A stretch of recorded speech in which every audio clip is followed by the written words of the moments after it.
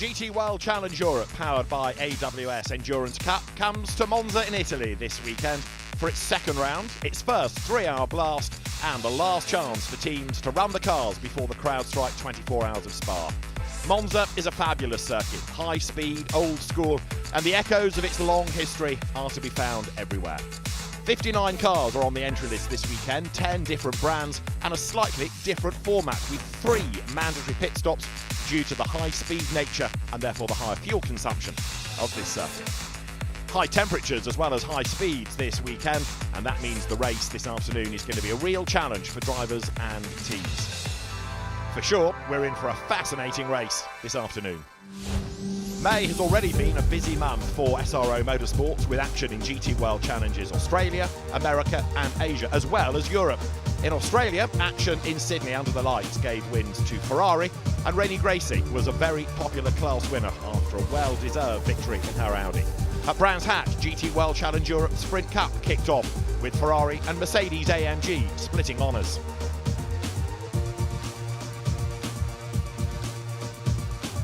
There was action too in Asia at the spectacular Mandalika circuit, where Mercedes-AMG was out of luck early on, and Porsche struck gold with 2 wins for 2 different teams. In terms of global manufacturer points, that was great news for Porsche, and it helped the German marque catapult up the order. A 76-car entry has been received for this year's CrowdStrike 24 Hours of Spa, with some famous names returning and some making their debut. Valentino Rossi and Kevin Magnussen sharing a car has caught attention as they bid for victory. The greatest GT3 race of them all promises to be a classic. The next stop in Europe, though, was Zandvoort for the second sprint event, and more global manufacturer points for Porsche as Rutronic Racing came through, with Sven Muller and Patrick Niederhauser winning race 1, as Maro Engel and Lucas Sauer, who'd won at Brands Hatch, got shuttled back in the pack in their Mercedes-AMG. Honours for Porsche in race 1, while race 2 had a Ferrari lockout at the front of the grid. But in the end, it was Team WRT's BMW that came through victorious after excellent pit strategy and a faultless race. There was more success for BMW over in America, the famous airfield circuit of Sebring giving BMW another chance to shine. The flat airfield circuit seemingly well suited to the grunt and go BMW, while Porsche lost points by spinning away a good position. More success, more points for BMW then over in America. And this weekend there's been action both in Asia and Australia. At the Queensland Raceway, for example, Audi led away, but there was drama behind, cars scattering as Rennie Gracie made her way through the pack, gaining places and looking for more class success. Honours, though, in race 1 went the way of Audi, life in the old dog yet. There was more drama in race 2, more cars off into gravel beds, and another victory for Audi, and that's helped Audi Sport in the global manufacturers competition. GT World Challenge Asia kicked off with drama at turn 1 in Buriram, cars spinning out of contention, and through all the drama of race 1, it was, believe it or not, yet another Audi victory. Race 2 had drama right from the start, bodywork flying, cars going left and right, the pack having to scatter in avoidance. And the drama didn't end there, more cars in strife, Ferrari spinning, and through it all for victory came Chevrolet. A Corvette success in race 2 in GT World Challenge Asia at the Chang International Circuit.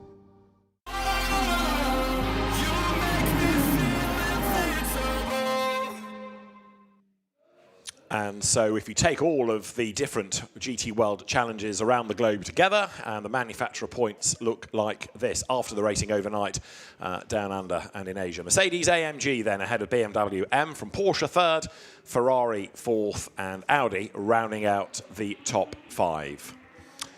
Let's see whether Mercedes can build on that in the next 3 hours here at Monza.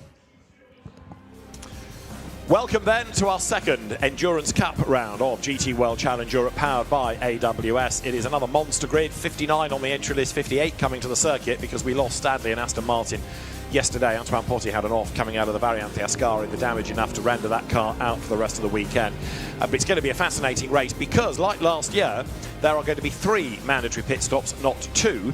Now there have been 1 or 2 little tweaks to the regulations from last year to this year, which rather prevents people from being able to exploit the grey areas in terms of pit stop strategy.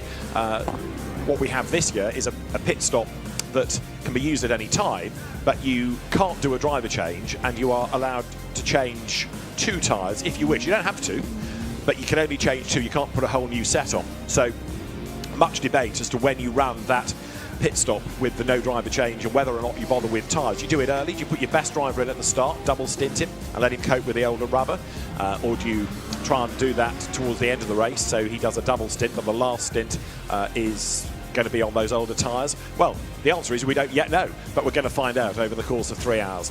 David Addison and Joe Osborne. Trackside Alex Legui will be patrolling the pits and the grid for us. And Joe, this is a proper fast old school circuit. Yeah, the temple of speed, and look at it flow around the parkland of Monza. 5.79, 3 kilometers, 11 quarters and 3 mighty straights. It's one of the driver's favorites because it is so fast, but there's so many overtaking opportunities and very little margin for error. The gravel trap's very close, which really do hurt if you do make a mistake. And we're actually going to go on board. This is the number 52 AF course Ferrari, and we are actually chasing a sister car, number 50, into turn number 1 here. Speed's climbing all the way, 275 kilometers an hour, nearly 170 miles an hour, and we hit the brakes at the 150 meter board. Down 4 gears, you can see that McLaren coming out of pit lane, actually hurting the 50 car. This will be a common theme in the race. Tucked up on the bump, you can see our headlights glistening back. Now another long run, 20 seconds, full throttle, out of turn 2, through Curva Grande. Here you're just trying to go the shortest distance possible, keep it to the inside, and then you're already thinking about the second chicane. Your brake reference is the gantry that you're going to go under here, and you're going to go down 4 gears. How much curb are you going to use on the left? The car in front committing all over it. Tend to avoid the one, then it's dirty on exit. You can see that being thrown in our face. Lesmo number 1, apex speed 130k, it's a tiny brake, 4th gear, bring it in. There's a gully on that curve on the apex you want to use. Careful of track limits on the exit. Lesmo 2, brake at the 50, pop off the brake, hope the front gets in there and the car avoids this gravel trap on the exit. You can see how much gravel gets brought onto the circuit. Then this long run to the Ascari chicane. Now we actually go underneath the old Monza banking built in 1922. Our brake reference to the Marshall stood on the right. You hope they haven't moved from the previous lap. Down to 3rd gear here, apex speed 120. Now we're flat through the right, all over the curb. Speed rising, 180k on exit, and then into the last corner, Parabolica. Really difficult corner to get right here because you're concentrating on exit speed, but because it's a long corner, your entry speed wants to be high too. You want to brake as late as you can near this last board, the 50 board. Then the photographer gantry on the inside is your apex reference. Full throttle, unwind the lock, let it run wide, let the speed build, but then come back over to the right to try and get the short distance to the finish line. And then you're starting to feel the slipstream as we get that speed coming down the pit straight into turn 1. This is our best overtaking spot.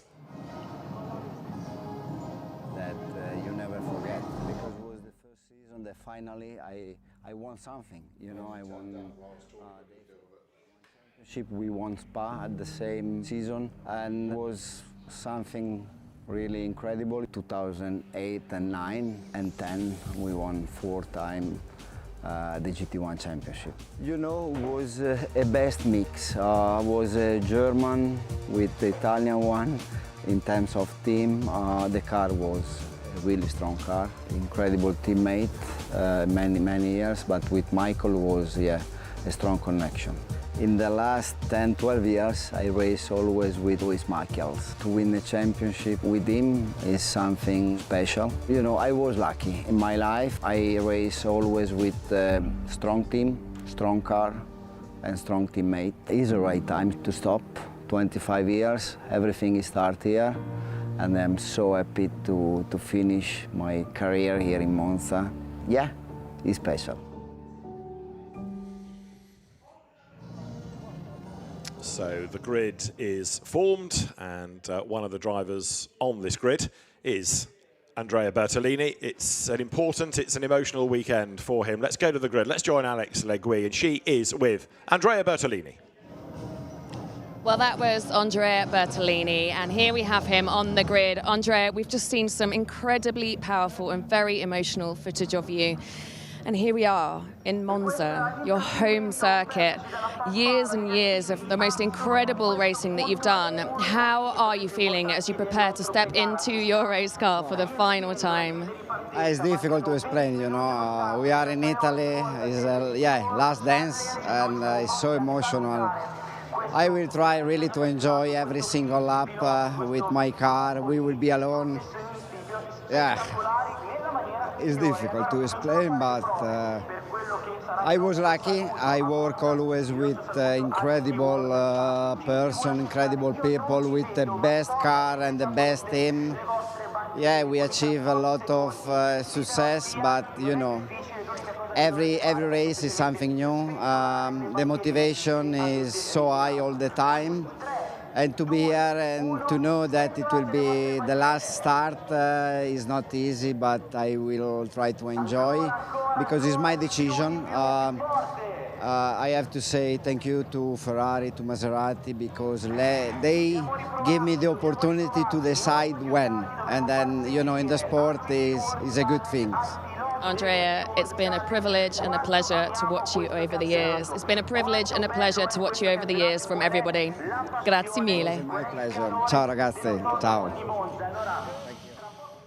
It is quite a day. Andrea Bertolini's last race, then. He wants to stop here because it's Italy, it's Monza, it's an important circuit to him. He will be at future rounds, but in a driver coaching role, not as a race driver. And it's nice to see Maxime Martin coming to say good luck, farewell. He will be missed because what Andrea Bertolini has achieved has been remarkable. He tells the story of when his father said, we've got no more money to go kart racing, and Andrea cried for a week. He eventually found himself with a drive ultimately for a Porsche team, and then eventually Ferrari came knocking and said, come and do some testing for us, and the story then continued apace with multiple successes. Let's get back down to the grid and rejoin Alex. Well, Fernando, what an incredibly emotional grid this is turning out to be, and how impressive are these Ferraris? The grid is so close. What does this all mean to you? It's good to be close. I mean, we know that it will not be easy today for us because we are lacking a little bit of straight line performance. We'll do our best for sure. We will never give up.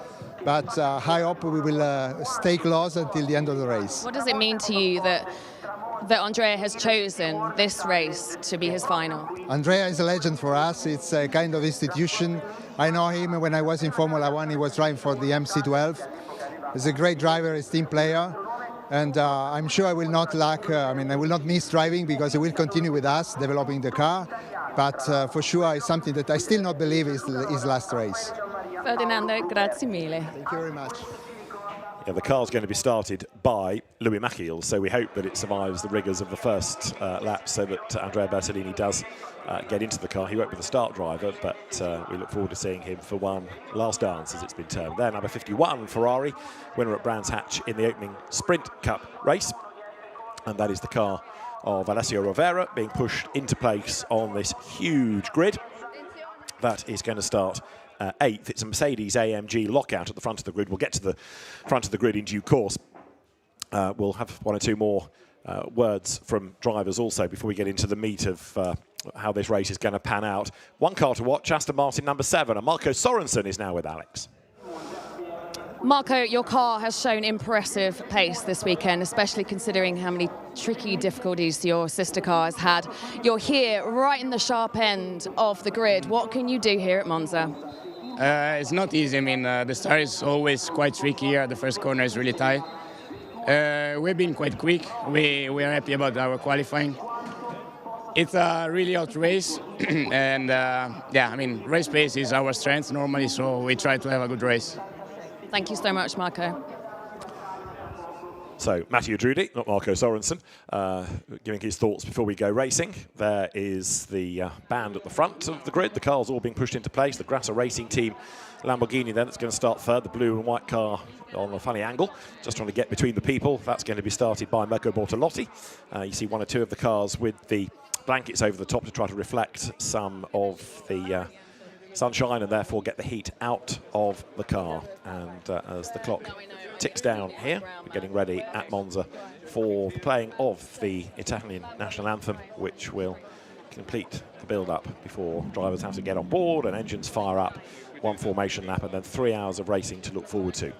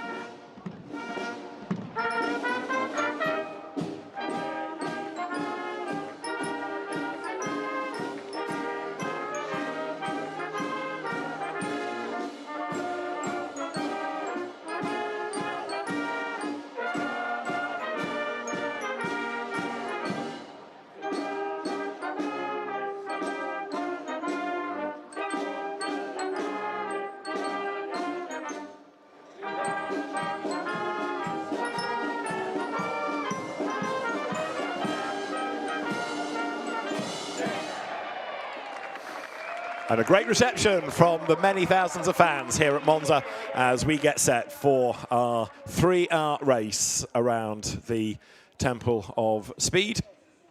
And Alex is not just finding drivers, she's finding VIPs down on the grid as well. Let's get back trackside. Josephine, it is wonderful to have you here on the grid. What an incredible feat you've done, running so far over the last few weeks. Talk to me, as an endurance runner, what similarities can you consider in mindset between you and our endurance boys here? Thank you for having me first. The first similarity for me is that on screen we thought it's an individual sport, but it's the opposite. We really need a team, and it's important to remind that on the screen we saw the driver, for example, but there is a whole team behind the screen who take care of the driver, and without them and me, without my team who take care of the logistic, I don't know if I will reach the goal. So it's important to remind that it's a collective sport and not an individual sport. I love that. Now I know that you have got a lot of French fans, so for your French fans here and at home, would you mind repeating that in French? Merci beaucoup pour m'avoir ici. Je pense que la similitude entre les drivers et mon challenge, c'est que en fait, c'est pas un sport individuel, c'est un sport collectif, et que sans toute la team que j'ai eue derrière et sans toute la team que les drivers ont, donc tous les ingénieurs, toute l'équipe, on n'arriverait pas à l'objectif qu'on se donne. Donc c'est important de rappeler que c'est un sport collectif et pas individuel. Great insight. Merci beaucoup. Merci beaucoup. So from Paris to Milan on 14-26 days, not bad going at all. Just the 3 hours ahead of the drivers here. Amaro Engel there getting ready. He's going to start from the outside of the front row of the grid. Got his race face on now. And what the main fascination for the first 45 to 50 minutes is going to be, do drivers that start do this double stint, if you like? Do they stay in the car for the pit stop without the driver change, or do the teams use that later on? Tyre degradation, we're told, is pretty minimal. Yeah, really low here. The new surface so smooth. The Pirelli tyres offering good grip and good endurance in equal measures almost. It's a hard one to call with the minimum driver stint of 45 minutes. I think the first drivers will obviously all get to that, and then if there is a safety car along full course yellow in between 45 and their maximum stint of 52, then I think they might do a driver reset time and then go. So lots of options on strategy this afternoon. Lamborghini has a chance. Maurizio Lafrita, who is the head of motorsport, is with Alex.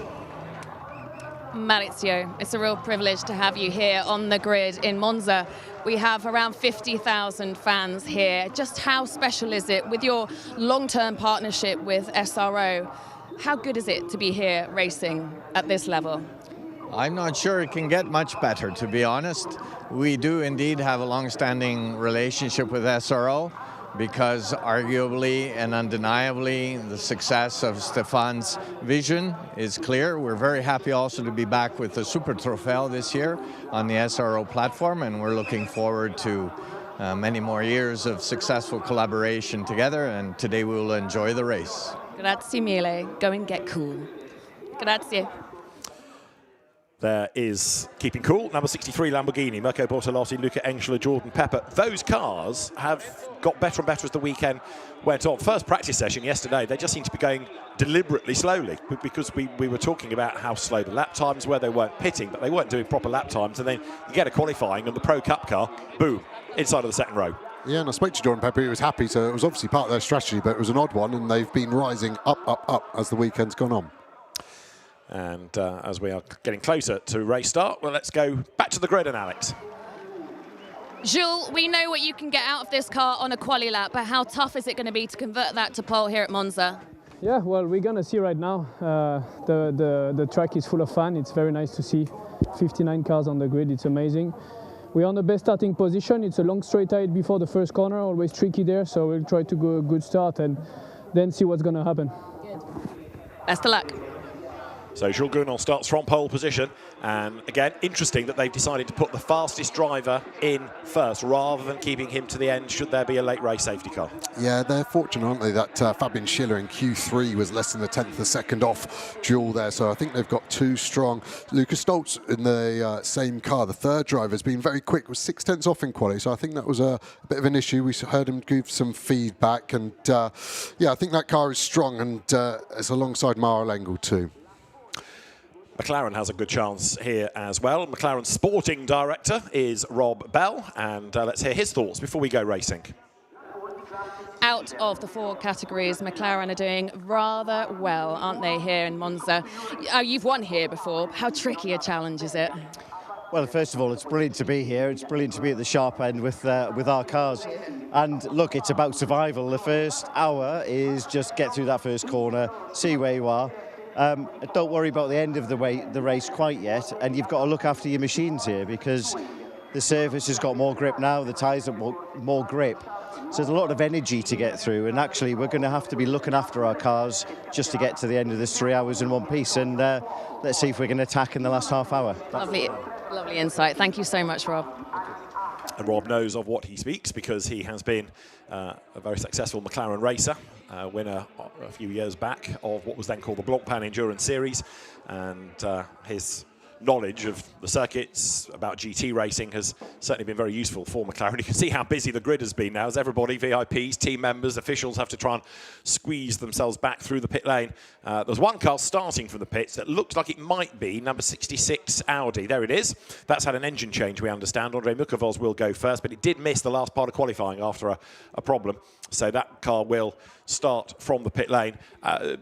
They've lost nothing by doing that. They were on the back row of the grid anyway, and by not having to go to the grid, they've had a bit more time to work on the car. Yeah, exactly. They needed that. Well, last time I walked past it, the engine was fully in pieces. So not the worst place to start a 58-car grid. No. You are going to miss any potential carnage at turn number 1. So look out for that car because it's been quick over the course of the season and this weekend. And interesting what Rob Bell was saying there about the energy in the car. They're obviously worried about how much is going through the suspension and drivetrain, and they're going to have to manage that. But yeah, Rob, one of the good guys, and good to see him in a new role at McLaren. Absolutely right. Yeah, that Audi is there in the pit lane, running from the Bronze Cup. Max Hofer is the star-graded driver in that. He's going to be a man to watch when he is behind the wheel. So as we look at the different pole position cars, in bronze, Garage 59's 188.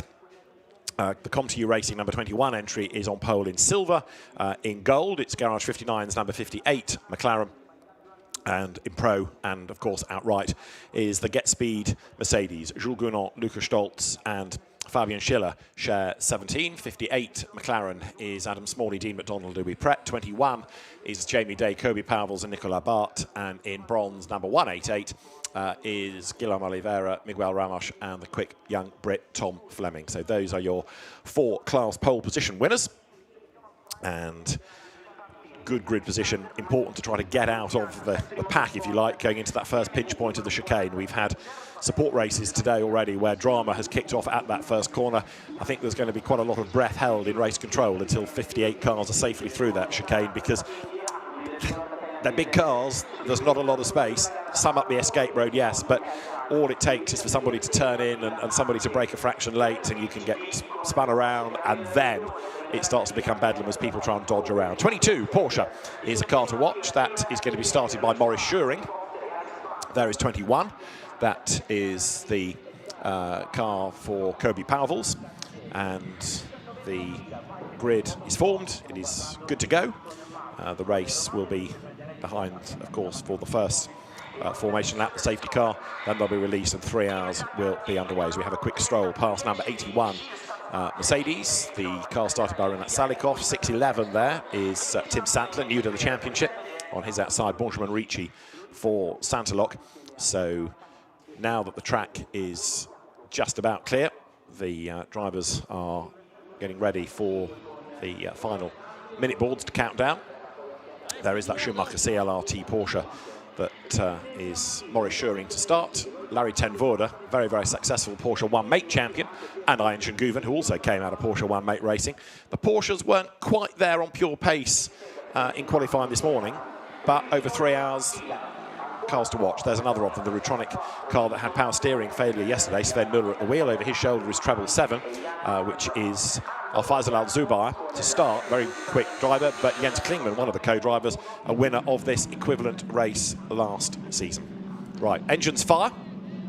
98 BMW from the Rover Racing team. Augusto Farfus to go first. Depending on what class you're in, that's going to affect the way that you roll the drivers, isn't it? So we've got an awful lot to try and keep on top of here, when I say we, you, for the next 3 hours. But this is going to be really interesting. Yep, 4 classes, obviously the pro cars dominating qualifying because of the combined nature of it, but it doesn't mean the fastest drivers are necessarily going to be in those cars at the end of the race. We've got 10 different manufacturers out there, all with different strengths and weaknesses around this Monza circuit, so we're going to have to keep our eyes open during this first stint just to see how the cars transform as the fuel load comes off and those tyres start to degrade. And there's one car there still with a door open and a mechanic on the grid, and that's bad news. So normally if there is anybody still with the car after the 1 minute board, there might be a penalty, but that could, by the look of it, be the Team Italy BMW, number 15, which is Marcello Tomassoni at the wheel. Right, formation lap is underway, and yeah, there is a problem for 15, but the fact that the mechanic is still on the grid, I'm sure that's going to get them a penalty, isn't it? They can't get the car to fire up. Yellow flags away. They need that off the grid. It'll have to start from the pit lane, but with a mechanic being there after the 1 minute board, there's a penalty in the system straight away, I would have thought. Yeah, it's going to be a start from pit exit and then a drive-through penalty, I think, unfortunately, for car 15. Hopefully it gets fired up now. Let's see.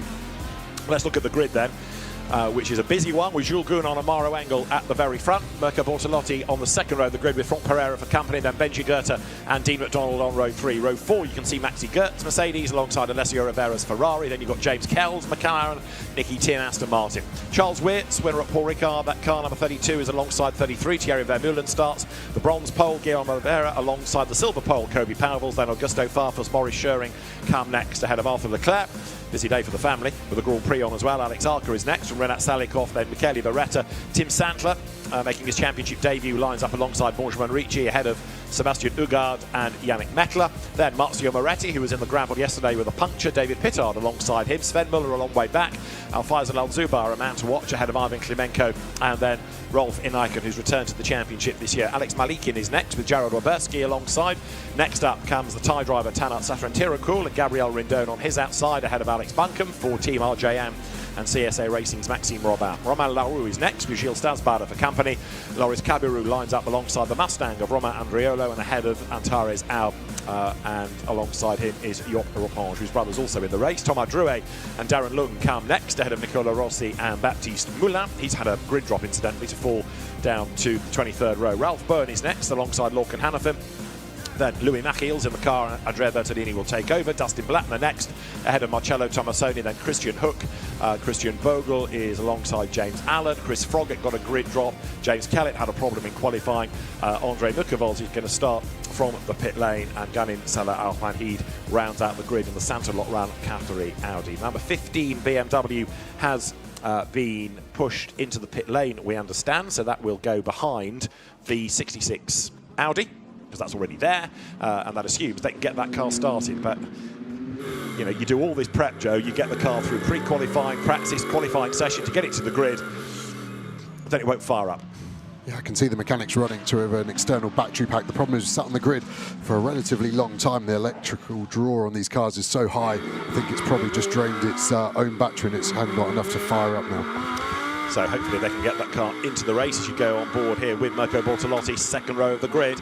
So it is going to be a very, very busy run down to that first chicane.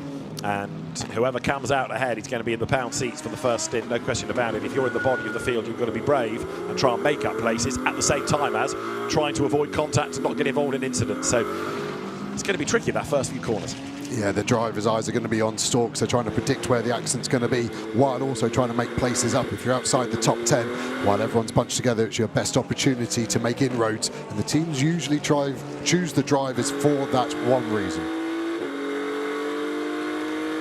So as the cars now get themselves into that 2x2 side-by-side formation, coming down now through the Parabolica, two cars to start the race from the pit lane, then one Audi, one BMW in that order. The front of the grid, Mercedes AMG dominated with Jules Gounon and Mauro Engel. The second row, Mirko Bortolotti and Franck Pereira. The third row, Benjamin Goethe and Dean McDonald. The two Garage 59 McLarens there, Mirko Bortolotti sitting on the second row. Remember, you can't do anything about accelerating or overtaking until the lights go green. Niels Vitic, the race director, keeping an eye to the formation, making sure he's happy before he releases the cars. The lights then on red are ready to flick to green to get round two of GT World Challenge Europe powered by AWS Endurance Cup underway. They accelerate up towards the control line, the timing line. The start line is further down the pit straight, so the pace starts to quicken. The lights on red still at the moment then as the cars accelerate up towards them. We go racing, lights go green, it is blast off and the cars accelerate then down towards turn one. Good start by Gounon, good start also by Engel. Bortolotti tries to get up alongside the yellow Mercedes, the McLarens to the inside line, but look how busy this is. Can they all get through the chicane safely? Gounon's fine, but he goes in too deep. He was in clear real estate, but he then went in a little bit deep and scrabbles round the corner. Look down from the drone, there are cars everywhere. On the curb, on the grass, on the escape road, almost in the gravel. But as we accelerate up towards the Curva Grande for the first time, race underway. Jules Gounon was the leader into the chicane, but big drama already. There's an Aston in the wall, there's a Boots and VDS Mercedes AMG facing the wrong way. That looks like number 9. So Maxi Goetz has got involved already. Was that number 7? There's a McLaren on the grass there as well up the escape road. So, as expected, it's all busy, busy, busy straight away. Gounon leading, yellow flags out. In second place, it is Bortolotti. In third place, Mauro Engel. That's Antares out, going straight on. Darren Lund goes across the curb. Louis Machiels also skips through, but with two cars in the barriers, I would anticipate that the race is going to be neutralised, and many of the teams will have formed their strategy on that expectation. Yeah, I think you're right. It is the 9 and the 7 car making contact in a strange place in terms of it being through Curva Grande. They must have just squeezed over each other, but definitely the Aston Martin is out, and probably the Boots and Mercedes as well. Good start from Gounon. I'm a little bit worried about the VSR Lamborghini of Pereira, and maybe Dean McDonald's safety car is out. I just feel they maybe weren't over their grid boxes, and we have seen Niels Vitic very hot on giving penalties. So let's just keep an eye potentially on our 4th and 5th place cars. Right, safety car deployed then, and can't say there are many surprise faces, really. We knew it was going to be a scramble for that first lap, but the incident, of course, taking out cars that were up near the pointy end. I think it's 21, actually, rather than number 7, because that has not recorded a first sector time. So not quite sure how Kobe Powell's got himself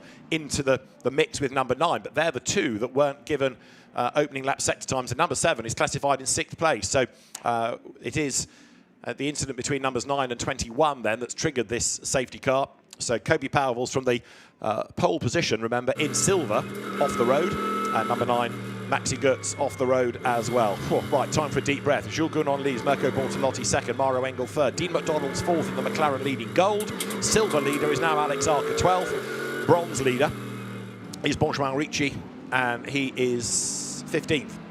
Yeah, you can see some big movers there. David Pittard all the way up to 7th 17th, sorry, 9 places gained. Benji Goeth 8th now, he's lost 3, so great illustration of how many cars have gained. Alex Buncombe 10 places gained, as into the pit lane comes Darren Lung. Oh dear, this is the car that he shares with Ash Sutton and Sean Gallile, 4 times a British Touring Car champion Ash Sutton, but a tyre change needed already. Now, are we counting that as changing 2 left-hand tyres and double stinting Darren Lung? It's not going to work with the minimum driver time and the maximum stint. You could see confusion from the fuel guy as well. He went on and then came off. Yeah. He has to be connected for 44 seconds for that to count as one of the 3 mandatory pit stops. So I think they're just going to have to suck this one and see. So in other words, they've got a problem. They need a tyre change because they've gone over some debris possibly.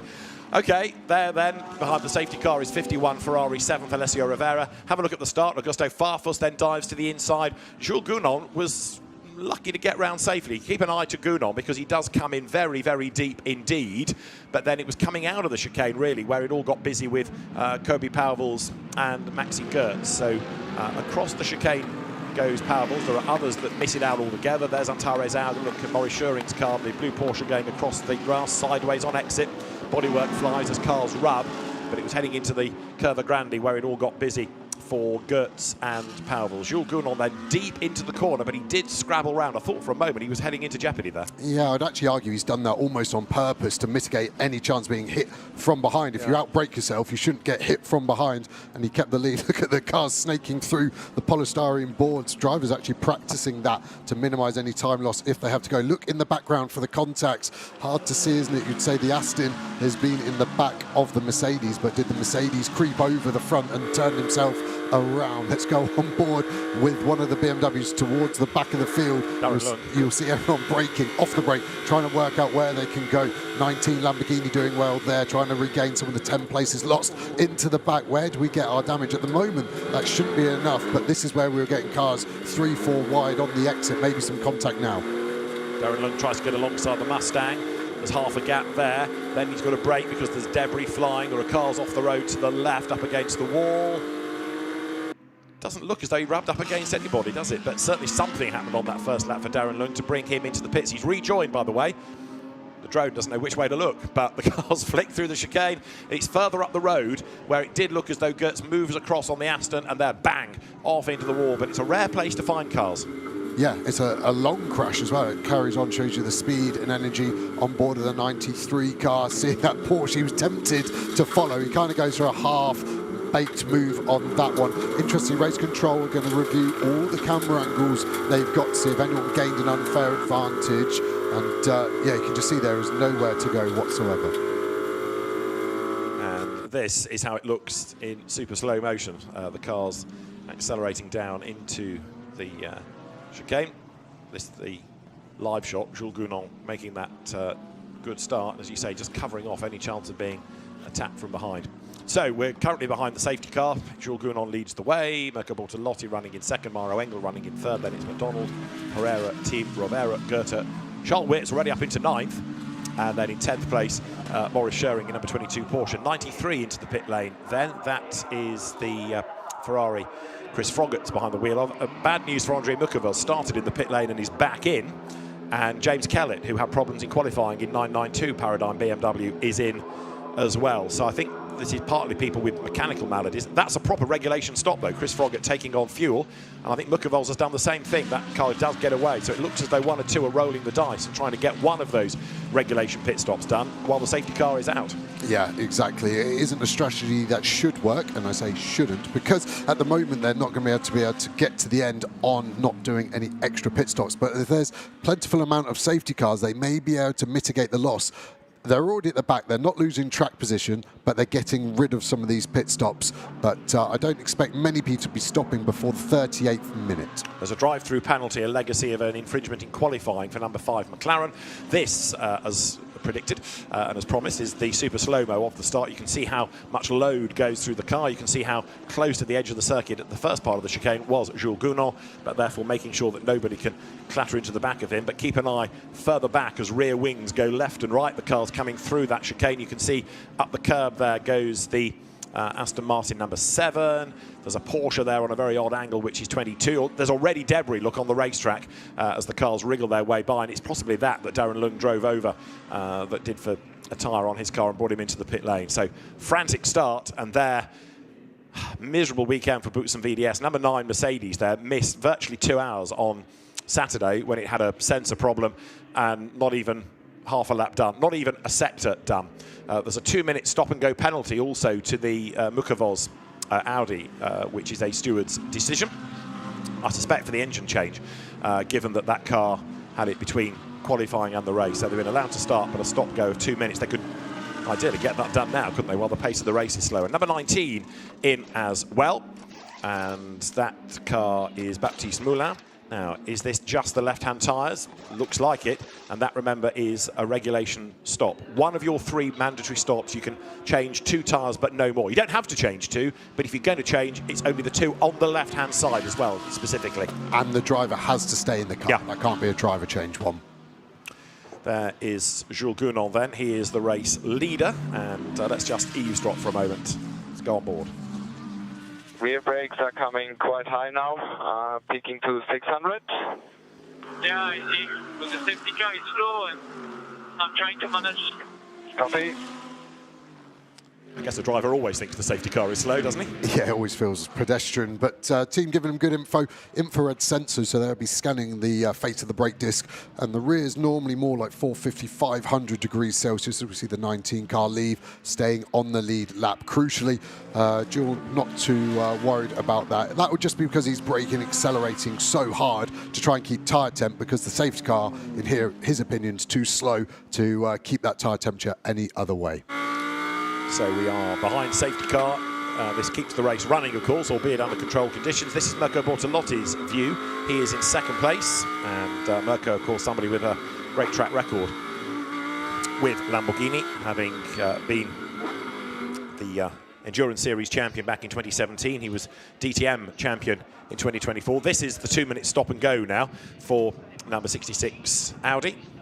They're going to lose a lap, though, unfortunately. I thought they might have to catch the train up to do that, because they've already pitted once. They hadn't caught the back. The 2-minute stop and go, you should be able to do it and keep on the lead lap, because the last safety car lap was 2 minutes 40 seconds. So it could have been possible, but that's now a very tough job for that car. But they'd already done 1 pit stop anyway, hadn't they? Not caught up before they came into the stop-go. So they've been doubly compromised. The good news is, if anything, they're still in the race, given that the car looked as though it might not be a starter after qualifying with its engine dramas, and there are still places to be gained. So we've lost the car that started on silver pole position.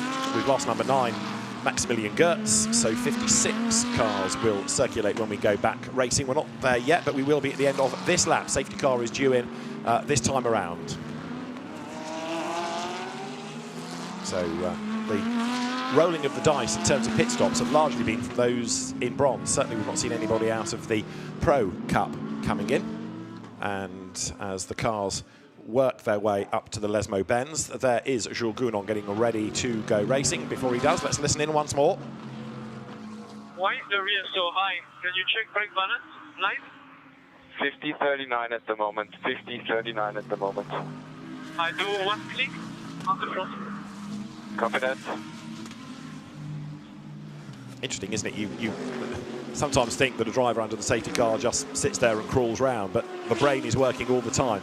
Yeah, interesting. He'll be able to see that info himself, but interestingly, he's asked for his brake bias, and it was 50 and 39, and it should add up to 100. So there's 11 there, unless the engineer's reading the actual bar pressure. It doesn't sound too odd. It should be about 50 on the front, if 39 on the rear, sort of 55 to 60% brake bias. But I hope they haven't left some extra blanking on after qualifying on the rear, or brake ducting on that car. Safety car will be in this time as drivers watch the pictures, get ready for their stint.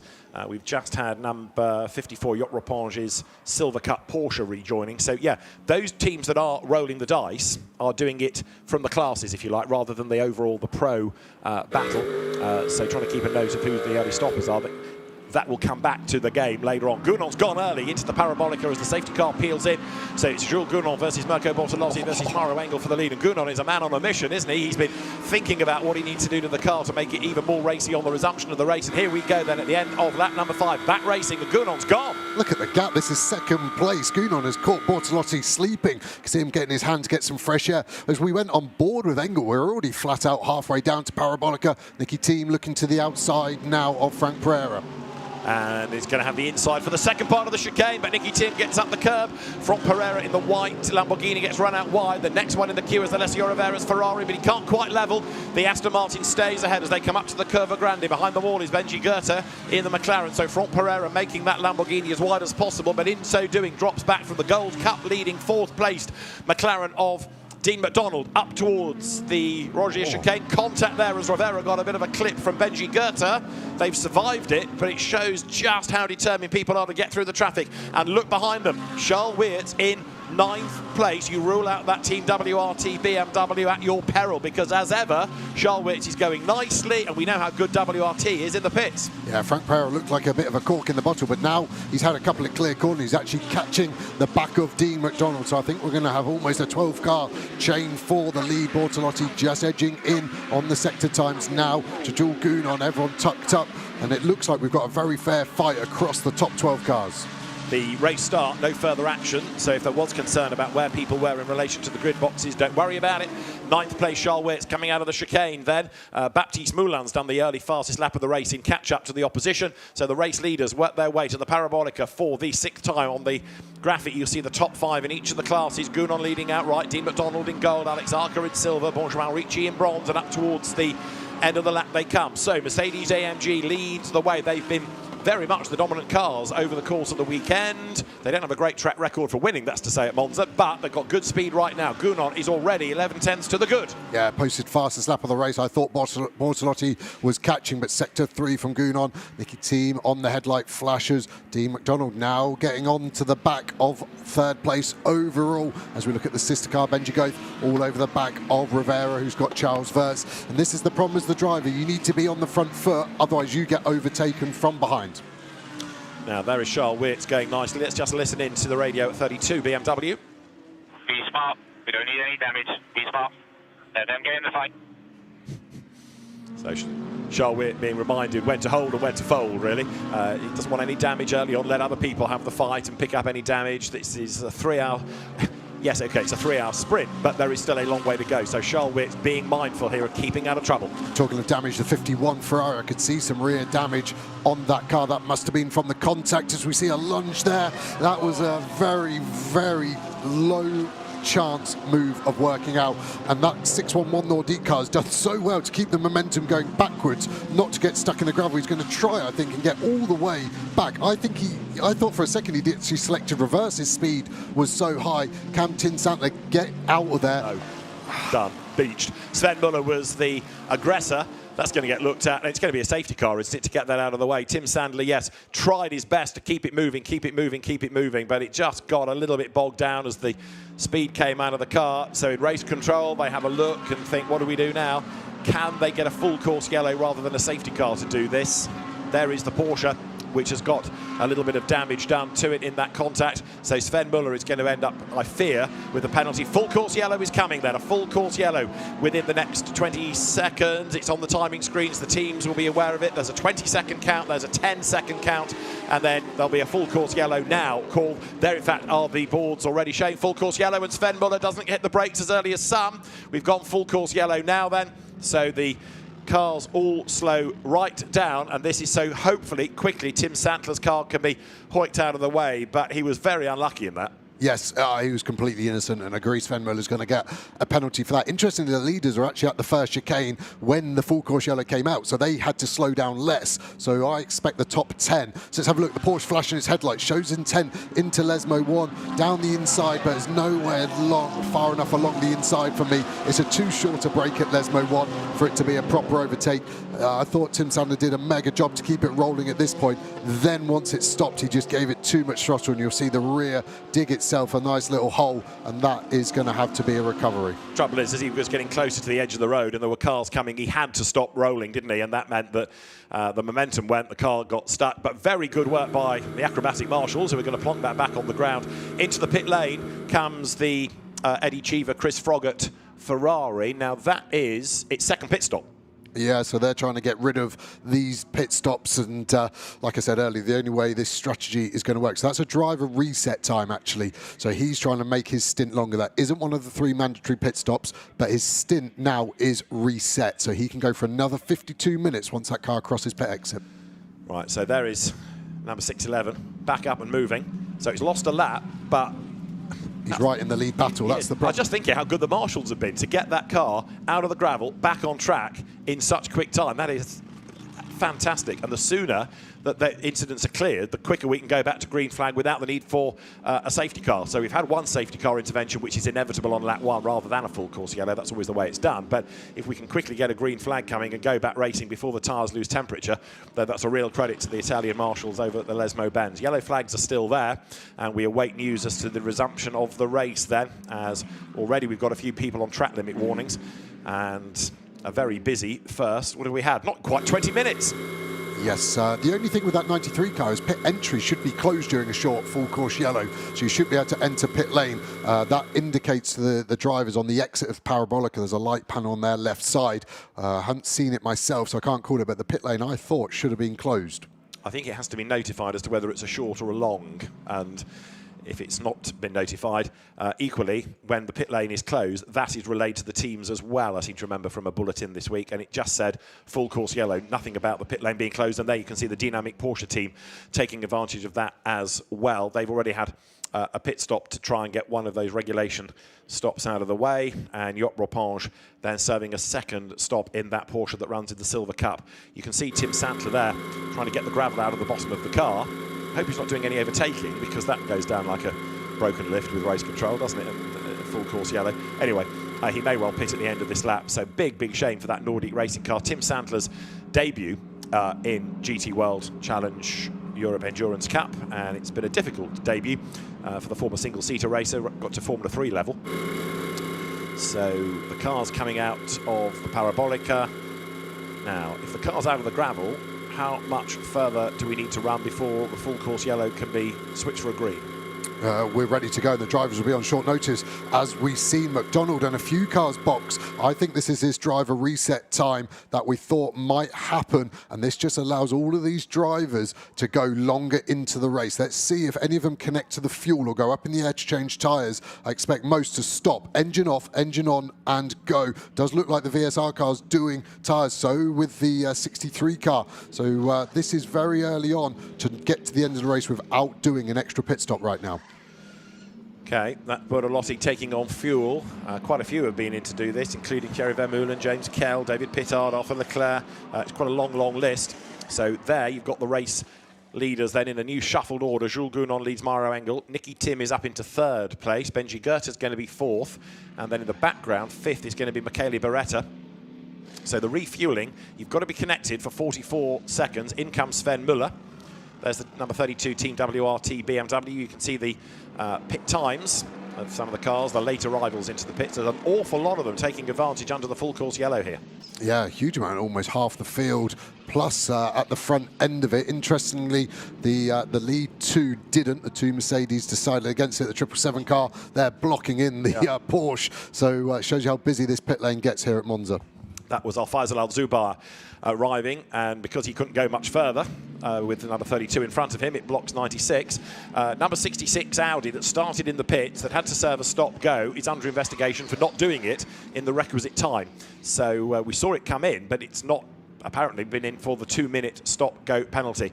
And here the order becomes ever so jumbled. Look, everybody pouring out from the pits as the other cars can't close the gaps under full course yellow. How frustrating is that going to be for the drivers there that see all these other cars pouring out, jumping into the queue ahead of them, and they can't overtake because they're all having to run at this delta speed? I think they were lucky, those cars, that we didn't go back to green while they were stationary in pit lane. I don't really know why we're not green, in all honesty. There is Jules Gounon. And the race-leading Mercedes, we understand, may have a radio issue now. But Jules Gounon, we understand, might well be in at the end of this lap. But are we about to go green? No, I thought for a moment I was hearing engine notes rise outside. But with so many cars pouring through the pit lane, I'm trying to work out what, unless it's purely to get that telehandler back to a safer place. But I'm second-guessing now why we're still under full course yellow.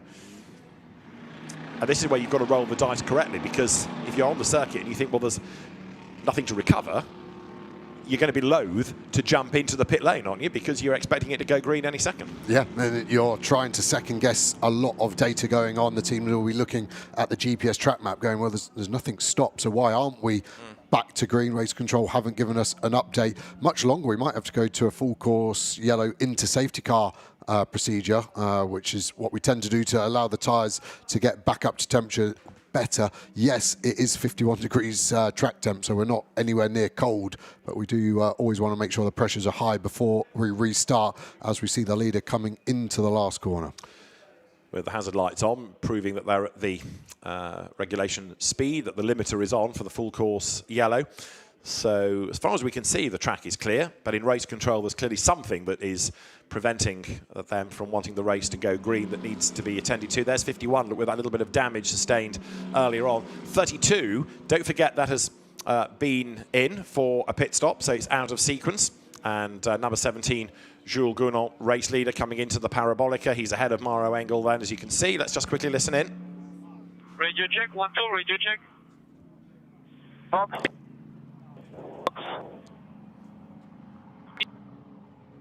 Box. This is risky now. I think the chance Radio check, I got it here. Box. Do you want the box? Yes, box. That's a very unhappy radio, isn't it? They're really struggling there to get the messages across, and that's going to have to be looked at as swiftly as. So Jules Gounon is in. The team is ready. That's Maxi Goetz explaining who did what to which and to whom, but he's massively frustrated. So is the team, as you can appreciate. So that's the race leader in, fuel connected.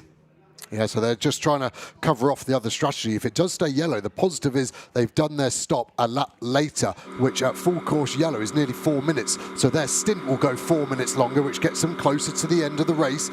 But they are 4 minutes closer to going back to green, as we're on board with the race leader that has stopped. So where are they going to go? It should be exactly the same position as they were, of course, because they're all doing 80 on track. They're all doing 50 in the pit lane. But it's which team get to the 44.0 on the fuel connected best, and which driver gets away quicker. 992 is being looked at for a short refuel, because all the data on that fuel meter for the coupling time is relayed to race control, so you can't pull the wool over anybody's eyes there. In the background is the number 3 Get Speed Mercedes. 17 rumbles down the pit lane. Also, I noticed that is Mauro Engel, Nicky Thiem is in, Benji Goethe is in, Michele Beretta is in. And so keep an eye on the track on the Lamborghini, keep an eye to the pit lane and the silver Mercedes. Let's see now whether this is going to shuffle the order. Jules Gounon's going to keep the race lead. In second place, then, it is going to be Mauro Engel. Nicky Thiem to jump ahead of Mirko Bortolotti.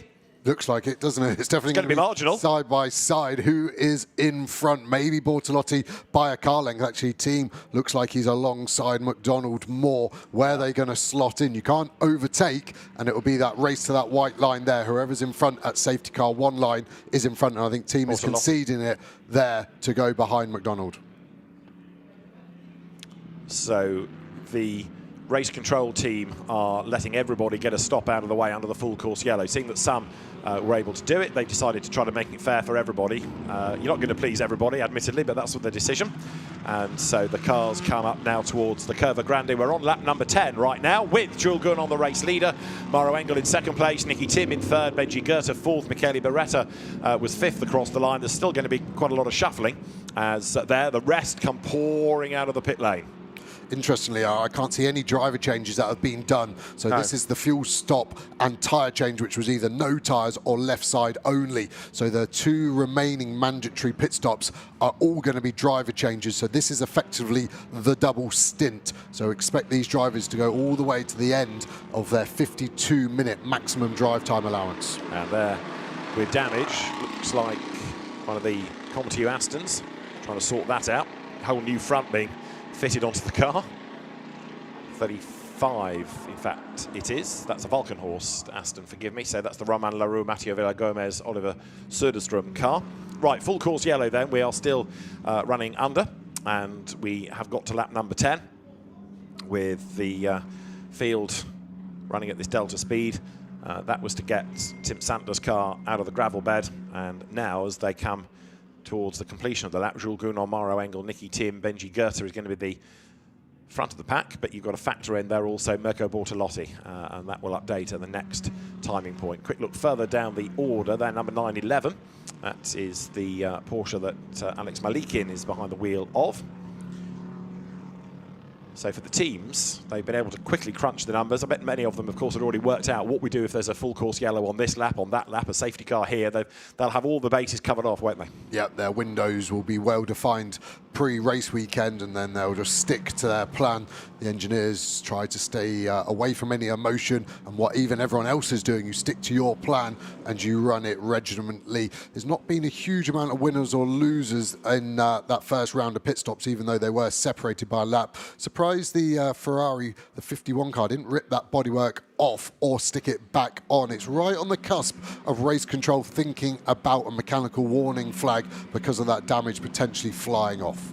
The teams, as we go safety car, communicating to race control what they've been doing in that stop, whether it was for an issue or whether it was one of the mandatory stops. So race control is aware what they've done, and many of them explaining that they've done tyres or they've not done tyres accordingly. So race control know which are the regulation stops and therefore which are being done to a regulation time. There is the safety car ready to scoop up the field, and this full course yellow then into a safety car.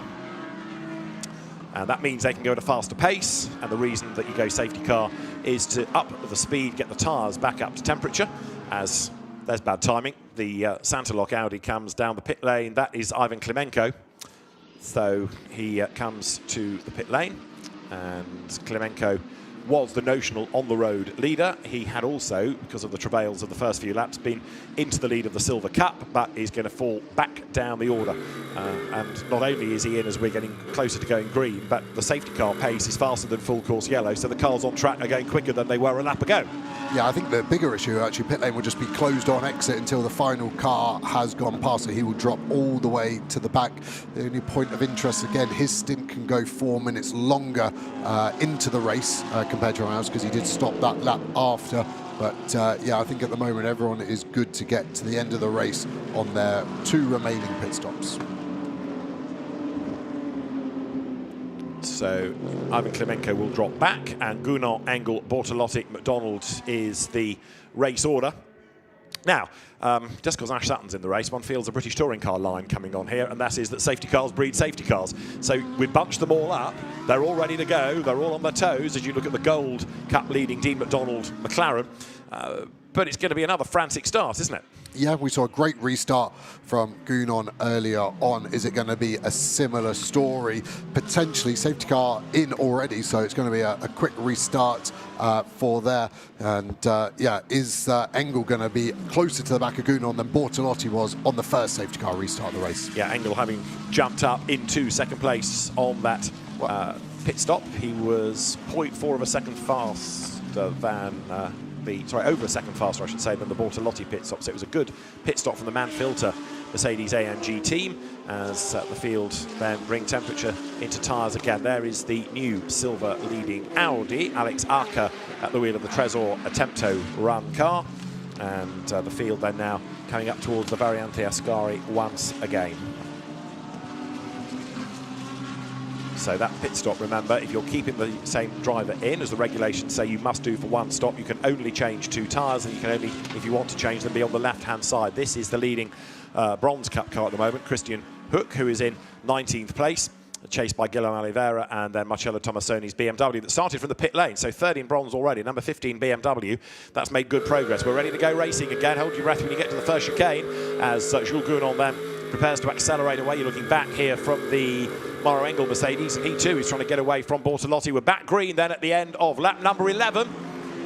And now they can go racing once more up towards the line. Jules Gounon controls the pace and now pulls the pin. Over the line he goes. Green flags fly. battle on for third place. Dean McDonald, McLaren on the tail of Mirko Bortolotti there in the Lamborghini. Is the car behind going to make an attack? It is. That is Nicky Tim in the Aston Martin. Bortolotti covers off the McLaren. And round the outside goes Dean McDonald for third place. Fantastic move on the restart. Dean McDonald right round the outside goes third in the McLaren. And so it's Mercedes, and then third, the Gold Cup leading McLaren. Dean McDonald at the wheel of it. That was quite a move. Yeah, hard and far racing. I was amazed that Bortolotti didn't squeeze him out, but Dean just sent it and it stuck. So fair play on that move. Nicky Team now looking to get past that Lamborghini. It doesn't seem to restart well. We saw it on the first restart. It wasn't on its toes, and it doesn't seem to have much pace on the opening lap of a safety car restart. So the race leaders are on lap 12. 2 hours and 27 minutes to go. There's 96 Porsche, Sven Muller, with Alex Malikin having to give him room and skip across the curb. At least he doesn't pick up any damage, keeps out of trouble. We know that Sven Muller is feisty because of an incident here a few laps ago that triggered that most recent caution period. So the Retronic Porsche, the one in sprint at Zandvoort, battles on. The race leaders on the 12th lap with over half an hour gone, still being headed by Jules Gounon, who's got to try again to build the lead over the opposition. It's Engel going after him second, and there with damage is 35. Now remember, that has already come out of the pits. We saw them repairing that car, but a pin has gone or the tape has failed, and that means that Romain Leroux is going to have to come in again, because if the air gets under that and it rips off, it's going to be dangerous. Here are the leaders. Parabolica, end of the lap. Gounon, good restart lap. Yeah, Dean McDonald closing in on Engel as well. That yellow Mercedes, has it got any pace to stay with the 17? Mercedes that's currently leading this race. As we look back at Dean McDonald, let's see the strengths of their top speed. At the moment it's pretty even, but now the slipstream effect starts to get stronger. Of course, this Mercedes we ride on is getting a slipstream from another Mercedes, and it stays very even. The McLaren just edging in towards the end. They'll be braking any second now, all the way down to 60 kilometers an hour. Dean able to just reel him in slightly. Marl then opens up turn 2 nicely and escapes out of the first chicane. Tim Sandler, who was in the gravel that triggered that caution, has made it back, but is then being looked at for his pit lane speed. It's just not his day, is it? No. 991 there. Darren Lung round the outside. He's got another BMW to battle with, which is 15 after its pit lane start. But off the road there, the number 64 Mustang gets elbowed out wide, so the Hout Racing Team car falls back. There's a Santa Loc Audi skipping out the chicane as well. So again, as predicted, it's all kicking off. The Mustang survives it all, however. So Darren Lung battling for 23rd with Marcello Tomassoni, and it was Thomas Drouet in the Mustang that was off the racetrack. Chris Froggatt in the meantime, after 2 pit stops, trying to claw his way back into the mix. He's 30th. Yeah, it's the 25 Santa Loc car, Ricky, that went straight through there. You can see everyone goes over to the inside to defend the line into Lesmo 1. It looks like the Mustang just holding up the 2 McLarens, the RJN one directly in front, then the CSA car in front of that. Froggatt just trying to stick with them through here. The dirty air affecting the aerodynamic handling of the car generates more understeer, so you struggle to stay with the cars through the high-speed corners. So Dean McDonald looking very racy, as we were discussing a little while ago, as the pack turns through. Alex Malikin goes by there. Chris Froggatt round the outside, coming into the Variante Ascari. That was a brave move, and it worked for him, because it now puts him up ahead of the number 81 Renat Salikov Mercedes. Darren Lung's BMW trying to claw back places, and Christian Hoek is falling back through the Bronze Cup now. There you've got Darren Lung going past him. You've also got from Silver 88 Audi going by, and Guilherme Oliveira, the Portuguese driver in the 188 Garage 59 McLaren, is your new Bronze Cup leader. So that's number 12 Ferrari, the car out of the Rinaldi Racing stable, dropping back in the pack. New fastest lap of the race, just done by Jules Gounon. He's only 8/10 up the road. That's Sven Muller now getting past Christian Hoek. And Sven Muller a long, long way down, up to 24th, though, now coming into the chicane. Yeah, Chris Froggatt lost her place again. Contact there, the CSA McLaren into the back of that Porsche. It's got big damage, as does the McLaren Rolf Eichen there. I think that's a DNF, suspension damage on the rear right. And there is number 112, the McLaren that got embroiled in all of that. So another slow car on track as Maxime Robin limps on. Hopefully with that Porsche up the escape road, we don't have to neutralise the race yet again. 35 Aston has been in with that flapping bonnet. Let me tell you, Sven Muller is on the back there of Darren Lung, and Sven Muller is on the light. Well, he's already tapped one car here, and he has another look on the inside. So I suppose Sven Muller's attitude is he's just going to go flat out. You make your own arrangements. I want to come through. Yeah, lightning doesn't strike twice, right? That's what Sven Muller will be telling himself. I do worry that Porsche. You see a great move from Malik, and down the inside there, the RGN car. Let's have a look. So the black Porsche next to the red one. The McLaren gets crowded out, has nowhere to go. It's actually the slightest of contacts initially, but that slap across the wall, I don't know. It's right on the borderline whether race control will be happy with that car being left there. Lucky not to get embroiled in that. We're going full course yellow again. Was the number 6 Mercedes. So there's another full course yellow coming. So they're clearly wanting it out of the way. And full course yellow in 10 seconds. Full course yellow now. Race is neutralised again. So through the parabolica they come. And there is a very unhappy driver trudging away from the car.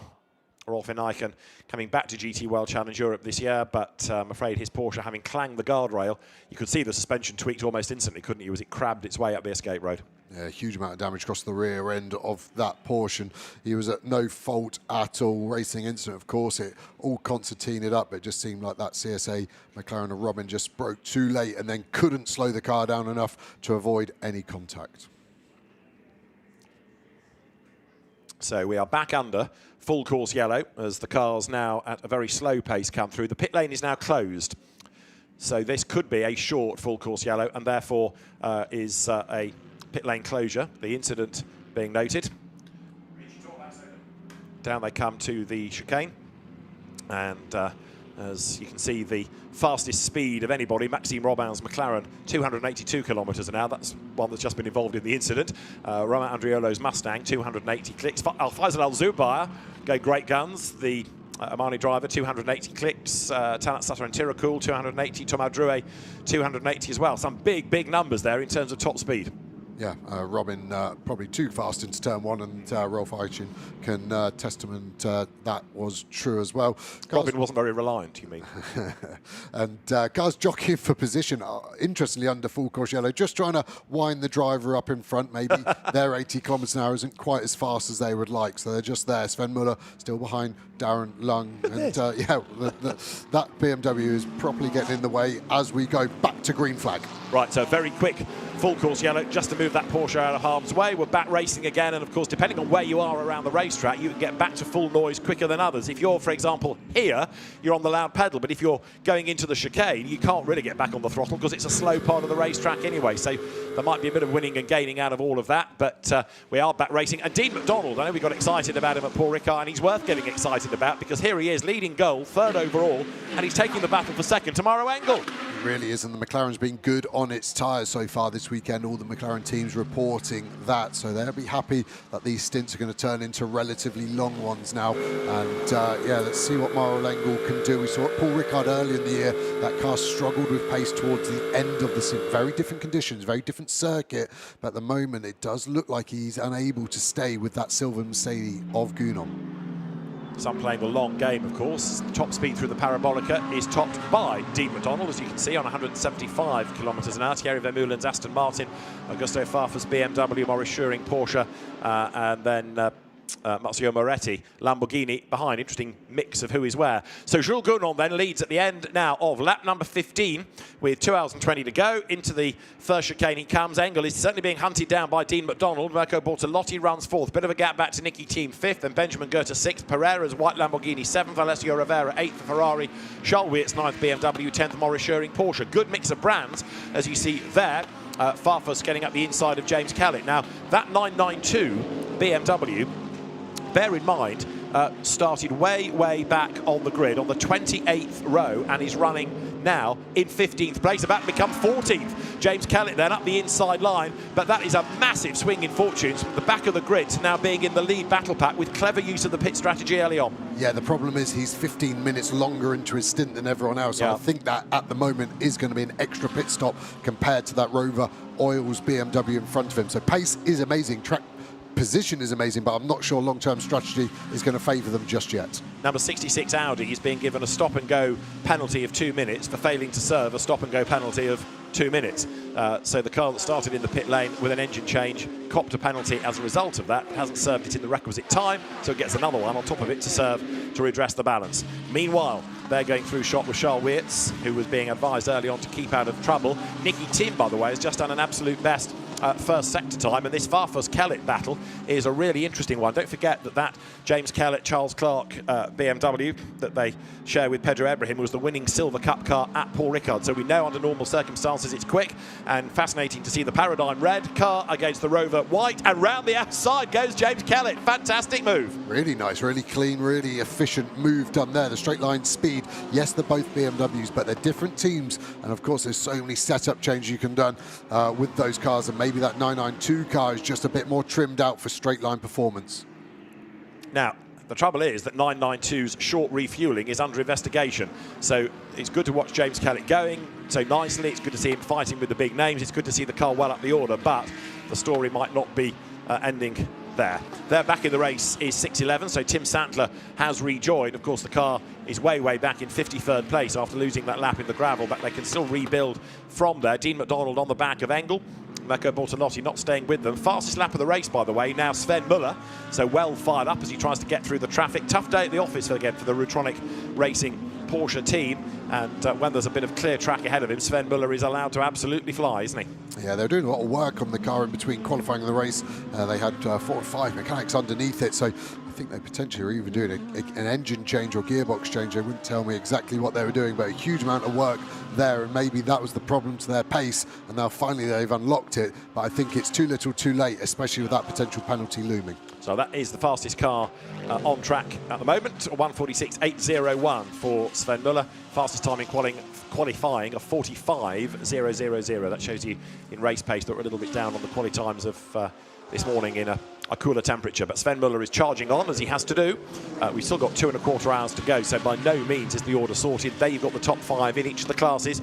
Gounon leading pro. McDonald, who is 3rd overall, leading in gold. In silver, it's Alex Arca, who is 12th overall, and Guillermo Oliveira leading in bronze, and he's 17th, as, again, James Kellett comes through the Parabolica. Next target, Thierry Vermeulen. Vermeulen, in turn, is on the back of Arca. Arca is on the back of James Kell, as Jules Gounon does a 1:46.6 to set the fastest lap of the race and extend his lead margin to 1.2 seconds. Here comes James Kellett. Another good move in the offing. Gets around the outside of Thierry Vermeulen, who tries to stand his ground on the inside. Alex Arca is looking for a way past James Kell as they get to the braking zone, and Arca's going to try on the outside line. Doesn't quite work. James Kell stands his ground, gets roughed up on the curve on the outside. Who's going to come out ahead, if anybody?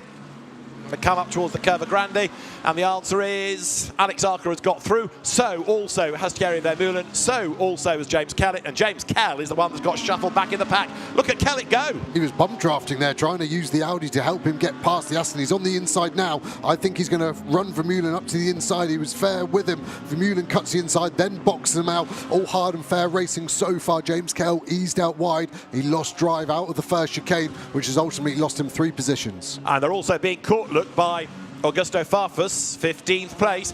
Alex Arca, we know, is a very fiery driver, and he's worked the traffic nicely. Farfus gets ahead of James Kell, so goes through as the field accelerates again down towards the Variante Ascari. So Thierry Vermeulen, who we normally see in sprint in a Ferrari, of course in endurance he's an Aston Martin. He's got James Kell alongside him, and side by side they run to the Variante Ascari. In fact, the move is done before the Variante Ascari for James Kell.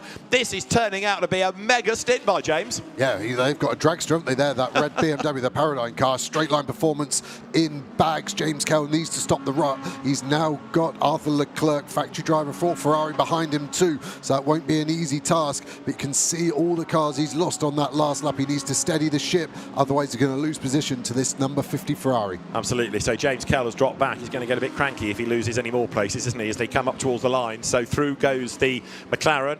Looking at Arthur Leclerc, also making good progress in now 16th place. Number 50 Ferrari. Over the timing line, Jules Gounon has done another best lap of the race, by the way, 1:46.4. But James Kellett has been the star of the last couple of 3 laps, hasn't he? Back into Europe after a season of Carrera Cup North America. We've seen him in Ginettas in the UK and Carrera Cup GB in the UK, but going very, very nicely. And there is your race leader, lest we forget. Jules Gounon then, for Get Speed, leading by 1.5 seconds ahead of Mauro Engel, who has got Dean McDonald behind him and find some wood to touch. But thankfully now it looks as though the race is just starting to settle down. Just take a breath and the driver's able to get into a good stint. Yeah, exactly. We're over our 45-minute stint time, so all of these drivers have now done enough driving that they can get out the car legally. But with the maximum stint time being 52 minutes, the rest of the 2 driver lineup of the crew can't get to the end. So expect them to go all the way to the end of their maximum stint time. So the field pouring through. You can see from 3rd place Dean McDonald leading gold to there, the silver leader, Alex Archer. But James Kellett is also in silver, and they are together on the racetrack. So we could well have a battle for silver honours before much longer. There going through is Alex Archer, number 99 Audi in 11th place, and James Kellett is behind him in 12th. And the way that BMW has been going, and bear in mind, it started on the 28th row of the grid. In other words, it started 56th and it's now running in 12th. James Kellett of Paradigm Competition have done a mega job. Look at the way the rear wing there moves on the Audi as all the aero kicks in down to the parabolica. There was a throttle body issue they had in qualifying, so they changed that, and I would say the throttle body is working pretty well now. It is feeding that engine with the perfect amount of oxygen and fuel to make a big bang, and it's carrying on. Pace is very strong, and I think it's a matter of when, not if, when he's going to get past that Audi. Absolutely right, as we're getting absolute best first sectors being posted up now by Jared Waberski. We've just had exiting the pit lane Federico Malvestiti. That is the Trezor Audi that's in the pits of Andre Mukovols. It's had stop-go penalties, it's had an engine change, but it's day done. That's in its garage, and that's never a good sign. Driver being commiserated. We had big shame. So, on track, you've still got Jules Gounon leading from Mauro Engel from Dean McDonald, but it's the silver battle then, where Alex Archer has just upped his pace a fraction on this lap to fend off that car, James Kellett, number 992. A lot of the attention around Paradigm has been on the arrival for his first GT race of Ash Sutton, 4 times a British touring car champion, but James Kellett almost saying to the world, don't forget about the rest of us, we're good as well, you know, and boy, is he proving it. Yeah, pace is strong. As you said, Acker's up the game. He's just done his fastest sector 1 of the race to try and stop the rut, because look at the time he had been losing over the last 3 laps or so. As they come to sector 2, the gap looks pretty similar at the moment, so maybe Acker's managed to dig a bit deeper and find the pace, maybe using the tyres up a bit more than he would like, but he's got to stop Kellett getting much closer, because Kellett has got that straight line performance we've seen so strong. And then behind them on the racetrack, Thierry Vermeulen, he is in gold, and second in gold. There is a 15-second penalty for James Kellett for a short refueling. So perhaps that's one of the reasons why he was so far up the order. So he's been done for short refueling. There's a big cloud of tar smoke, and somebody's locked up by the look of it going into the parabolica.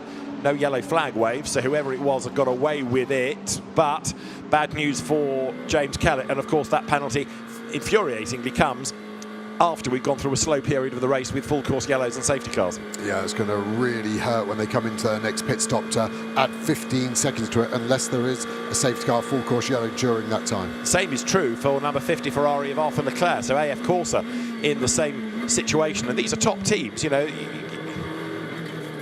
The data is there for race control, but you know, it's a mistake. I can't believe that they are trying to beat the system because they know what the penalty is going to be. Yeah, exactly. As we look at James Kell on board there, we've still got the 50 Ferrari behind, so he's doing well. He's 3rd in class. So yes, he lost a few places, but they were not for class position apart from the Vermeulen, Verstappen, Aston Martin there. Look at Oliveira in the 188 car. He's been doing well, and Kell just looking to the inside there. Sven Muller, drive-through penalty for causing a collision. Don't think that's come as a huge surprise, given the contact that caused that full course yellow when Tim Sandler was in the gravel at that previous corner. As you look at the Bronze Cup leading McLaren, Guillaume Oliveira, who has gone really nicely so far this weekend. He's come out of Spanish F4 of the European and Asian Le Mans Series. We saw him last year in the dynamic Porsche squad, but he's moved to Garage 59 and he's been really impressive. As there, big send, Alex Archer up the inside of Maurice Schöring. That's a silver passing a pro. I wonder if that car's got a problem. We saw tyre smoke into the next corner the lap before, and I thought it was this Porsche in where we were. Maybe he's lost the wheel speed sensor, maybe he's lost his ABS because of that. Let's watch him as he brakes for the last corner here. Does he have to brake early? Looks like he's been relatively tentative on the brakes, and that gives Kellett a chance. I think they've lost ABS and he's having to brake earlier, softer. It's so hard once you lose ABS in these cars. They're designed to have ABS. The brake master cylinders are so powerful. It gives you very little feel as a driver knowing when you're locked up or not, and at the moment he'll be trying to reset the systems and hope it comes back to life.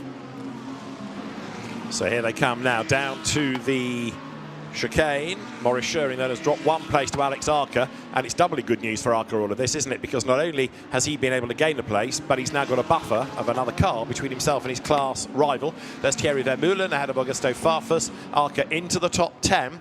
Up front, by the way, Jules Gounon is now 2.1 seconds to the good as James Kellett lines up to have a go at Maurice Scheuring, who is new to the Schumacher CLRT team for GT World Challenge Europe purposes. Kellett has a look on the inside. Is there room for two? Not quite. James backs out of it, but he's good on the throttle coming out of the corner, and the BMW booms up the inside coming into the first of the Lesmo Benz. James Kellett through, another place gained. Great cut back, and the Porsche still struggling on the brakes. Got its hazard lights on now. I wonder if that's part of the procedure that the driver needs to do to go through in resetting some wheel speed sensors for that ABS. But that car had been very quick, really struggling at the moment.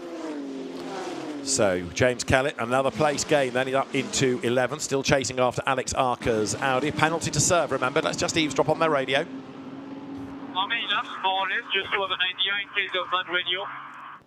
15 to 17 laps. Quickest car on track by Fagio. Really good job. Keep it clean. Right, apologies, that's Jules Gounon's radio, not James Kellett, so that's Jules Gounon talking to the team. Not James Kellett, apologies. Jules Gounon, again, concerned about how much longer he's got to do, how many more laps he's got to do. So James Kellett, 992, turns through. But that was the radio traffic from Jules Gounon. Up towards the line comes then the BMW. There is the aforementioned Gounon, who is now 2.3 seconds clear. Comes out of the chicane.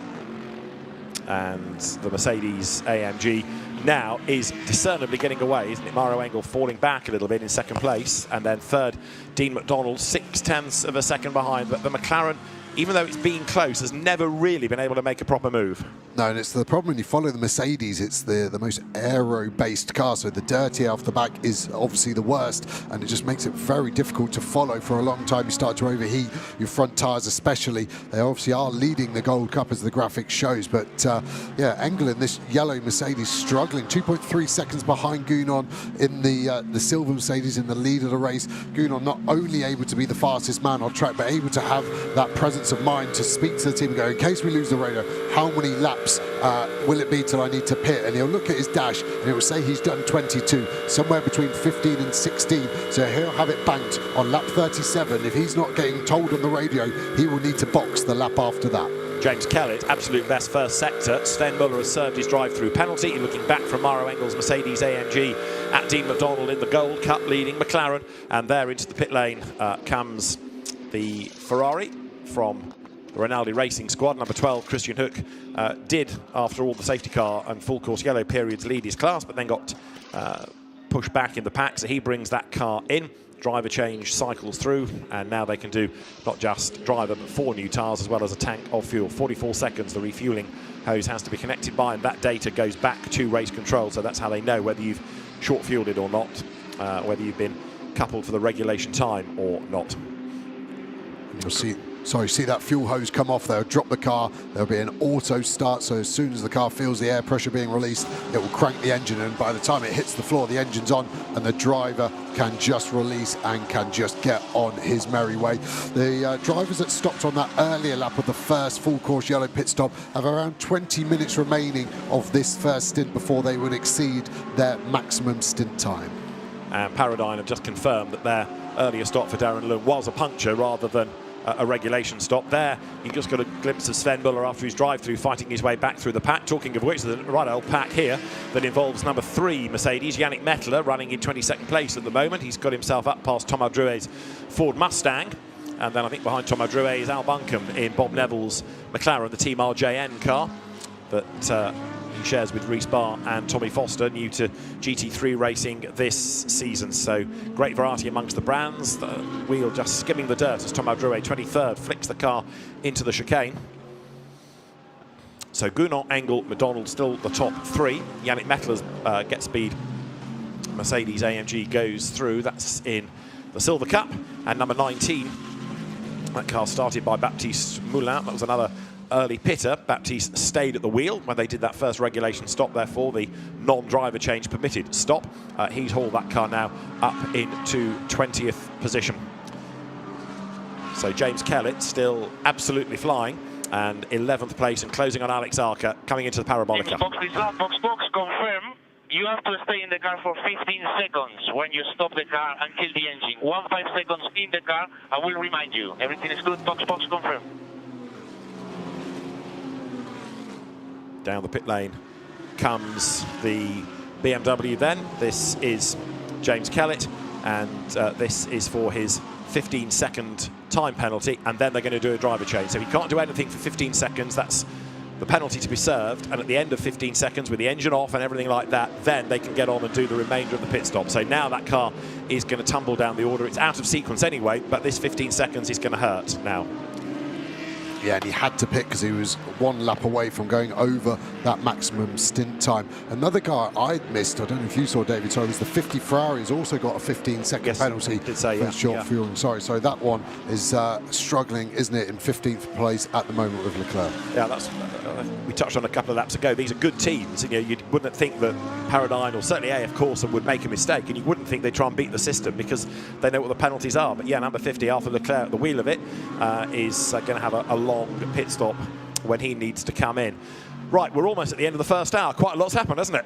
Yeah, it's gone past in a whirlwind, trying to keep an eye on potential strategies too. At the moment, the interesting bit is really the top 14 are all on the same strategy, bar being 4 minutes apart because of some of them stopping on lap A, shall we call it, or lap B, under that full course yellow part of it. But at the moment, the cars that stopped on that later lap, of which the first two Mercedes are, they got a chance to go longer, so it keeps their window more open for opportunity.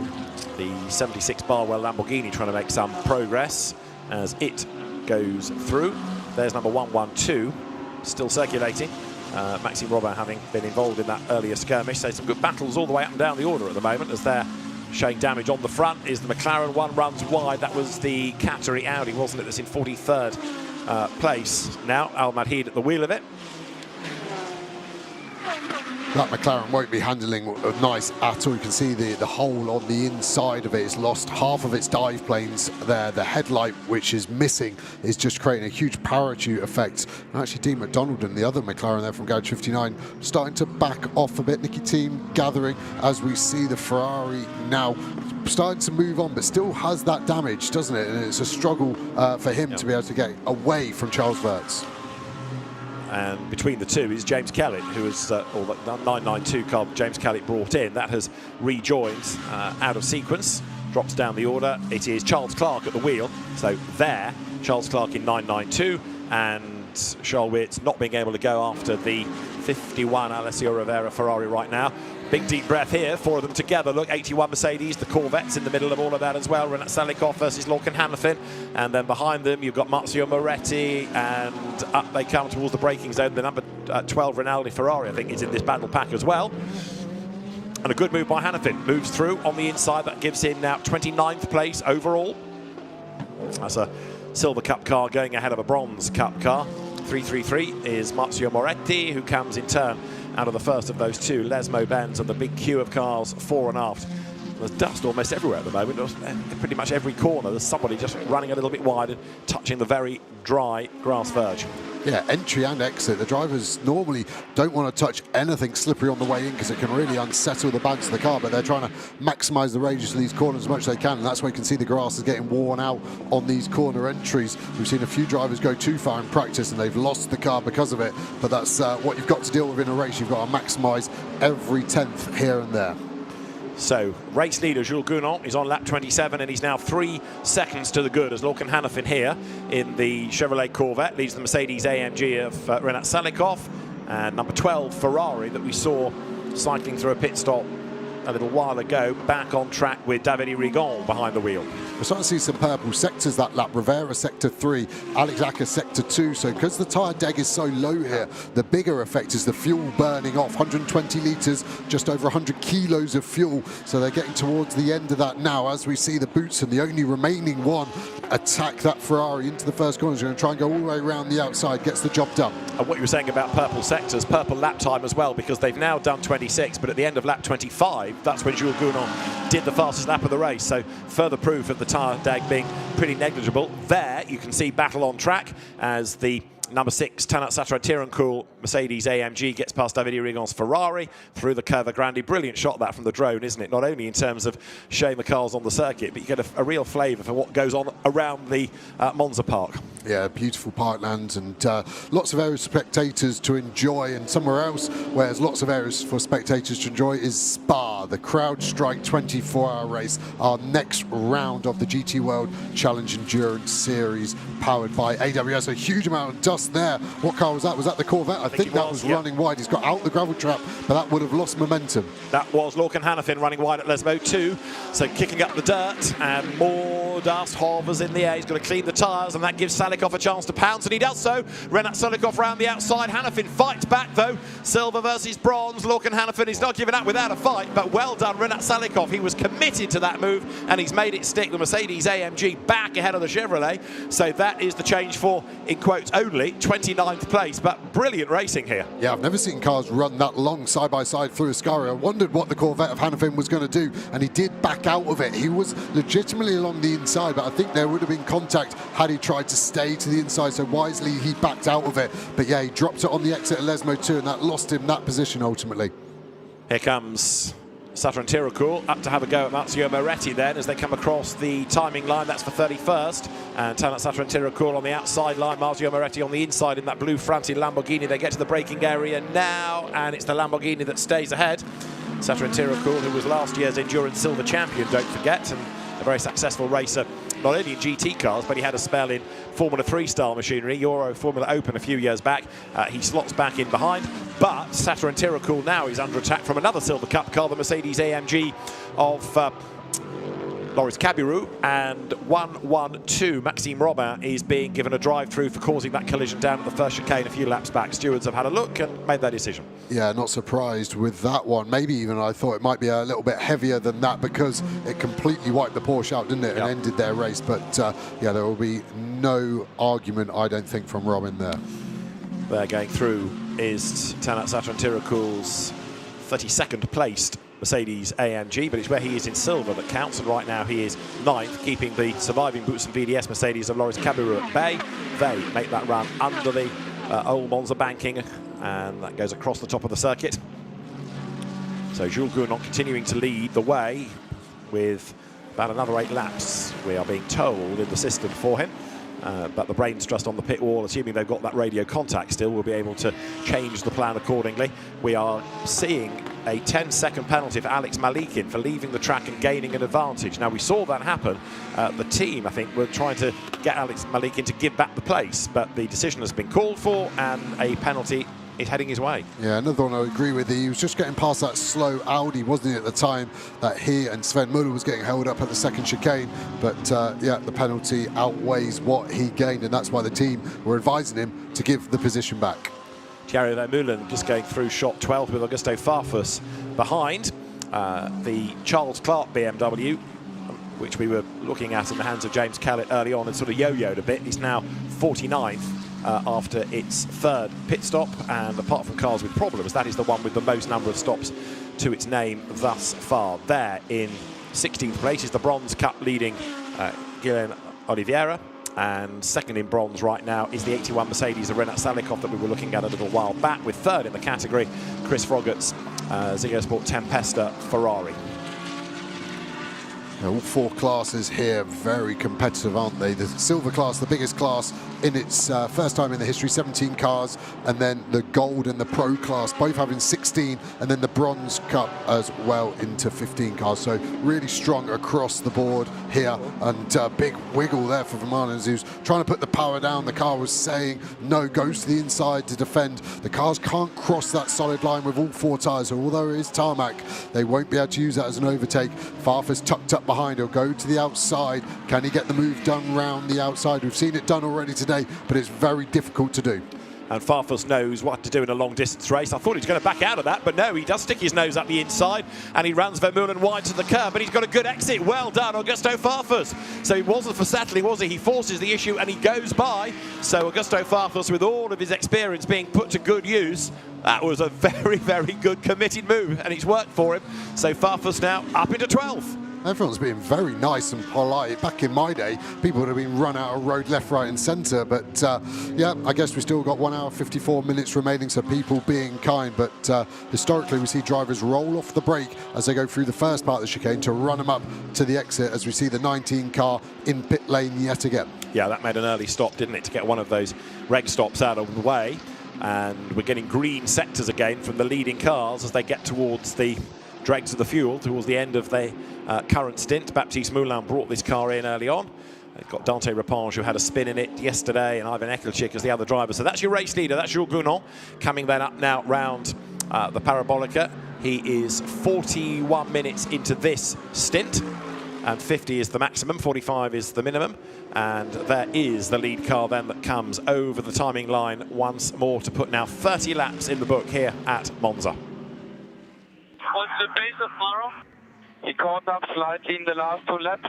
You are lacking some pace, a tenth in the couple of last laps in sector 2, but overall he's 2.5 tenths slower. Yeah, I'm not taking the curve sector 2. So just asking about where Mauro Engel is in relation to him, and Jules Gounon explaining to the team what he is doing. Yeah, staying off the curbs in sector 2, so he's crossing into sector 2 now, so he's probably talking about this next curb on the left-hand side. Why is he avoiding it? You'll see the energy that's put into the car as he smashes over it, and he's trying to mitigate that. Maybe he'll do it for a few laps just to build the gap, but he's already thinking towards the end of this race, trying nurse this car to the end. Yes, they're built for 24 hours, but every time you hit the curb, there's more energy going through the whole of the car as we see a move into turn 1.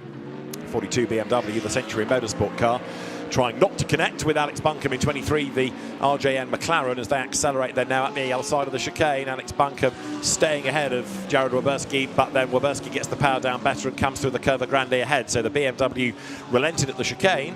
Alex Buncombe, of course, he was another Blancpain Endurance Series champion. He knows how to treat a long-distance race and keep out of trouble. And behind now is treble 7, Al-Fazal Al-Zubair, who was another that pitted, like so many, under that full-course yellow period that we had a while back. So the race now starting to get into a rhythm, into a proper run. We've tipped over the end of the first hour, and it is still Jules Gounon now 3 seconds ahead as Tanat Satrantirokul goes by, clipping the curb in number 6 Mercedes. He's got Arvin Klimenko behind him in the Audi, then Joop Rapinge in the Dynamique Porsche. And another yellow because 80 Porsche of Gabriel Rindone is in the gravel, and that's at the first chicane. And that's going to have to be a full course yellow, isn't it? Are they going to close pit entry? That's going to be interesting. Just loops it with a lot of energy. Yeah, number 8 Ferrari in the back of him. Oh dear, oh dear. Nicola Rossi was the aggressor, and Gabriel Rindone, round he goes. And of course, Murphy's Law, he finds the one strip of gravel there, doesn't he? There's all that tarmac, all that runoff, and there's the bit of gravel, and that's where he ends up. Yeah, and even if it was the front tyres, he could have got out with that rear tyre, unable to give any purchase and put him out. Teams will be now working out, are we in another window? Cars are going to have to be boxing in the next 2 to 3 laps, but if they can get this extended stint time under a full course yellow, that will help. Pit lane closed. Full course yellow is coming. The pit lane is closed. They reckon, presumably, they can get that out of the way in double quick time. So we're going full course yellow, and the pit lane is closed. Nobody can come in now. If you're in already, then fair enough. Or if you're in the pit lane entry, but the full course yellow is coming now, and it could be a short one with the pit lane closed, as I said. Right, up to the Variante Ascari. Here comes Mauro Engel. Pace slows right down, and Gabriel Rindone, the innocent victim in all of that. Yeah, totally, and he'll get going again. They'll pull him out and they'll get on their merry way, but yeah, that Ferrari properly assaulted him there. And therefore, number 8, Nicola Rossi, will be looked at. The 8 Ferrari is the Kessel car that he shares with Nicola Sciorro and David Fumanelli. All of this coming on lap number 32. I think I spoke too soon about a rhythm and a run and race settling down as you go back on board with Mauro Engel in that run down to the Parabolica. Look through the windscreen, looks like it's been shot with a machine gun, all the little bullet holes there. Yeah, it's actually when they lay up the windscreen with a protective film, if it's not fully clear. It's like when you put your phone protector on, not with the best apparatus, and it's really annoying. And as a driver, it's hard to look through sometimes. Just working some math here. If it goes back to green and this stays as a normal stint length, it is so tight for the cars that stopped on that first lap under the first full course yellow to get to the end without going over 52 minutes for the next 2 stints. They're literally 30 seconds here or there. So this is going to be interesting. But people that are better off, Gounon and Engel, the lead 2 cars, stopping that lap later, their stint is 4 minutes fresher, essentially. So there's the Porsche out of the gravel. So I saw him driving into the gravel, and I didn't know if he was going to have the momentum to get out the other side. Well, he's survived it, and hopefully, therefore, that means that we can go back to green fairly swiftly.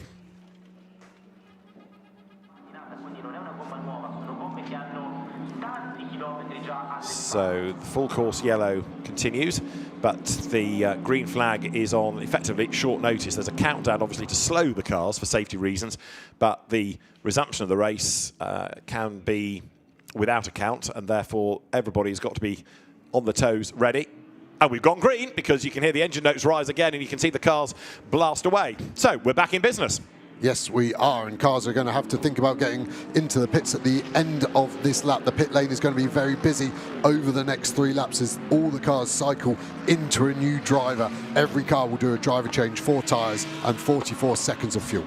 There at the inside dives Alex Arca, who goes ahead of Maurice Schuring. So the Audi staying ahead of the Porsche then as the cars now come out of the corner. We've got a slow-ish Lamborghini just up the road there that was slightly delayed coming out of the chicane. But it's on that's the Baptiste Moulin car that he has given over now after that most recent pit stop, that car out of silver. And now is Dante Raponge at the wheel. So as they come now up through the second chicane, 99 is Alex Arca, 10th he is, still leading in silver. Schuring is behind him, as Jules Gounon is now 7.7 seconds ahead of Maro Engel. So on the resumption of the race, Jules Gounon has managed to build the gap. You've got more fun and games now coming down through the first chicane. 54 goes by, which is the dynamic Porsche of Yacht Raponge. You've got both the Raponge brothers on track at the same time now. And we're getting close, of course, to the next round of pit stops. There, 16th is Guillaume Oliveira, who is way, way up the road now in bronze, making this look really good indeed as the cars come through. And there's an Audi crawling past the pits, only just getting up to pace. That was 26, as though it had a problem and couldn't get out of the full course yellow speed limit. So you're riding on board here with 111. James Kell still in 14th place as the cars come down to the parabolica. There's that troubled Audi, which has kind of gone into limp home mode, and it is about to get in the way of the race leader, and very wisely skips up the escape road and gets out of the way. Jules Gounon then is on the back of 991 BMW there. Look, as he comes out of the corner, gets up the inside and goes through. So Jules Gounon goes past as the Darren Lung BMW is going to have to cede the place. Just also to go back to pit stops, of course, if you're coming to the end of a stint and a full course yellow is there is within the regulations the so-called extended driving stint as well, isn't there? Yeah, exactly. So if a full course yellow safety car is out in that stint, it switches to extended, and that's extended by 5 minutes. So instead of being 52, it's now 57. So that will again help all the teams get to the end. So I think that actually means no one is at risk of having to do an extra pit stop. But this is why there are so many brains in each of the top teams' garages looking at not just the regs but a bank of laptops and all the spreadsheets that will work out what you can do and when and why and how. Jules Gounon then coming to the end of a stint with Maro Engel, Dean McDonald, Mirko Bortolotti. Interesting how many of the top teams have played all their star drivers early on for this double stint. And there is the Santa Lock Audi still in limp home mode, trying to keep out of the way, but it's got to head for the pits. Yeah, and hopefully it's just an off and on again. The stint time that was on the graphic is obviously total driver time. That doesn't allow for when they stop to reset that. And yeah, so everyone is A-OK on stint time. Remember number 8 Ferrari that arrived and punted the Porsche into the spin that triggered the last full course yellow. Well, not surprisingly, there's a drive-through for causing a collision. And the race currently is on lap 34 with an hour and 45 minutes to go. Alex Arca coming towards us, being pursued vigorously still by Maurice Schuring, then Auguste Farfus, then Thierry Vermeulen, and then James Kell there with Arthur Leclerc behind.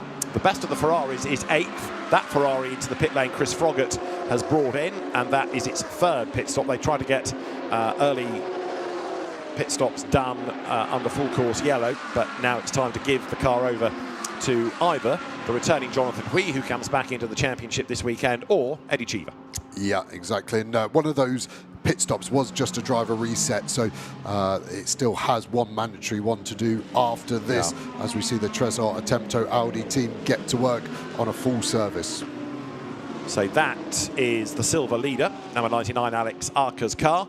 That is shared with Alberto Di Folco and Ezequiel Perez Companc, and Ezequiel going back from running a team to just being a driver this year, not having all the pressures, and sort of, I think, renewed his enthusiasm for racing. Yeah, enthusiasm was Acker slapping the roof of that car as he walked away just to gear him up. Here will be Vermeulen getting out the 2Cs Verstappen racing car. You can see the fueler on there. The screen in front will be counting down to 0. He will then pull off the fuel rig. As you see the Get Speed Mercedes up tight, that shows you how little space as that Tresor Attempto Audi goes. It boxed in front of the Aston Martin. Will it stay in front? You can see the Aston pulling away. Another Aston fighting the Barwell Lamborghini here all the way down the order. Looked like it just locked the rear brakes into turn 1. Almost like the handbrake was pulled.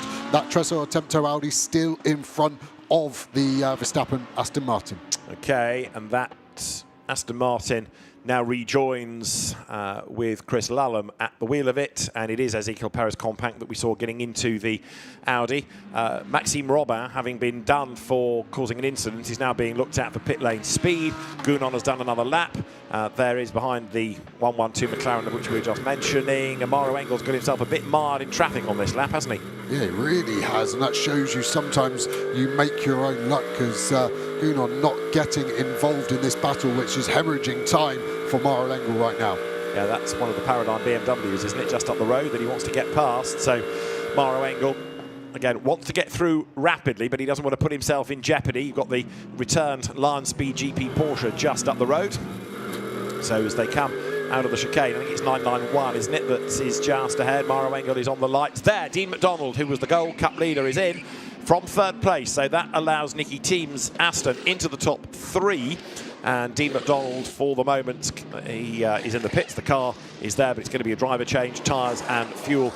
And there are more doing this as well, because Mirko Bortolotti is in, Font Pereira is in, Schuring, Farfus, Gachet, Leclerc, Oliveira out of bronze lead. Watch the brake dust as the mechanics buzz the front tyres off. Shows you how hard it is on brakes. The Garage 59 car away cleanly as we see this lovely shot. Illustrates where the battle's going to be once everyone's cycled through there. You can see the mechanic just looking as we've got a problem for the Mustang. I don't think that's just in the gravel. That almost looks like it's lost a whole rear left wheel, if not just a puncture. Okay, we understand 111 McLaren, the James Kelter Simon Gachet car, they were struggling to get the door open, and that Mustang has come into the gravel on the exit of the Rogier chicane, the second chicane. Right, the telehandler is ready. They just need to pick that up, plonk it back on the road, but this coming in the middle of a round of pit stops is going to be really dramatic for everybody. Now, the hasn't served one as there. Chris Lulham tries to get round the outside in contact with the McLaren. That gets spun around. That's the Simon Gachet car that is facing the wrong way. So now there's a double problem. Broken suspension on the McLaren. It's trying to get out of the way, and it does so, but that, I fear, ain't going to go very much further in the race. Day done for that car. Rear suspension tolling done. Lulham, I think, was just trying to be aggressive, and sorry, the McLaren there just cut across the front. Racing instant at the moment is my call. Okay. I couldn't actually apportion blame from that first shot. I think Lulham was maybe too opportunistic, but then the McLaren was aggressive in the shutting of the door. Leader in. You're looking at the 17 Mercedes. So Maro Engel has carried on. We've got another full course yellow.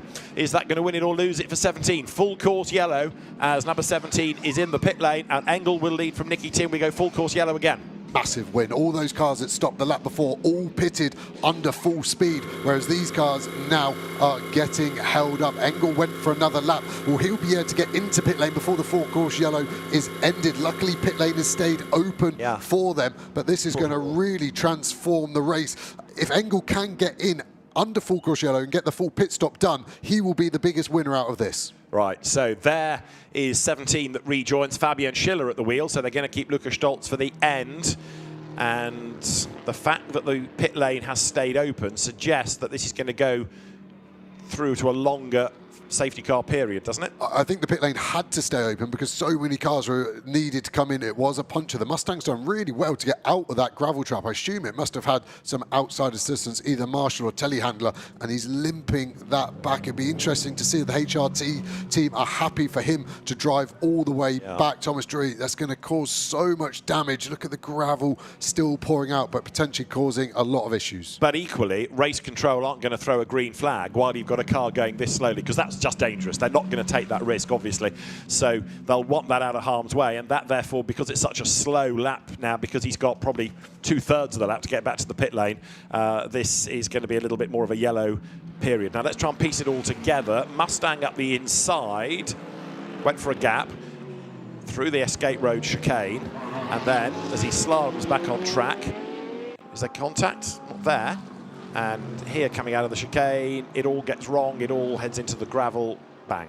So has he picked up a puncher because he's gone through that escape road and some debris, or was there some contact earlier on? But yeah, definitely a cut rear left tyre, nothing Thomas Drury could do there. There aren't tyre pressure monitoring systems live to the driver, which normally flash up an alarm as we see that 111 McLaren Rouge is parked up. I'm not surprised the amount of suspension damage on that car. So that is day done. That's the inside of Lesmo 2, and he's telling the team over the radio, that's day done, guys. We can't go any further. So that car with its damaged suspension out of the race can't be dragged back. We have got Maro Engel coming into the pit lane. Here he comes down the pit lane then. So Maro Engel, the race leader, comes in. We need to see where he will rejoin relative to 17. And we know that this is going to be a longer period because race control have got, of course, that McLaren to get out of the way as well now. So this looks like it will end up being a longer yellow period to be restarted out of the safety car. Down the pit lane then comes the number 48 man filter Team AMG Mercedes. Maro Engel to give that car over. Nicky Tim's number 7 Aston is in also. Often wrong, like as much as a politician is, but I think this 48 car and the 7 car Nicky Team are going to have a huge lead over this car here, which is only coming into Ascari. So they're going to be leaving the pit lane roughly in the next sort of 25 to 30 seconds once that fuel has hit the minimum of 44. I think they could be the whole pit straight in the lead. That 48 and 7 come to you, Aston Martin. They're the two because they've gone long, and that's what engineers and strategists always try and do. You make more luck by going longer, because the longer you go, the more chance there is a safety car in that longer stint. So, as you look at the top 2 who are on for the big win, one being a Mercedes, one being an Aston Martin, there the car drops down and away blasts 48 then, as Jules Gournon's car now with Fabian Schiller at the wheel is only just coming into the Parabolica, so that is going to be a massive advantage. Look, there's the yellow Mercedes coming down the pit lane. 112 is rather eager to get ahead, which is not going to go down brilliantly as that car tries to creep out as well with Edgar Marouin at the wheel. So Matteo Cairoli has taken over 48. Marco Sorensen has taken over number 7. Now, with that McLaren's proximity, was that an unsafe release, or was that the McLaren being released after it and getting a little bit committed as well? Well, either way, you've got now in the lead of the race, Matteo Cairoli, you've got Marco Sorensen in second, and you've got some very grumpy people at Get Speed who are way, way, way back now. But they will be the halfway house of grumpy because the cars that stopped the lap before, as we see a great pit stop coming in from 30, locking up hot into the box. Those tyres are done, so that's fine. We cut away from the 48 car releasing into the fast lane, but CSA McLaren is further down pit lane, so they would have already been in fast lane. I can't see how it wouldn't have been an unsafe release, in my opinion, on the 48 car, but there would have been no need for it. They could have backed out of it, as we see the 1-1 car, remember that had contact at turn 2 with the Lulham Aston Martin and has sustained suspension damage. It was again then, so the Aston round the outside, the McLaren ends up ahead for the second element. 2 into 1 doesn't go. Yeah, I actually changed my mind now. I thought it was 50-50. I think Rouge here on board just cuts across the front. He can see Lulham here on his left. And where does he expect him to go? He either expects Lulham to go across the inside of the chicane, which Lulham doesn't have to do. He can stay on the track and does. He's legitimately there. You don't brake for this second part, so I just don't think what Rouge can do. But then that angle makes it look like the Aston Martin is guilty, and that's the problem. Different angles show different things. I was thinking that second angle made it look more like Gachet's fault because he just cuts straight across the front of the Mercedes, doesn't give him any room at all. So, good job we're not stewards, isn't it? One of us is right. I just thought that, Gachet there maybe could have opened the door. They could have both got round that corner. Yeah. But I don't think Lundholm should have backed out of it, whereas I think Gachet could have left a gap, Your Honour. Thank you very much. Right. Tragically, our opinion matters not one jot, does it? Although we can keep pontificating. And the really bad news is that Simon Gachet's McLaren is out of the race. We are, remember, under full course yellow conditions here. Now, Fabian Schiller, get this, is at the moment a minute and 54 seconds back from Matteo Cairoli. The gaps will be different next time around because, of course, some of those cars have been coming out of the pits and rejoining, so the next lap around will be an interesting one. And we are going to go safety car inevitably after this length of full course yellow. So again, the gaps will come down to an extent. But right now, not only has Schiller lost the lead, but he's also got a couple more cars between himself and those that he's racing against out of the Silver Cup. Alessio De Leda in number 60 Lamborghini has taken over the silver lead for VSR. The lead of gold, by the way, has now gone to Ben Tuck in the Almanar IWRT BMW. And the leading bronze is 97, Luke Hartog. Luke Hartog having done another stint because he's got to do two because that's a two-driver entry. And Tare Zhao being the other driver of that car, the ever jovial Hong Kong very quick Am. Right. We're almost at the halfway point. Oh, it's been busy, hasn't it? It really has flown by, and I'm happy with the safety car decision. One, obviously, for the safety of the tyre pressures coming back up from a sporting decision. Some cars lost out with the time of that full course yellow through no fault of their own. Like you've said, David, there's going to be cars in between, but at least it helps mitigate the time that they lost. Yeah. If we went straight back to green now, we really only have a two-car fight between the 48 and the 7. This safety car, yes, the cars in between will cost half a second to a second to get round, but it does give us a chance to keep racing. That's your bronze leader I was talking about a moment ago, the Luke Hartog Antara Zhao Porsche. It's run by the Rutronic team. Antara Zhao was a class winner in the Asian Le Mans series, which of course has part of its organisation through SRO. They look after, if you like, the GT side of it.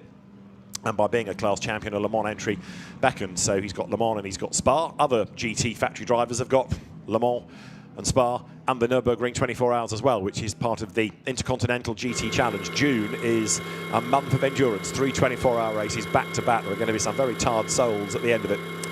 So, as the field is currently on lap number 39, this is our 5th caution period of the race, and we'll be looking back then at number 112, that car that Edgar Marouin was at the wheel of when we last picked up on it after penalties have headed its way, and coming now out of the chicane. Still at that delta speed under full course yellow, but race control have said no further investigation necessary for the Lundholm-Gachet incident. Which I think would support my case of saying that McLaren was slightly more guilty and they're not going to give the 111 a penalty because it's out the race. It's saying the 33 is fair to carry on, in my opinion. So, yeah, interesting to see. You could hear the cars through the first chicane having to lift because the apex speed is 60, but full course yellow is 80. You still have to race around the first chicane. It's quite interesting for these drivers. Let us go to the pit lane. Lots been happening, and Alex Legui has managed to find Maro Engel for him to reflect on the first half of the race. Let's head to the pit lane. Maro, 53 seconds over Fabian Schiller. That yellow flag's worked in your favour. Yeah, 100%. That full course yellow came at the right time for us, so obviously it's handed us the lead. But everything will bunch up under safety car in a second, I think, so still a long way to go. Birthday boy Matteo is out right now. Just talk us through if you had time to go through and give him advice of what he needs to do in this stint, what would it be? No, I just gave him a bit of feedback on how the car feels and you know, a couple of things to watch out for. Track always evolves over the weekend, and yeah, I mean, he knows what he's doing, so hopefully he'll be fine. Thank you, well done. So all smiles from Maro Engel, and no doubt they will continue if 48 stays in the lead of the race. And Matteo Cairoli then currently behind the wheel of that car, and we'll see exactly what the gap is going to be the other side of this caution period. Another car that's really done well here is the silver leader now, the 60 car of Delena, the Lamborghini, third overall, and stint time comparable. So they haven't gone left field strategy to get there. So they have really promoted themselves up. So have the 30 car in 9th overall, the Bergstrom BMW from WRT and Bertone. So not just the overall race lead that's taken a shake-up, of course, the classes, which is so important towards the championship to so many of these drivers, has had a real shake-up with this last full course yellow. So just to quickly mention, not only is it Matteo Cairoli's birthday, as Alex was just mentioning, but also a nod for Ricardo Fella in the Lion Speed Porsche that we saw in the gravel a while ago back in the race. It is his birthday today as well, so happy birthday to both. What better way to spend it than in a GT race at Monza? Full course yellow prevails here, Joe. Yeah, I couldn't think of a better place to be, as we get a great drone view here of the cars all sat at 80 kilometers an hour. They'll be making sure they're keeping their tyres clean, so they're staying on the racing line.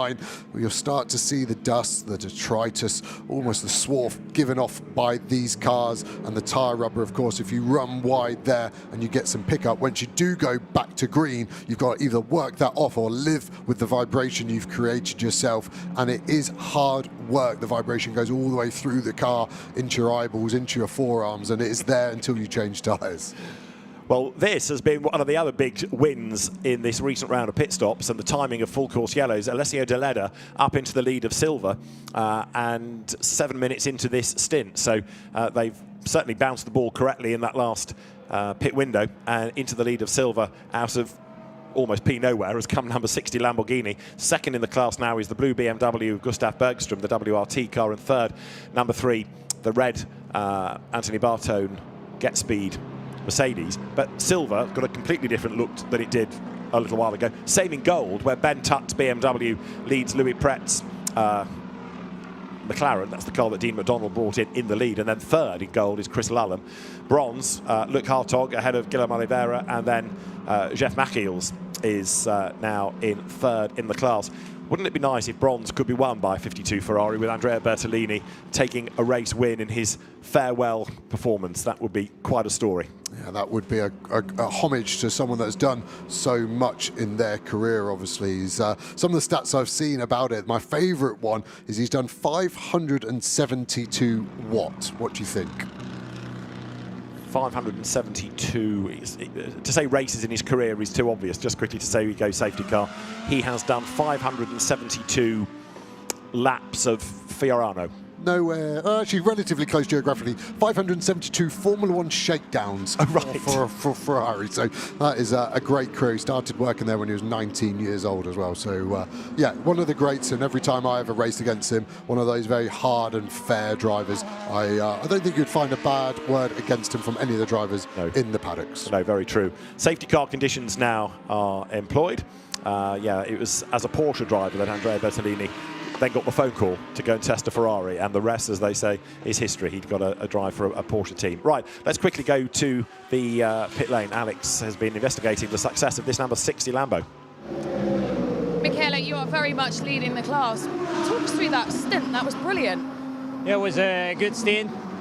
It was a very tricky start here in Monza, as always. You have to be careful not to do any damage, and I think it was, I don't know, either good or luck, but in the middle of the pack at the beginning, and then as soon as I was in free air, I tried to close the gap on the front.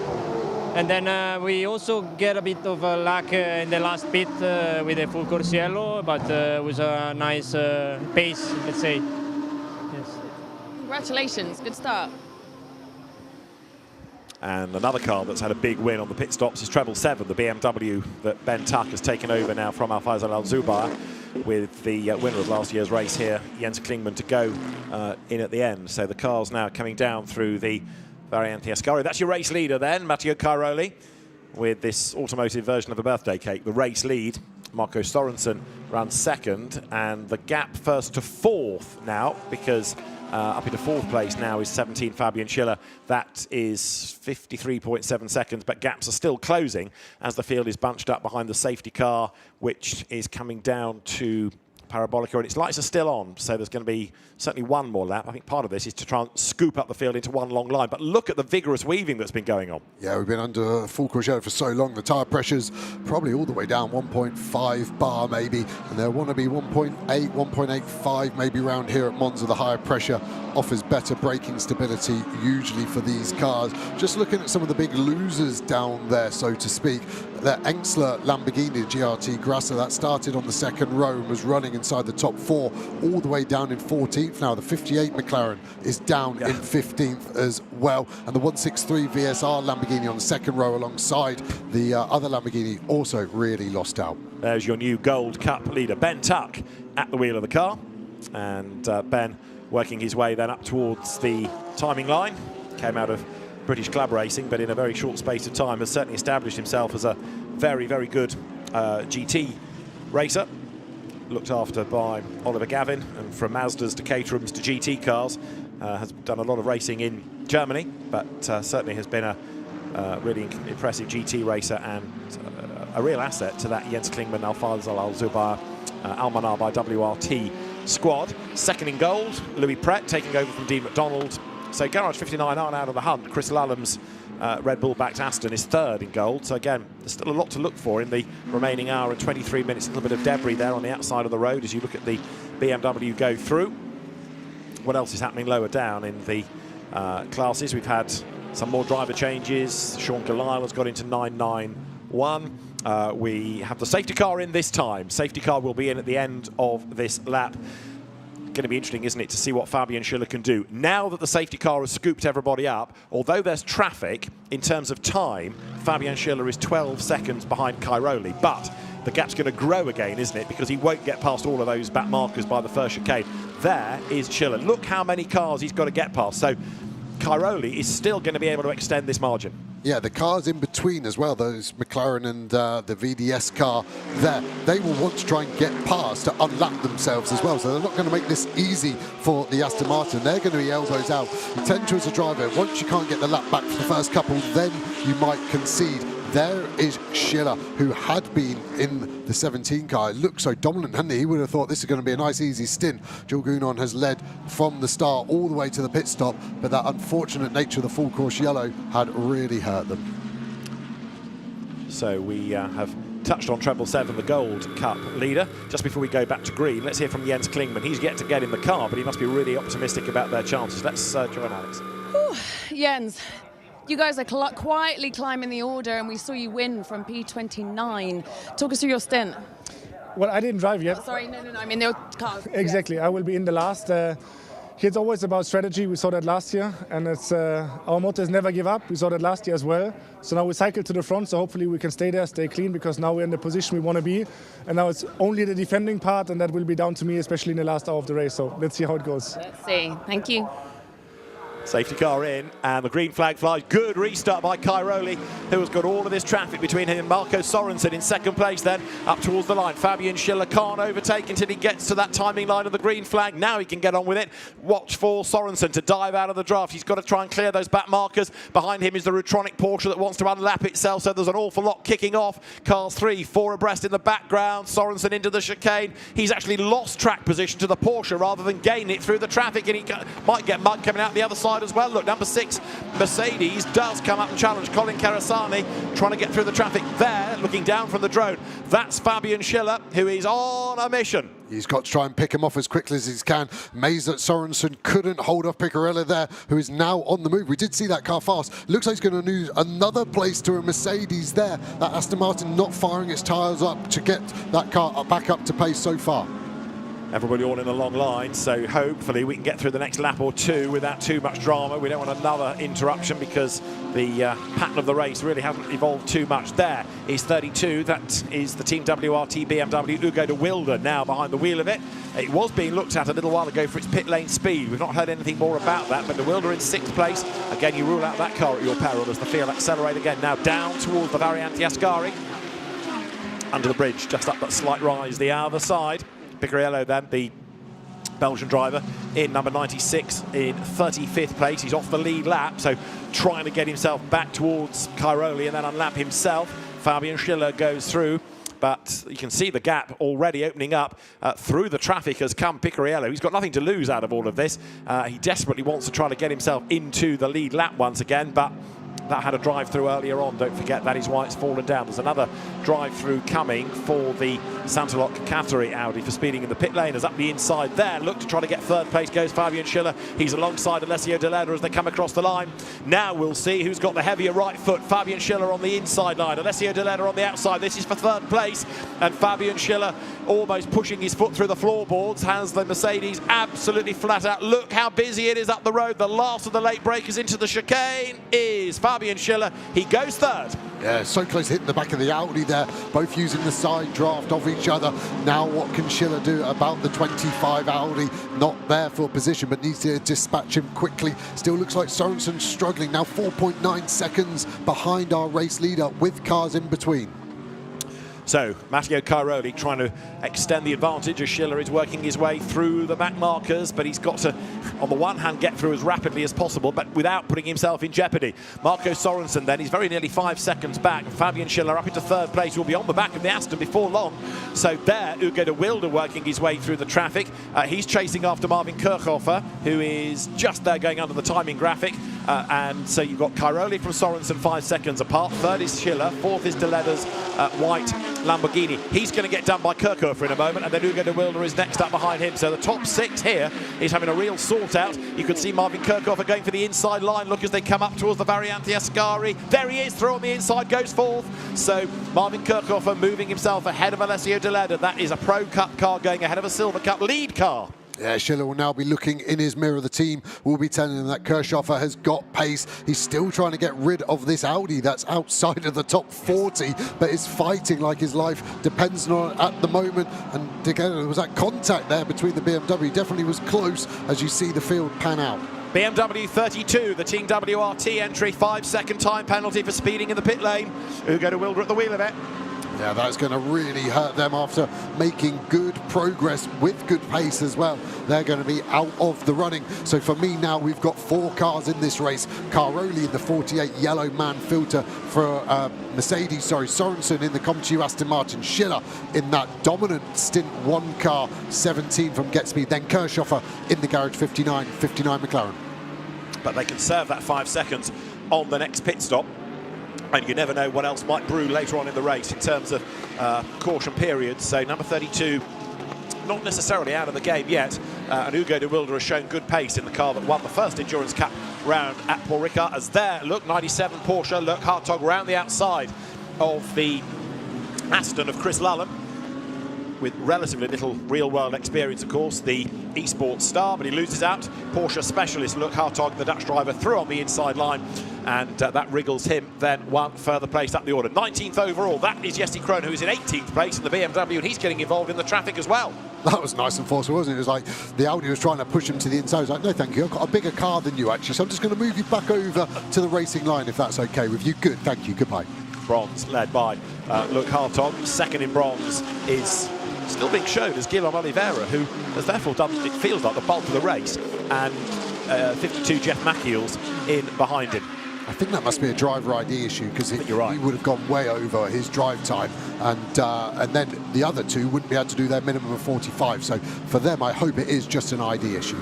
Yeah, trying to guess therefore who they would have put in the car next. I would think they'd have put Miguel Ramos in here. There's confirmation of that penalty for number 32 that they can serve on the next pit stop. Oh, that's brutal for the 93 car there. Got roughed up through Ascari. Don't really see many overtakes being done, but that has then lost him so much momentum. It's lost him how many? 1, 2, 3, 4, 5, 6. If that Mercedes from Winwood Races gets us in 1 fell swoop, and that was really difficult. And again, this is where the driver just needs to regroup, get your focus, find your rhythm, and get back into it as we lose another place to the Mustang. Look at that car, the V8. That car sounds brilliant, and another reason to come and watch these cars live at any opportunity you do get. And believe me, Spa is going to be a fantastic race. 76 cars on the entry. Going to be a really, really good, tough, hard race there. 7, Marco Sorensen falling away markedly. That Aston Martin is just looking like a different car, isn't it? And look, there's only one back marker between him and Fabian Schiller, so he's on borrowed time as far as second place is concerned. He really is. Schiller was the second fastest man in qualifying. The only man faster than him, his teammate Jules Gounon. They were doing 45 zeros in qualifying. Race pace obviously slower. They're in the 47s at the moment. 46.0 is the fastest lap of the race, so that's where Schiller will want to get to when he gets some clear air. Confirmation from Garage 59 that it is Miguel Ramos in the wheel. They've got a timing ID issue, so it is Ramos in the car at the moment. They'll keep Tom Fleming for the end of the race as they're going through. Marco Sorensen, the dynamic Porsche, is a lap down, and then you've got that silver dream racer, the Mercedes of Get Speed, with Fabian Schiller at the wheel. Through the traffic they come, but that Aston Martin just can't do anything, can it, about getting through the traffic? It's been overtaken by lapped cars. So Marco Sorensen's having a tough stint, and now look, Fabian Schiller is next in the queue behind him. We're going to have a change for second place imminently. Look at some of the progression positions gained. Sorensen is struggling for place, but that car has gained 8 places through good race strategy. 20 places for the WRT 777 car leading its class as well. 28 for another WRT car there in the silver class as we see them battling into turn number 1. Look, Hartog 23 places gained as their 10 and 6 go through together. So place gained by the Boots and VDS car up on the inside line. Good hard racing going on all the way up and down the order. Yeah, Leonardo Boncini is where the car was on the grid, so it almost looks unfair to him that he's made nothing up. 26 places now gained for the Qatari Audi. I know this is in part because of the way that the race has gone with the caution periods, but even so, it's impressive numbers. Right, for second place, nose to tail now, Marco Sorensen. He's not being able to repel Fabian Schiller for much longer. That Aston just does not seem to have the pace anymore. Yeah, stay with me here. I'm not actually being sarcastic. I think Sorensen may even think about letting Schiller through and not fighting it, and then using Schiller as the sort of the opening to get past these lapped cars in front of him, because he's been stuck behind them now for 5 laps since the restart, and he hasn't got an option.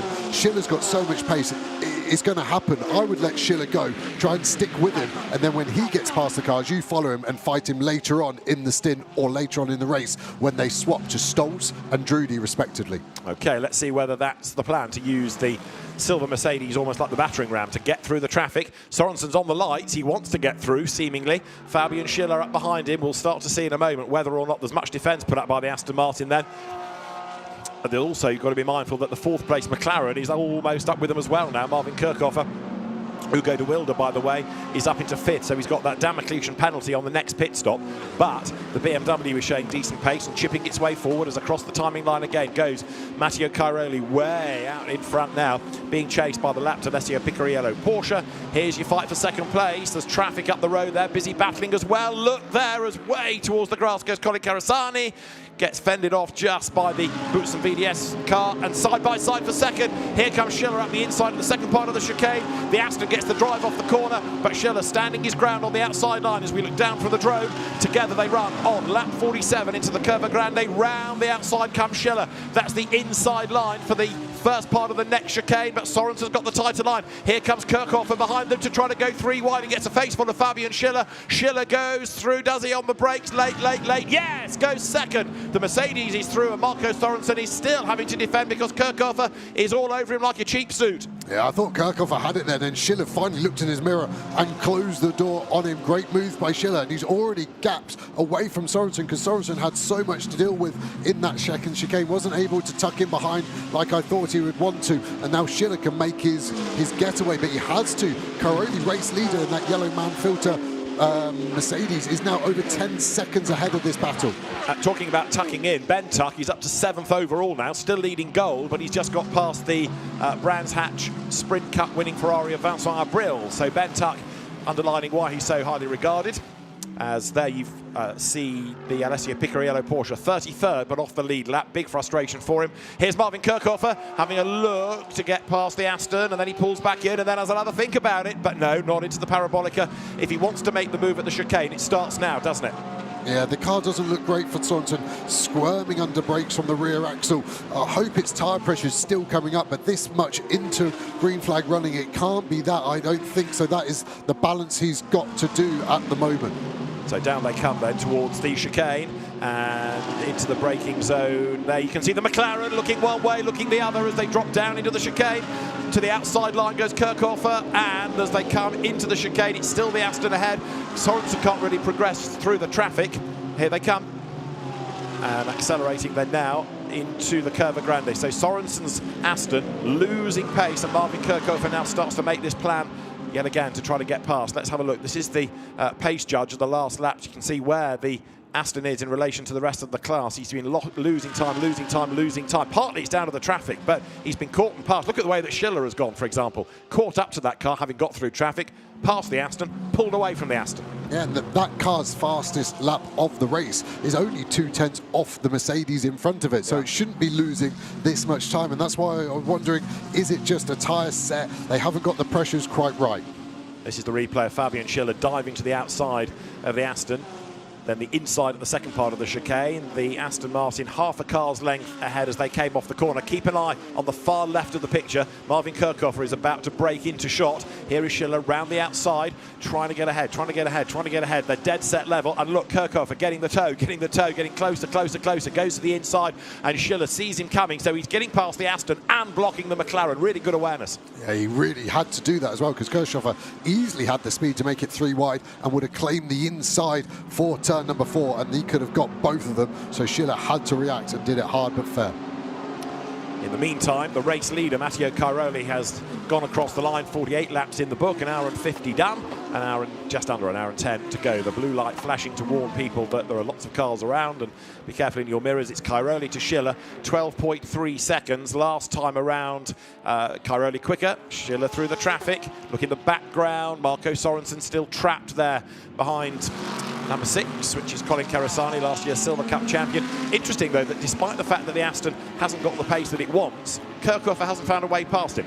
No, that is interesting, and again, the strengths of these cars, that Aston seems to be good at the end of the straight. That's where the easiest overtakes are done. That Get Speed blue Mercedes in front, obviously teammate to Schiller, so that will be incentivized not to let the Aston through and act as a slight rear gunner for the 17 silver car there of Schiller. This will be an interesting lap for Schiller, the first lap where he's not been overtaking a car, so we'll get a true reflection of his pace. Is he able to do anything about Cairoli's gap, which is now at 12.3 seconds? And it might be down to traffic, but Ugo de Wilde lapping quicker than Sorensen and Kirchhofer, but because they're in traffic, then that might be affecting their relative pace. There's Picariello looking quick, but off the lead lap. There is the second place car. That is Fabian Schiller. His last lap was about 6/10 slower than Cairoli. And where do we have third? There it's Sorensen, still ahead of Kirchhofer. So the two Mercedes then, 1 and 2, split by 12.3 seconds. And on this lap, Schiller fractionally faster in Sector 1, Cairoli 2/10 quicker in Sector 2. So Schiller is not going to find this easy to claw back the time. No, the only thing, that 17 car has been very fast in the speed trap, so Sector 3 will lend itself to him, but as they cross the line, we'll update you on their lap times to see who has got the pace. These two cars aren't able to stay with Schiller, so at the moment this is the battle for the final podium position. It is indeed, as Fabian Schiller goes through 12.3 seconds back, and he was fractionally slower on that lap through. Battle going on there, Alessio De Leda, Vincent Abril.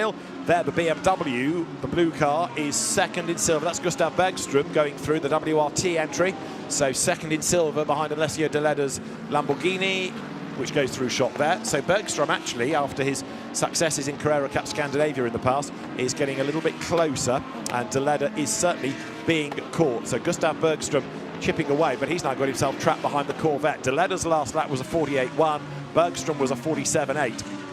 Yeah. So that BMW is quicker, traffic allowing. Yeah, we've got the car 50, the Ferrari. It's not in the contention, but it's got another note on short refueling. See a bit of debris thrown out of the racetrack there, off the racing line, so that will be fine. But yeah, really good pace from Bergström in that BMW. Yeah, you saw that indicator of his last laps, and yeah, when the road is clear enough for him to stretch his legs, he's able to chip away at Alessio De Leda's Lamborghini that goes through there. At the moment, Bergström is a bit stuck behind the Chevrolet, which is not on the lead lap. Daniel Ali at the wheel of it, and he wants to clear that as quickly as possible. McLaren's last overall podium, Paul Ricard in 2018, from memory. So you can see why Marvin Kirchhofer is determined to get himself up past Marco Sorensen. Remember, the Aston Martin winning the CrowdStrike 24 Hours of Spa last year in another very dramatic race, and there's more to come at the end of the month. 76 on the grid for that. You think it's busy here? You wait till we get to Spa. Yeah, and for 24 hours, and it's basically 24 stints of 1 hour sprint races. Spa as a driver, you have to be absolutely flat out. You can't nurse the car because another car won't, and it will get to the end and beat you anyway. So you have to just be completely flat out. The lead gap did come down by 0.3 of a second. Schiller taking 0.3 out of Cairoli. Those two lead Mercedes looks like they're in a bit of a class of their own right now. Side by side, this is Gustav Bergström to lap Daniel Ali in the SRO Motorsport Chevrolet. That pit straight seems to go on forever, and then it's down to first gear, so it's pretty brutal, this. Bang, bang, bang, bang, all the way down through the box, and you clip the curb, so there's load going through the car, and then you come out the other side and then quickly up through the gears once again. Number 5, Largin Ali's McLaren has just pitted, and we are on lap number 51, as we are not far from nudging into the third and final hour of the race here. Yeah, and stint-wise, we've got 18 minutes for some drivers at the front until they need to pit. The lead car's got slightly longer. That's got 20 minutes until it would have to stop to get all their final drivers in, and then it's going to be another race as those drivers get in. Other teams going to try something with tyre pressures now. The track temp is starting to go down. It was at 53 at the start of the race. Now it's at 49. It will continue to drop, and that changes how the tyres react and the air that's needed in them and how much pressure.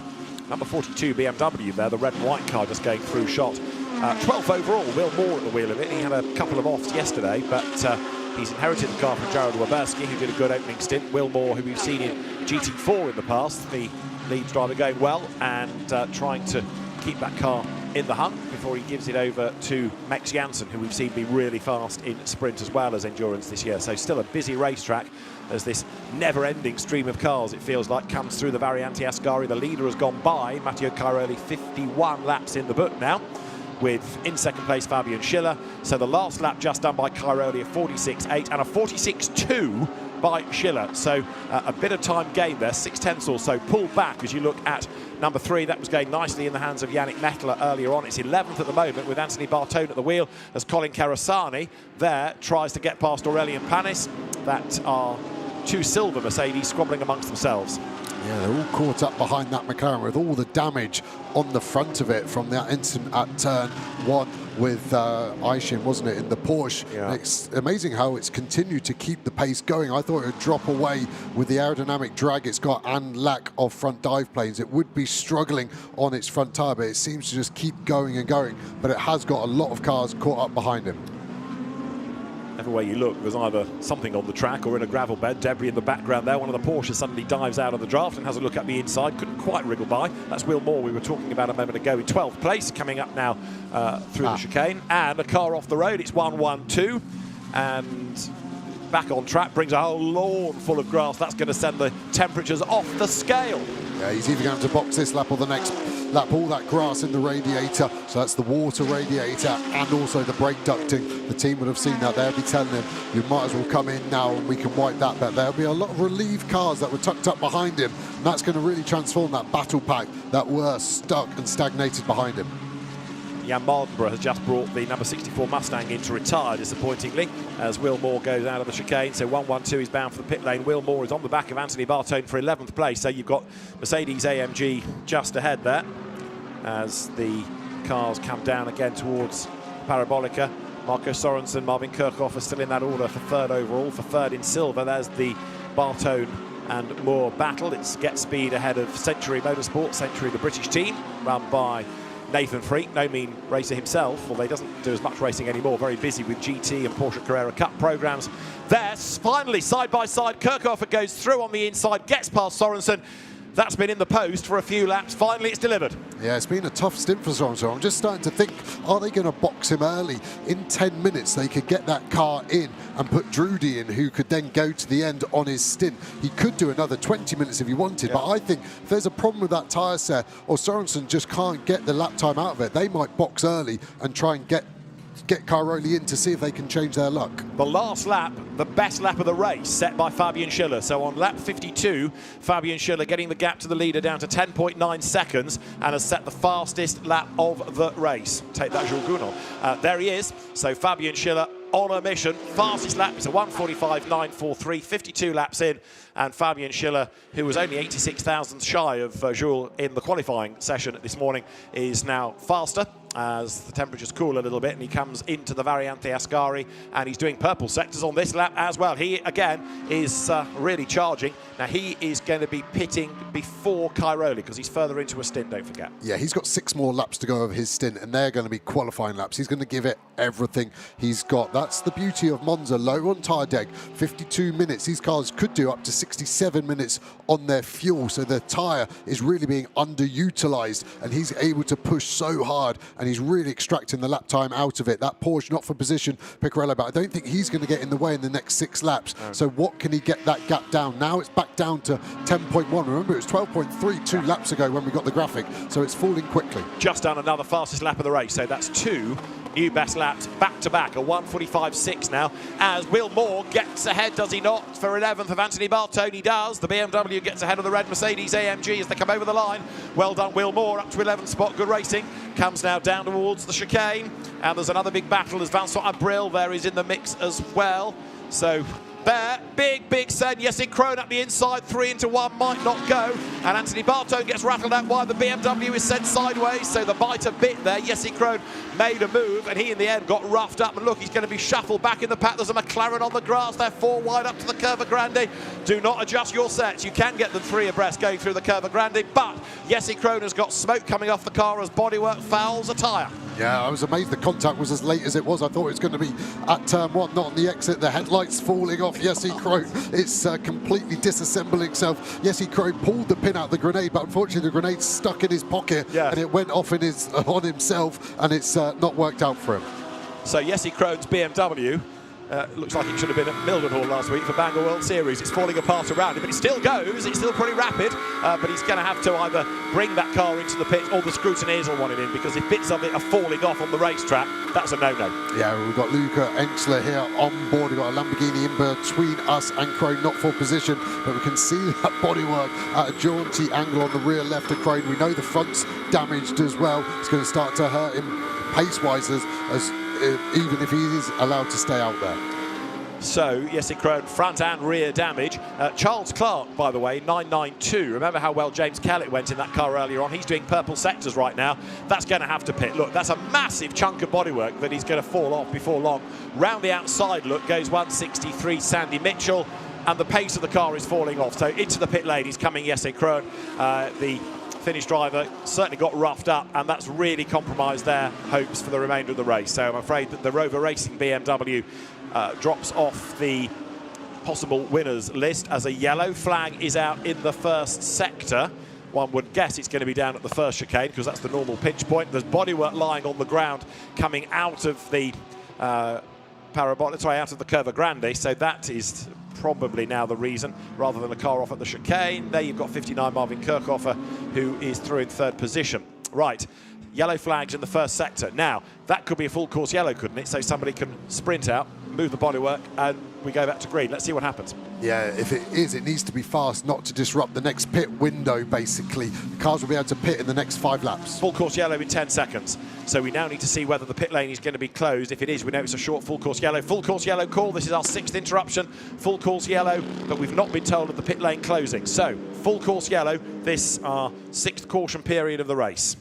So we're getting to 57 minutes, which is the extended stint time, which is allowed if you've got a full course yellow or safety car. So you could put your 3rd driver in, and if they got an extended stint time in the end, they would be legal to the end rather than the 52 maximum if it stays green. Well, let's just try and eavesdrop with Marco Sorensen. He's having a tough stint in the Aston. You losing speed or something? Any issues? You feel anything wrong with the engine? Question? It just seems like I'm not really losing quite a bit on the straight. That's a very dispirited sounding Marco Sorensen, isn't it? There's nothing he can offer the team to change. It's just that it's not quick enough. Yeah, the team not knowing either with all the data. Marshall's doing a good job getting it off the track, gravel trap safe enough for these lightweight carbon fibre parts from that Rover Racing BMW of Jesse Krohn, which is still in pit lane at the moment. I'm interested to see if they throw a new bumper on that and try and get the car out on the lead lap. Okay, so the bits of bodywork being scooped up. Marshall not sprinting, but it's a hot day and they might be heavy. So the race control team want to go back green as quickly as, but we await to see how long this might last for us. Over the line goes 48, Matteo Cairoli. Gravel trap is almost clear of Marshall as well as bits of car, but he needs to be behind the wall before you can go green. So that's now the frustration that he's having a walk, not a run. So as soon as he's behind the barrier, then we can go back to green. Matteo Cairoli, the race leader, he's going to be on his toes waiting for that call, green, green, green, and then he can accelerate away. He's got the back marking Audi up the road, so it was around this part of the racetrack. There's your green flag. So we're back racing, and Cairoli accelerates away, but he can't instantly clear the Audi. He's going to have to do that going up towards the chicane. He's got track position now, look, on the inside line for the first part of the Roger chicane. We're back racing again here at Monza, 55 minutes to go. He was in a lovely place for the green flag to fly, just going around Curva Grande, whereas Schiller behind was in the first chicane, so I think the gap might grow back up. It was down at 10 seconds before this latest interruption, but the birthday boy Cairoli there was given a lovely present, and he should get away, I think, and I think the gap will grow maybe by a second or two.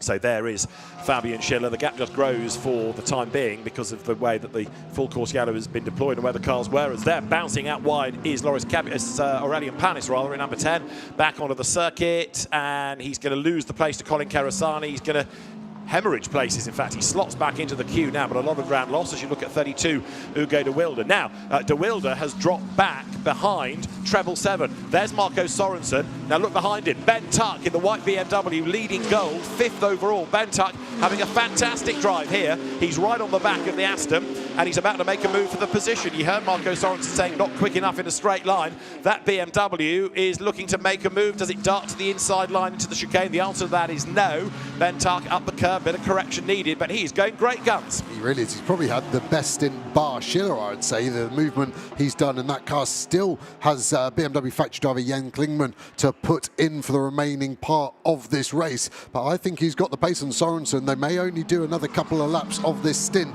but I think Ben Tuck has got it there. So the lead gap, 11 seconds. It has gone up a little bit given where the green flag was in relation to Schiller's track position, or the timing of the green flag in relation to Schiller's position. Into the pit lane comes Ugo de Wilde. Now, this is a crucial one, remember, because they want this to be the last pit stop, but it's going to be 5 seconds longer because of that penalty. But interesting that they brought de Wilde in relatively early. Yeah, maximum stint 52 minutes, so it looks like they're going to go over that, but the pit lane is like no man's land. So by the time that car leaves, it will be under 52 minutes, and then so the driver will be okay and won't go over that maximum stint time. So cars can pit if they want for their final mandatory pit stop now. Right now, it's Cairoli, Schiller, Kirchhoff, Sorensen 4th, but for how much longer? Because he's got Ben Tuck there, look, bearing down on him. Aston Martin ahead of BMW, and it is, don't forget, a BMW, the Almanar Racing entry, that he's leading in gold. Faisal Al-Zubar started, did a good job. His pace continues to be very rapid. I've only just noticed, actually, but forgive me if it happened a while ago, that the back of the car looks like it's missing. So have a look at the rear of that BMW. There's bodywork no longer there, so it's a kind of lightweight model, but it's clearly had its skirmishes early on, but it's not affecting the pace, is it? No, and it works with the livery, but yeah, the whole rear bumper has detached itself, so seems to be letting the air off better. If anything, the diffuser is the main part of the rear aerodynamic aid, and that seems to be okay. But yeah, great spot there, David. It's the lightweight version. Yeah, exactly right. So it's an M3.9, that, as he comes up to the Parabolica. Yeah, this is really close. The 32 car leaving pit lane in front of our box with over 52 minutes remaining. Stint time is maximum of 52. Interesting to see how that one pans out. Okay, so the pit exit line. Back into the race goes Ugo de Wilde, number 32 BMW. There is Ben Tuck then for Team WRT, but the Almanar Racing side of the garage, if you like. And he's on the back of Marco Sorensen. Luca Enschler, by the way, has taken over 63 on that most recent pit stop. And down now towards the chicane once again goes Ben Tuck. Couldn't find a way through there. Behind him is Alessio De Leda in 6th place, who is still leading silver from Gustav Bergström there in the blue BMW. 911 up on the inside line. Richard Lietz in that car that got a penalty earlier on. Just about everybody has got a battle on their hands right now, haven't they? Yeah, the field's starting to pan out again. Now we've had some decent green flag running.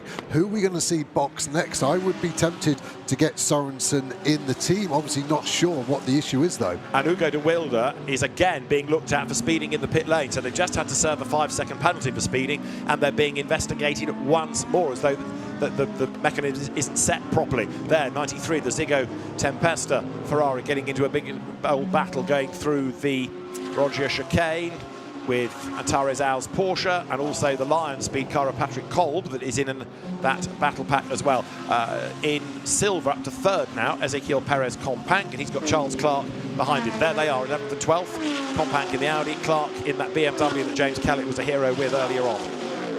And another penalty for the number 50 Ferrari. It's second of the race for a second short refueling offence. I think that's its third. Third penalty. Oh, okay. So it's been consistent because every pit stop has had it. So there must just be an error or an issue with that fueling rig. Tuck still behind Sorensen. I thought that move might be done. Keep an eye on pit entry for those two to see if they do bail for the pit. See a Porsche flashing its headlights furiously in the background. 50 has only done 2 pit stops.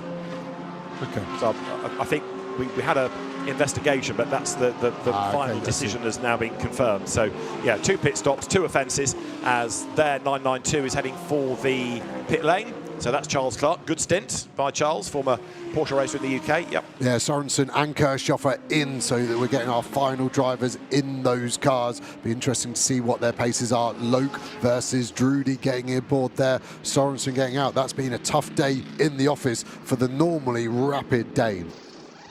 Yeah, Matteo Drudy is now given the task of bringing the car to the end. Just 50 minutes and counting on that clock as the front of the car is swept of anything nasty. And there you've got Matteo Drudy getting on board, ready to go. But he's going to have to drive the wheels off that.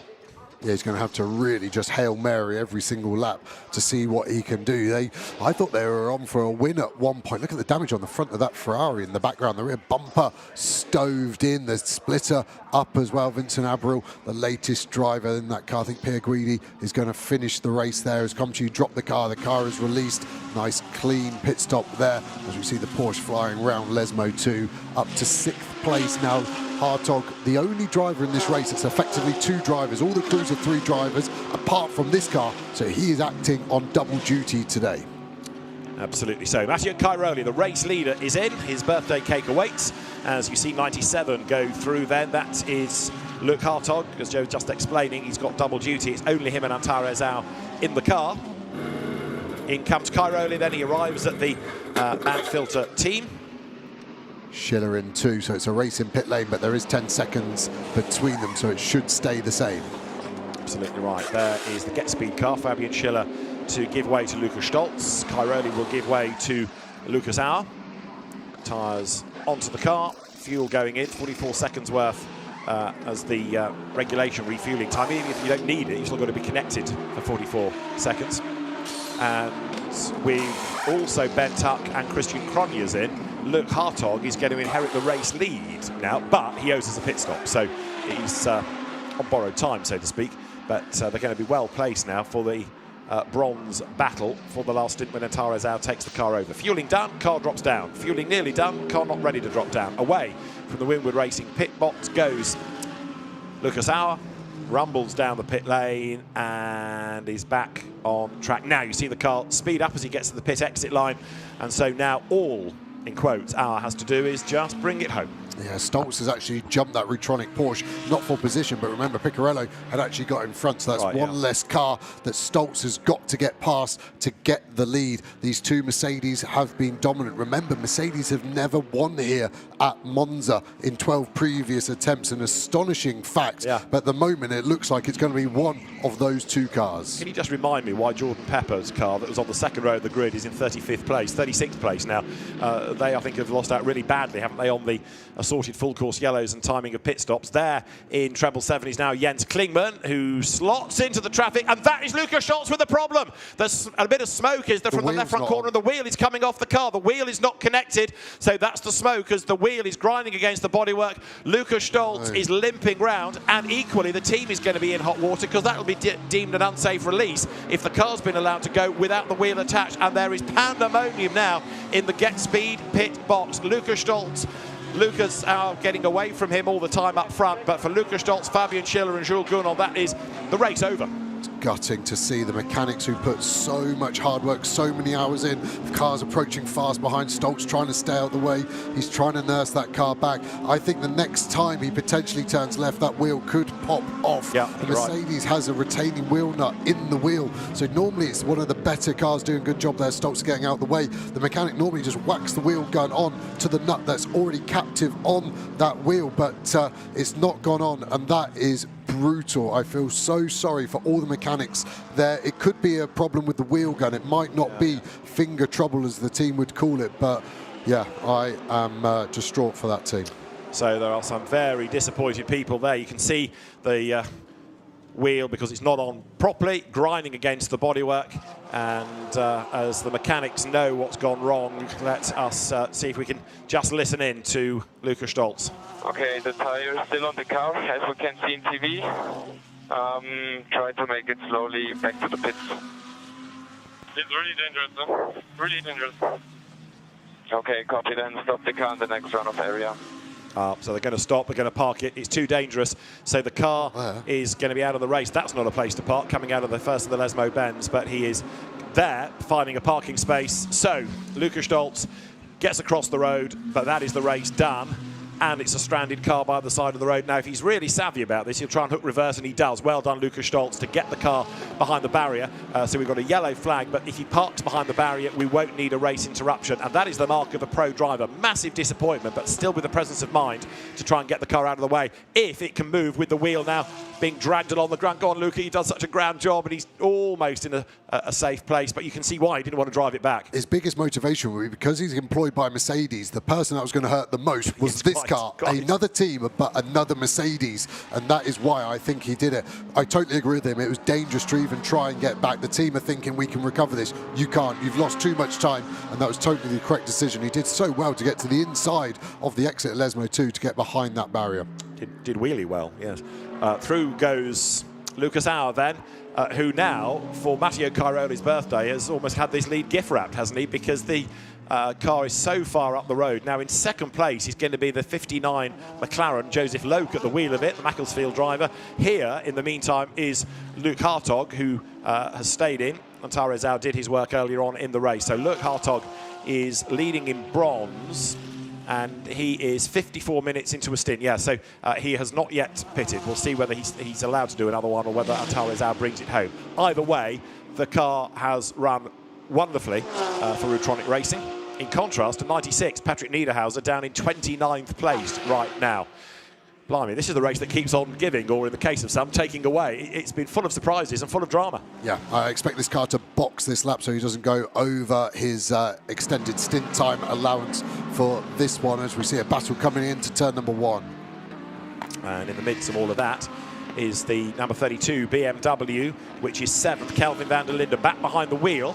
There's still an investigation over pit lane speed, but he's just put himself up ahead of Mikkel Pedersen in the 54 Dynamic Porsche. So Kelvin van der Linde running in 7th place, and there up to the chicane they come. So Luke Hartog leading the race pro tem, but he owes us a pit stop. So it's Lucas Auer leading from Joseph Loke by nearly 26 seconds. And number 19 Lamborghini, Ivan Ekelchik at the wheel, Silver Cup leader all of a sudden, but pitted very, very early, is in 3rd place. Yeah, but he owes us another pit stop. I don't think he can get to the end on his drive time. No, he can't. So he is owing us a pit stop. So we're going to have to take him out of the equation. Hartog does box like I thought he would, and that will be his final pit stop. So our leader will be Lucas Auer in the Manfield to Mercedes from Joseph Loke. Another McLaren there, the RGN car going very slow, rear left puncher, and Tommy Foster's trying to nurse that car back. Well, he decides to try and park that car up like we saw Lucas Stolz, so he can try and get it back, but that tyre is going to start to cause damage soon. At least his wheel's on. He's got the advantage over his stops, and another puncture by the look of it. That's number 6 Mercedes.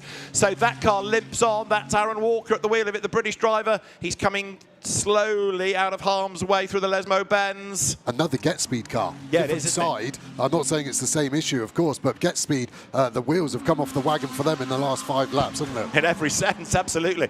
So that limps on, having been quick in silver. Right.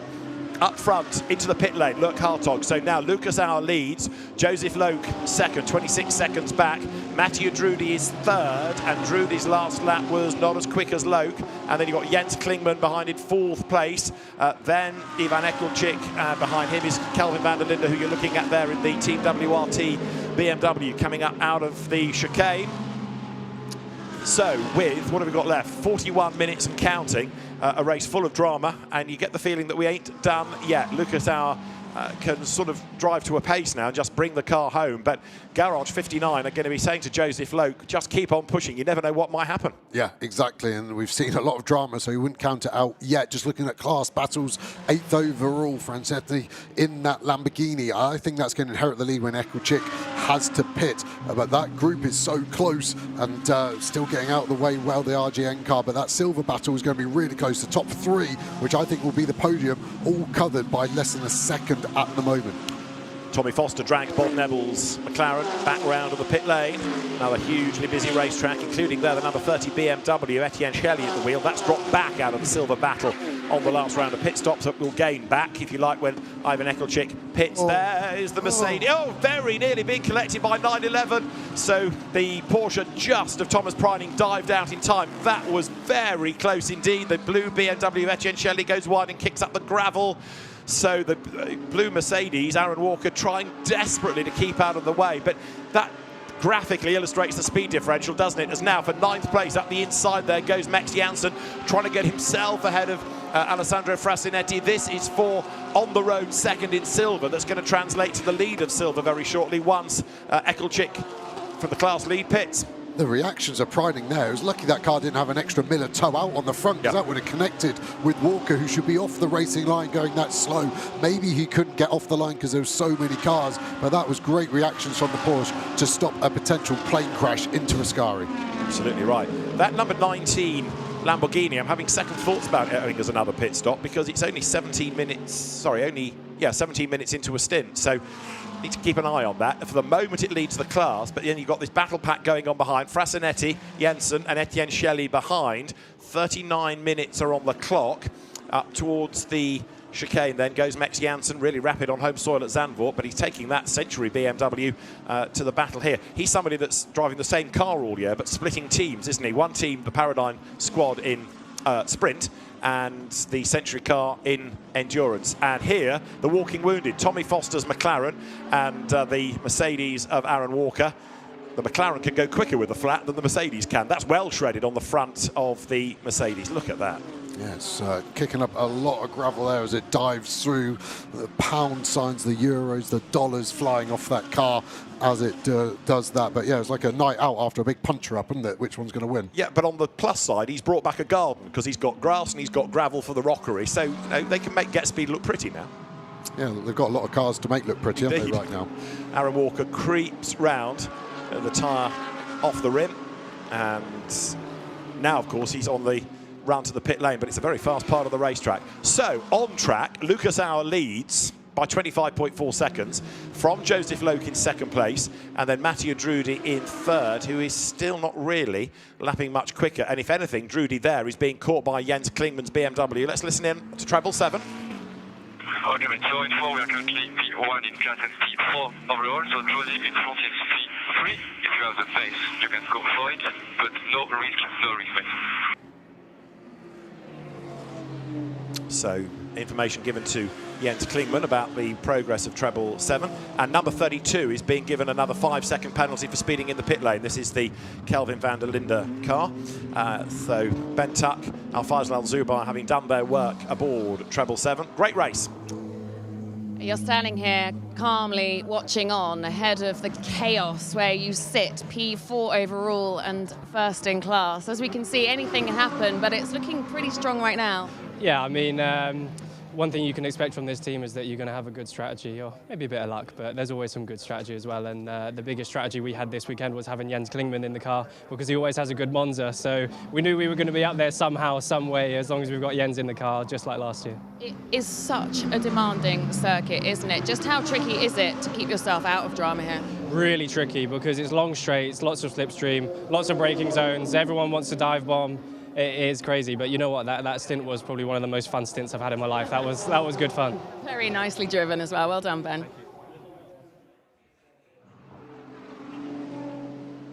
So there is the car that Ben Tuck has vacated. Jens Klingmann behind the wheel of it, and he's hunting down Mathieu Drudi. Again, that Aston Martin, okay, it's come up from its grid position, but it's just not racy enough, is it? There is Joseph Loke, who is new to GT cars this season. Joseph, who was Fiesta Junior champion 5 years ago. He was the BRDC award winner back in 23, and after a single-seater career that got as far as FIA Formula 3, switching to GT cars, and he's only doing the endurance season, but looking pretty comfortable. Yeah, looking really nice in a lovely part of the track as well, fully by himself. On the last lap, he actually took 0.8 of a second out of the race leader. So is that a trend, or is that a problem for Lucas Auer? He didn't have any traffic around him that I could see. So Loke will be making inroads, but that gap is 24 seconds. He is pulling away from Drudi at a similar rate to how he caught Lucas Auer on the last lap. But this has been a very, very strong race for this Garage 59 car, number 59. Indeed so, which is currently 24.6 seconds back. But even if the gap comes down, you get the feeling that as far as Lucas Auer is concerned, he's driving within himself. You know, he only has to win by 1,000th of a second as long as he wins. So right now, Joseph Loke doing a good job. As far as the classes are concerned, well, we've been focusing on Jens Klingmann leading in gold. Ivan Ekelchik in number 19, who is 21 minutes into a stint, is still leading silver in number 19. We just need to do some quick maths and see whether he's got enough time left to be able to go to the end, or whether the time's going to run out and he's got to do a driver reset. Second in silver is Max Janssen, and Etienne Shelly in that blue WRT BMW we've looked at previously is third. And there is your bronze leader. Luc Hartog is 12th overall. Marvin Dienst in 81 Winwood Mercedes is second, and 188 of Guillermo Oliveira. Well, he started the car. It's going to be Tom Fleming now. They've got this driver ID problem, haven't they? 188 is running third in the class. Now, fourth in bronze is 52. It's Andrea Bertolini. And Bertolini is 4 seconds back from Fleming. Could we get Bertolini on the podium in bronze in his farewell race? That's another one to keep an eye to. As here, over the line goes the silver leading Ekelchik, and there, big drama as into the back. The tyre bursts, the BMW just dodges around, and the Silver Cup leading Lamborghini has a tyre shred coming down the straight, and that is the end of it. The Lamborghini ain't going to limp around from that, and out of 5th overall and the class lead, Ivan Ekelchik has a puncture, and that puts 42 into the lead of silver, Max Janssen. Yeah, that was well caught. The speed they were doing, 260, 270 kilometers an hour. The tyre seemed to just rapidly deflate, and the 19 Lamborghini did well to keep it straight and narrow, and the 32 BMW did well. So watch this Lamborghini. You could see something there, then it goes, and Van der Linde had to just go hard right to avoid that. Did really well, and everyone lives to fight another day. But yeah, that's luckily as well. The debris goes into the runoff area, so I don't think we're going to need a full course yellow for that. But Century and now race leaders. I was fearful that the BM had clipped him, but he just avoided, didn't he? Brilliant reflexes there from Kelvin van der Linde. Thomas Preining-esque. You saw Preining avoiding the blue Mercedes a little while ago. That car limped back to the pit lane. Disappointment, by the way, for the Dean McDonald McLaren, because that has been in the pits, Louis Pret's car, now for quite a long time. Like about 12 laps. So a car that went well early on has retired from the race, sadly. Like at Paul Ricard, big disappointment again for Garage 59, putting the pressure on Joseph Loke to bring it home. Right, so back to the silver battle. It is now Max Janssen ahead of Etienne Shelly, and the gap between those two is 9/10. Here they are, look, the two BMWs, the red and white car there, leading silver. This is Max Janssen for Century, and then behind is Etienne Shelly, and slowing right down because a full course yellow has been called. So there is your silver battle, absolutely nose to tail, with our 7th interruption to the race. There is a full course yellow, and the pace of the race is slowed with 32 minutes to go. Yeah, it's going to be a fun regime there. The 19 car that had the blowout is actually pulled over at turn 1, so I assume it's not in a safe enough place. There it is, sure enough. Good matching liveries with the telehandler. Right, and the WRT squad very quick to say to race control, just to clarify, we didn't hit the Lamborghini. The tyre exploded. We were very close, but there was certainly no contact. There is 007 then, Mathieu Drudi ahead of Jens Klingmann. This is for third overall, pro versus bronze. Jens Klingmann has a good run at Monza, doesn't he? Outright winner last year, and he could well be on the outright podium again within 12 months. It was a September race last year rather than early in the season, but that car upholding WRT honour started treble 7 by Faisal Al-Zubair, who has come out of the BRDC Formula 4 and Formula 3 championships. He has won the GT3 Cup Middle East, but now racing in Europe and going really well with a nation watching on. Ben Tuck doing his great middle stint, and then Jens Klingmann to bring it home. He's one of the more experienced drivers, isn't he? Italian GT champion a couple of years ago. So again, he knows Monza inside out, knows all the nuances of it, does Jens Klingmann. And as the cars then come up towards the chicane, is the debris going to be quickly swept, or are we going to have to take this to a safety car? Because if we are, that's going to affect gaps once more. Just with that rear bumper missing, it'll be interesting to know why it fell off or why it got hit off and where is it. But if they are underweight, they're allowed to put that bodywork back in to the total weight of the car. But I think it's a huge aero advantage. You can see how much of the rear tyre, that air that normally comes off the tyres. I think we're going to go back to green looking at the Marshall's body language. Sure enough, we are. And good restart from all three of those cars. There didn't seem to be any time loss or gain for them. 30 minutes to go, and the class is still up for grabs, as there is Ash Sutton, so the 4-time British Touring Car champion, running in 28th place overall. We'll come back to his class position in a moment as we focus on what's going on in silver, because on the resumption of the race, look, Thomas Preining's Porsche clears the traffic. He's had a mega restart. He has, hasn't he? Because, yeah, Thomas Preining has jumped about 3 places. Now, was it a mega restart, or were one or two of them a little bit tardy away? Let's have a quick look in a moment. There, look, the silver BMWs, Silver Cup BMWs together. It's still Janssen ahead of Shelley. 97, remember, the Porsche there leading in bronze is Luke Hartog. So big battles going on. Now, here's the replay. And the green flag, the BMWs overlap. They get together. It all kicks off.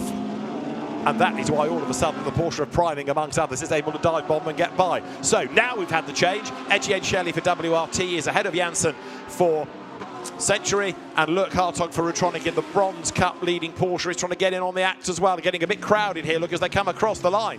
Hartog needs to be careful. He's easily leading the bronze class. He doesn't need to get in a fight that could potentially jeopardise that. But you tell that a racing driver that's trying to get inside the top 10 of a GT World Challenge race. And also in the battle there for 12th is Matteo Michelotto in the Pro Cup white VSR Lamborghini. So they're all battling for position outright, but they've also got to be mindful of their class situation as well. The Porsche's going through now. For 7th place, you've got Aenshin Guven versus Thomas Preining.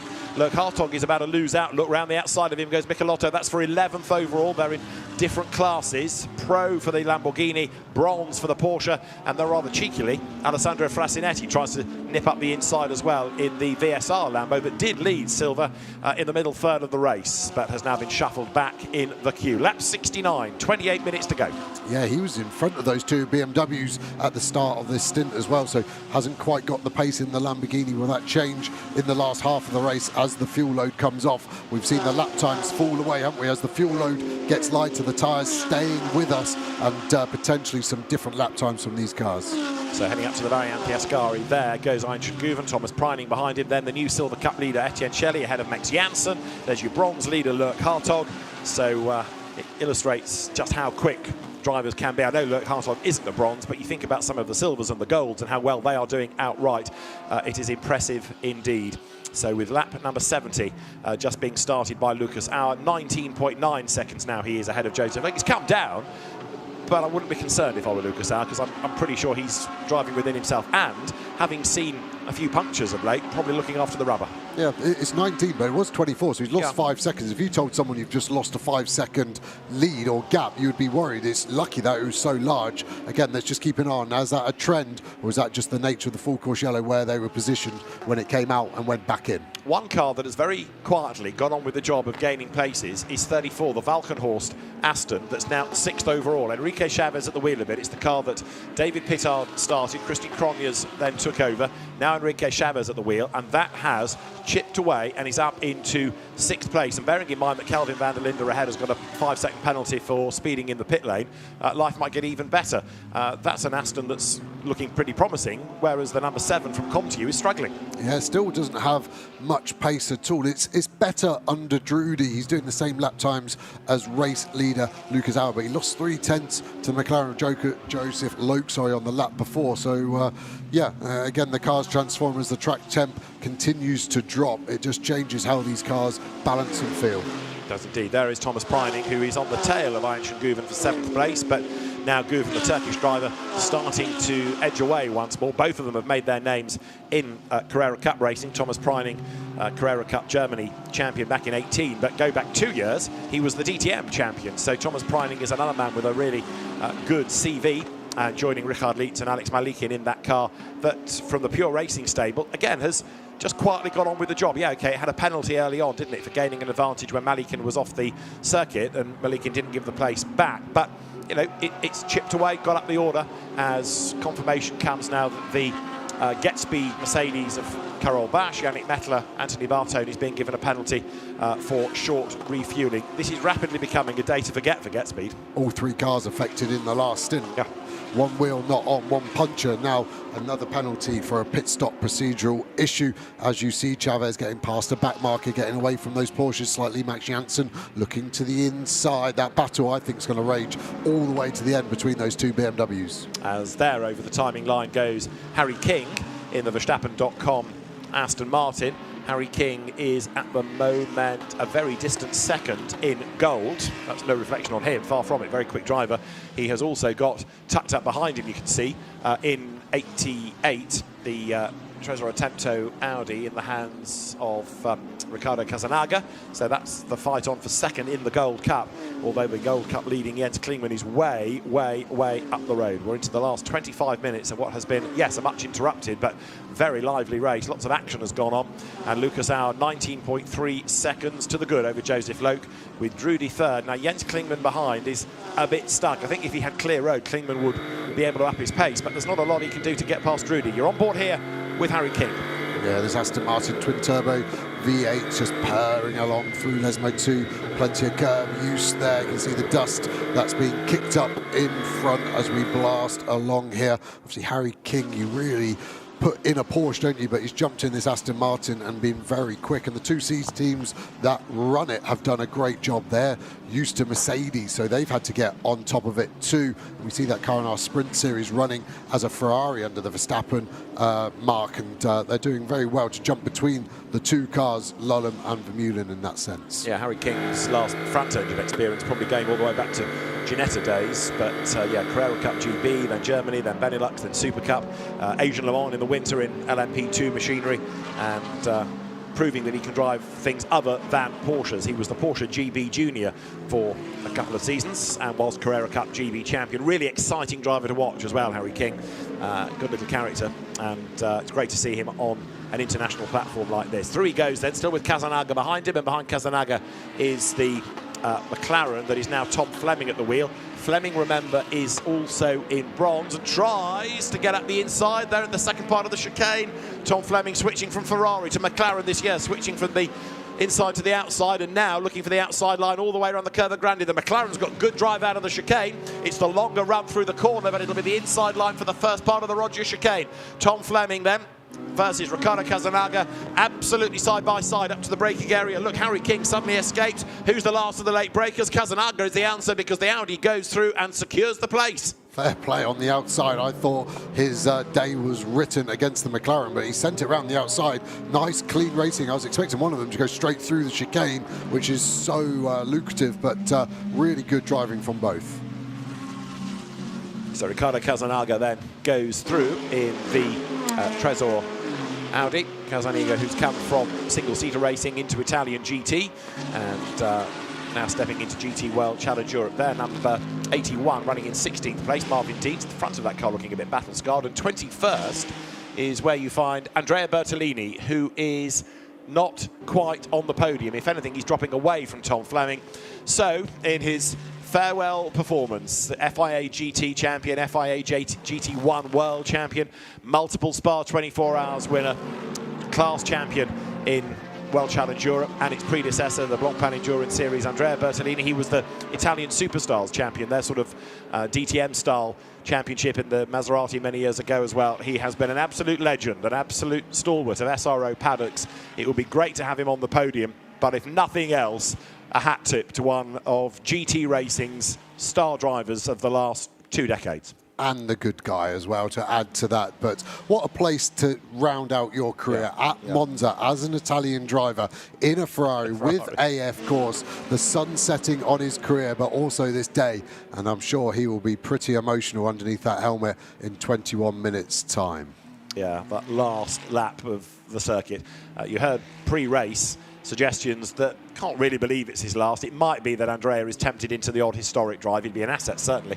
But as far as contemporary GT racing is concerned, this is the end. But we will see him at Spa. He's already said he's going to carry on in a sort of driver coaching role, and he'll be brilliant at that. And that's why he's always done so well with amateur drivers. You know, he's one of those, Johnny Adams, another we often talk about, who can invest in the AM. And actually, in the case of the Machiels family, not only invest in the AM, but in the AM's son for the next generation. So the results are there to unlock, and he's a great driver coach as well. In silver, look in the background for blue BMW, because now Etienne Shelley is ahead of Max Janssen, who's doing his best to stay with him.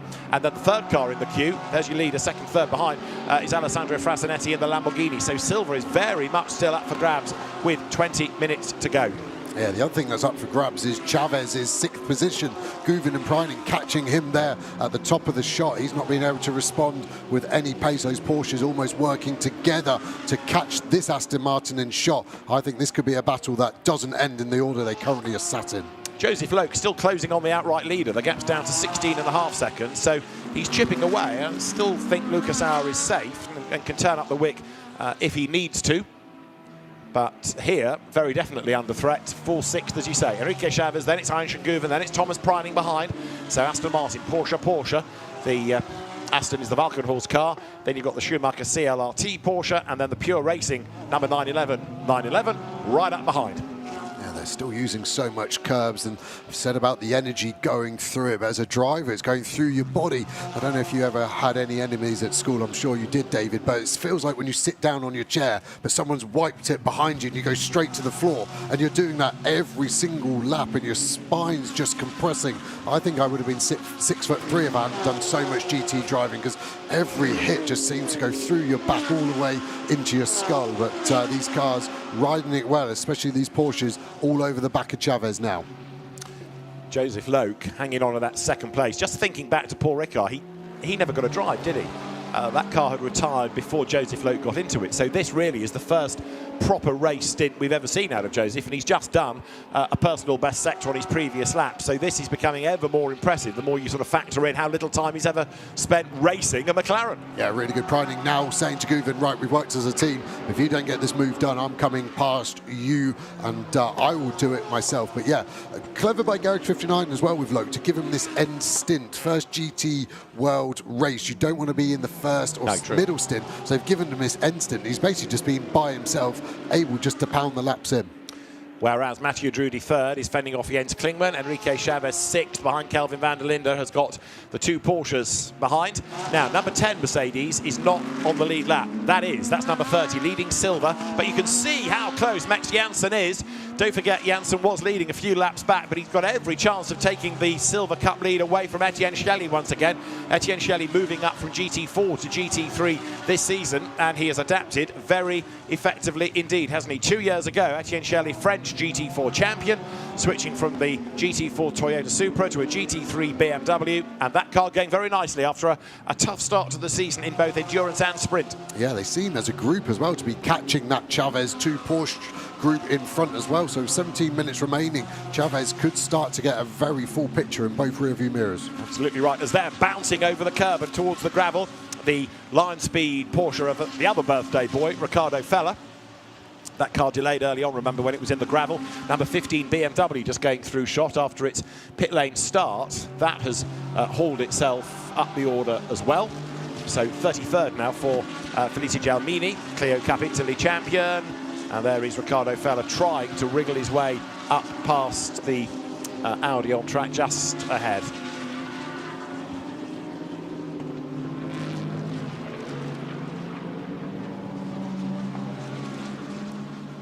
Race leader, lest we forget, Lucas Auer, out on his own through traffic, and after a topsy-turvy race for other Mercedes teams, this has been the one constant. He's just quietly got on with the job and accelerates then once more up through the Lesmo bends, looking pretty solid up front now, Lucas Auer, and here that car's gone like clockwork. Yeah, you can see the debris flag out from the marshals there. It's probably just the amount of stones and gravel on the exit. He's hustling on those. He went through Lesmo 1. You can see the rear tyres putting down some rubber. So he's on the limit here. Here is the second place car. That is how big the gap is. 14.9 seconds.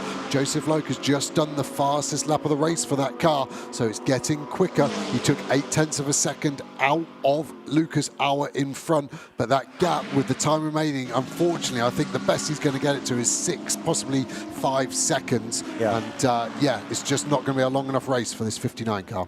But Joseph Loke, like you made the point a little while ago, learning all the time. So every lap he turns, all valuable experience, especially given that the next race is the hugely important CrowdStrike 24 Hours of Spa. Hugely important, not only because it's the biggest and best GT race in the world. Have you booked your tickets? Why not? You need to do it. But also because you get points in the championship, not only at the end, but at the 6-hour mark and the 12-hour mark. So again, strategy comes into that as well, as where you use your drivers to make sure you try and get the biggest haul of points at those 2 intermediate marks. There was one year, wasn't there, where Acker ASP kept Timo Bogoslawski out of the car for the first 12 hours because he wasn't as quick as the other 2 drivers, so they wanted to maximise their time and do a bank raid of points. And then they put Timo in the other side of the 12-hour mark and let him get a lot of mileage in and help bring the car home. So right now, we have 15 minutes to go. Here is 991. If you follow the British Touring Car Championship, you'll be aware of Ash Sutton, 4 times a champion, and he is currently in 27th place overall, which means that he is 6th in class. There are people that rather uncharitably describe touring cars as taxis. Well, this is a rather different race car, isn't it, with all the grunt, with all the aero, and Ash having his first GT3 race, his first race at Monza, his first proper endurance race. If a 2-driver historic race at Goodwood counts, then okay, count it. But there's a lot of new here. But Ash, for what he terms future planning, having a look at GT racing for the future, and he scrubbed up very well indeed, hasn't he? Yeah, I've heard rave reviews about him from the team at Paradigm, and I've worked with Ash in the past on some McLaren events, and he's always been very, very quick when he jumps in the car, so I'm not surprised he got the call up, and he's got a WRT BMW behind him of Van der Linde, so that will be a fair barometer as we watch the gap between those cars. It's not for position, but something that has happened for position is the Silver Cup lead has swapped back round to Janssen. Indeed so. Max Janssen back ahead of Etienne Shelley, so we did suggest that might be possible, and Max Janssen has proved it right, so he's up into 9th. Etienne Shelley down to 10th overall. In terms of stint time, Max Janssen has been a little bit longer into the stint by, say, 4 minutes, but these cars very evenly matched, as through the Variante Ascari with 13 3/4 minutes to go. Max Janssen leading the way. Yeah, he'll be fine on his stint times. He's going to go all the way to the end. There's this battle that rages on. It's still the same order at the moment. Chavez from Guven, from Preining. Then our Silver Cup 1, 2 and 3 running as a trio. Then our Bronze Cup leader, Lawrence Hartog. So we've got a lot going on in that small place. There's Ricardo Fella, who's had an eventful birthday. But the other birthday boy, Caroli, the teammates to our leading car, Lucas Auer, at the moment, has upped his pace slightly, and that gap is actually staying at 14 seconds. Down towards the first chicane they head. Thomas Preining still on the back of Guven, who still hasn't worked out how to unsettle Enrique Chavez, has he? This, again, we talk about the balance of performance, making the cars so evenly matched, so competitive, but when you get on the tail of another car, it's so tough, short of getting an incident or a mistake out of a driver, to gain a place. And here was a mistake. Etienne Shelley a bit too quick into the chicane because he tried to outbrake the back marker, and actually he did himself harm because he compromised himself. So on the exit, up and past, went Max Janssen. Really smart driving from Janssen there. He read the situation so well as Chavez has to defend from Guven all the way to the inside. Preining, is he going to try and go around the outside here or go for the cutback? This is going to get very spicy very quickly. Way out wide goes Preining through the gravel. He's briefly airborne. He's across the grass, keeps his foot in, gets it back on the racetrack. That was a wild, wild ride. Uncompromising. Ayhan Guven. Take that, Thomas Preining. He says, I'm a bit busy trying to get past this Aston Martin. Don't bother me now. This is my place. And Thomas Preining managed to bounce through the gravel and keep going. And now, look, goes left and right to clean the tyres, try and get rid of some of that gravel. But if he wasn't fired up before, he's going to be well fired up now after that. He's going to be on the back of Guven and knocking to come through very quickly. You try and go around the outside, you expect it there. Flash of the headlights maybe doesn't show that he expects it. But the rules of engagement have now been drawn. Yeah. So I expect those Porsches who were, I think, working together to catch Chavez will do anything but work together if they do get together in what we're going to get, another 6 more laps. Just have a quick look though at the front of Preining's car. He's brought some grass back with him. Is it enough to compromise the pace of that car with the temperatures going up? We'll have a closer look in a moment, I'm sure. Max Janssen goes by, but right now Guven on the tail of Chavez. There, look, is the Porsche. Have a look at the front. There was some grass in there. It doesn't look too bad, does it? So he's out of the chicane. I think he might be able to get to the end without too much pace lost. Yeah, it's just in the bottom part. Might even help with create a bit less drag.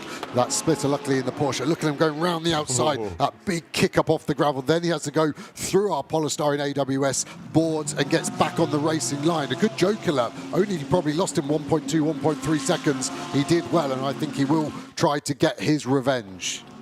And you can see what has happened at the front of the car. That grass scooped into it. He gets a bonus point for threading between the AWS markers rather than demolishing, so that goes down well. And Thomas Preining is almost back with them, isn't he? He has lit the blue touch paper. Right, Ayhan Guven, you are about to be descended upon by a very irate Thomas Preining. Yeah, it's like when you cut someone up on the motorway and you try and get away from them, then you get stuck in traffic half a mile down the road and they're the one behind you and you've got an awkward standoff in the mirror.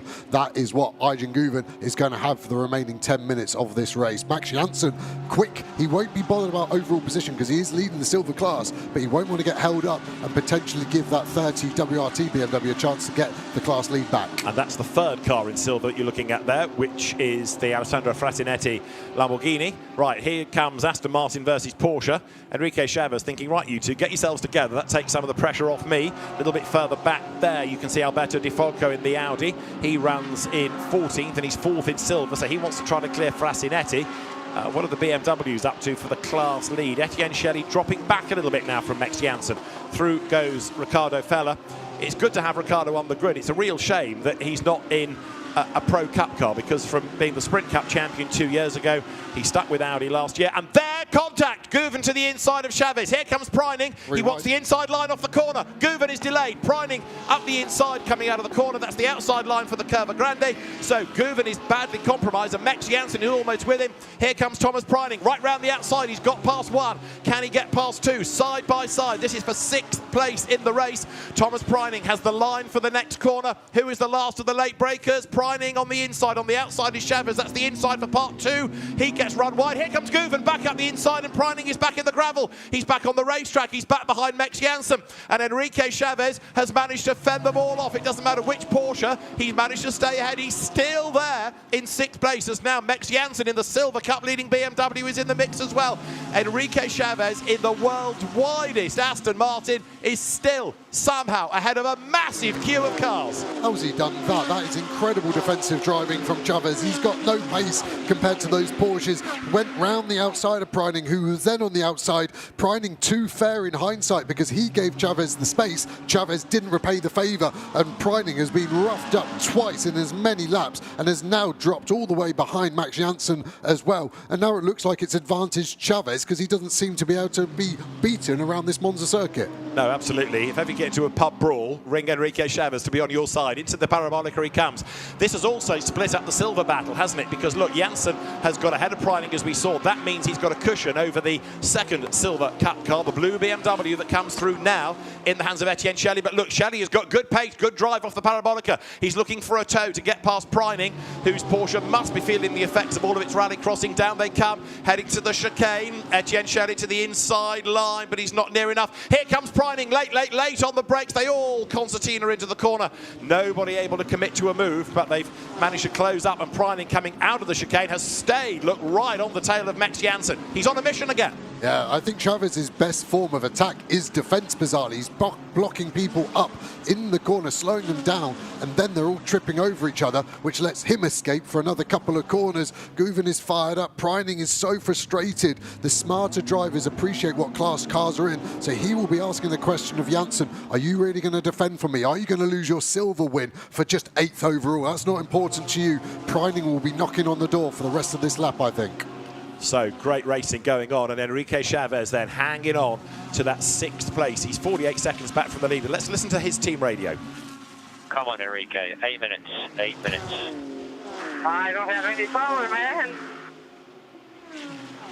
So lack of power, the team urging him on. Only 8 minutes, they said. Well, boy, he's worked hard, hasn't he, for whatever position he ends up with here. The Valkenhorst Aston Martin going so well. Valkenhorst, a team, remember, a few years back that won the 24 Hours of Spa outright when they were running BMWs, and whether that experience comes into good effect at the end of the month when we head to the Ardennes remains to be seen. But right now, Chavez 6th, Guven 7th, Jansen 8th and leading his class, 9th, Preining 10th. There is Etienne Shelley, who can't do much about the silver lead because he's got that pesky Porsche between him and the class leading Max Jansen. So Century Motorsport could be on for a silver win here. Quickly, bronze, still like Hartog, and gold, still Jens Klingmann, 4th overall, but he can't do much about Drudy. No, and Chavez talking about no power, that isn't an issue. That's him just saying compared to the Porsches and potentially the BMW now, I've got no straight line speed. It's a nice call to the BOP just to say for Spa, could we have a bit more boost, please, sir? Just a tiny bit more would be really beneficial to my life. Yeah, please, sir, can I have some more? There is 911. Enrique Chavez being looked at for with 911, forcing off track noted at turn 5. So Enrique Chavez and Thomas Preining's brief duel is being looked at, but Heinrich Guven had a part to play in all of that as well. So I'm sure when they do sit down, the stewards, to review it, they'll identify who did what to which and to whom. But it's been great racing to watch. It would be a shame if there was anything in the system that ended up penalising cars. But if race control feel anything was done outside the spirit of the regulations, then the drivers can expect the results accordingly. There's Etienne Shelley, still running 2nd in silver. This is what happened. So Thomas Preining to the inside, Enrique Chavez on the inside for the next part of the chicane. He couldn't really disappear, could he? Interesting, didn't seem to be any side-to-side contact. I still think Preining should have gone a bit deeper on the brakes and not allowed Chavez to claim the 2nd apex through the right. And that is ultimately why Preining ran wide. Action in the background, car in the gravel trap. That's one of the Lamborghinis. It is indeed, and that, I fear, maybe Frasinetti, who was running 3rd in silver. Alberto Di Folco goes through, and with 4.5 minutes to go, are we going to need a safety car to get it out of the way? Could the race even finish under the safety car if that's required? Because we're so close to the end of the race, and there's a car beached in the gravel. Telehandler is already starting to move, but it did look as though that was the Frasinetti car. Yeah, it's not come by. So number 60 in the gravel, Alessandro Frasinetti, and there our cameraman manages to frame the shot beautifully under the arch of the telehandler, that then has the temerity to drive into the way. Alessandro Frasinetti out of 3rd of silver. Here's the replay. He's just sideways going into the corner, across the gravel. Cars scattering avoidance, including here 99 of Alberto Di Folco. But Frasinetti is in the gravel bed. Full course yellow is called. Here's the other replay of it. Around he goes. Gravel beckons. Our 8th interruption. 3.5 minutes to go. Yeah, I couldn't work out if there was contact with the Audi. The Audi obviously innocent as the 60 car there just went in front of him. Are we going to get back to green? The telehandler already there. The pins of that rope will just be put into the top of the roof, into the roll cage. They can lift it up. That car could be clear in the next 90 seconds. We could have a mad 60-second dash as we can go straight back to green. Right, this is your lead car. It is the Mercedes-AMG team man filter entry. The Austrian driver Lucas Auer at the wheel of it. There's the team, not knowing whether to start the celebrations or keep biting nails at the moment. Lucas Auer, Gerhard Berger's nephew, at the wheel of the car. Joseph Loke, 13.7 seconds back in second position. Mathieu Drudi, third. So it's Mercedes-AMG from McLaren, from Aston Martin, from BMW, fourth. Jens Klingmann leading in gold. Fifth, BMW, Kelvin van der Linde with a penalty to apply at the end. Sixth, Enrique Chavez. This takes the pressure off him for a minute or so, as there the yellow flags fly. 2.5 minutes are on the clock. So it might not even be a full racing lap. You never know, but we like to go green for the very end of the race. I suspect what will happen, even if we are still under full course yellow conditions, there'll be a green on the start line to go with the checkered flag rather than have the cars come through overly slowly, but we'll see. So at this pace, this would be the last lap anyway, wouldn't it? Because if it's a full lap at least, the pace, depending on how much time is under yellow, is so much slower under the full course yellow, slower than safety car, and we have got 2 minutes of the race to go. Under green flag conditions, a flying lap's 1 minute and 45. So at this pace, we're on the last lap now. Yeah, unless it goes green very quickly. It takes 70 seconds to do sectors 2 and 3. So we are 35 seconds away from that. So if we go green in the next 30, we could squeeze another. But we are now with less than a lap time to go as the lead car heads up towards the Rogier chicane. I think at man filter they are starting to think that a walk to the podium is relevant right now. We are going to run out of time on this lap the way I think. Yeah, now we go back to green, so it's going to be the road clear. 1 minute and 20 seconds now. If he hits sector 2 in the next 4 seconds, we could squeeze another one now. I predict this is going to be another lap by 2 seconds. Let's see if I can be wrong about another thing today. All right, if you were the team, you would say to Lucas Auer, look, you've got a big gap in hand, back it off. There's no point forcing the issue for one more lap, surely, because Joseph Loke is a long way back. However, Enrique Chavez is still under attack from Ayenchen Guven. The Silver Cup battle isn't resolved. Guven to the outside of the Aston, right round the outside he goes, makes it stick, does he? Yes, Guven has done it at long last on the restart. Good hard racing. Ayenchen Guven goes into 6th place in the Porsche and gets away straight away. Look at the Silver Cup, BMW's nose to tail behind. Yeah, where's Preining gone? He should be somewhere there. Both of these cars have had a great restart and they've just escaped, so this battle is just going to be between the two of them. Chavez trying to fight back. That's probably his last chance because they have the pace. There's the silver battle. Nose to tail. 42 is the car of Max Janssen from Century, the WRT entry behind of Etienne Shelley. Not that far behind. Look at the blue Porsche, Luc Hartog. He is the leading driver in bronze. Behind Etienne Shelley there is a white Lambo, but it's in a different class. It's a Pro Cup car of Matteo Michelotto. The clock in the meantime has got 5, 4, 3 seconds up to the line. Comes Lucas Auer. He goes through now. The checkered flag is waved, so Lucas Auer comes across the line. He was just slightly under the 3-hour mark. 2 hours 59.6. So by 0.4 of a second, he's under, but the checkered flag was shown. He tried to slow down as well, didn't he? Just didn't time it. I think the Lamborghini was blinding him to try and see the finish line. So luckily he wasn't going so slow, and luckily the gap wasn't so slow. That Porsche going very slowly, that's got a problem. He needs to get out of the way of this battle coming. It's going to explode behind him if he doesn't get out of the way.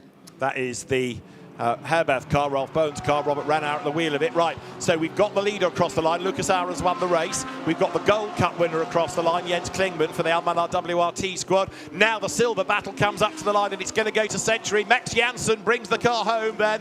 So Gerald Roberski, Will Moore and Max Janssen are our silver winners from Etienne Shelley, who brings number 30 home. And Luc Hartog and Antares Au are the winners of bronze. That was 8 interruptions, but what a race.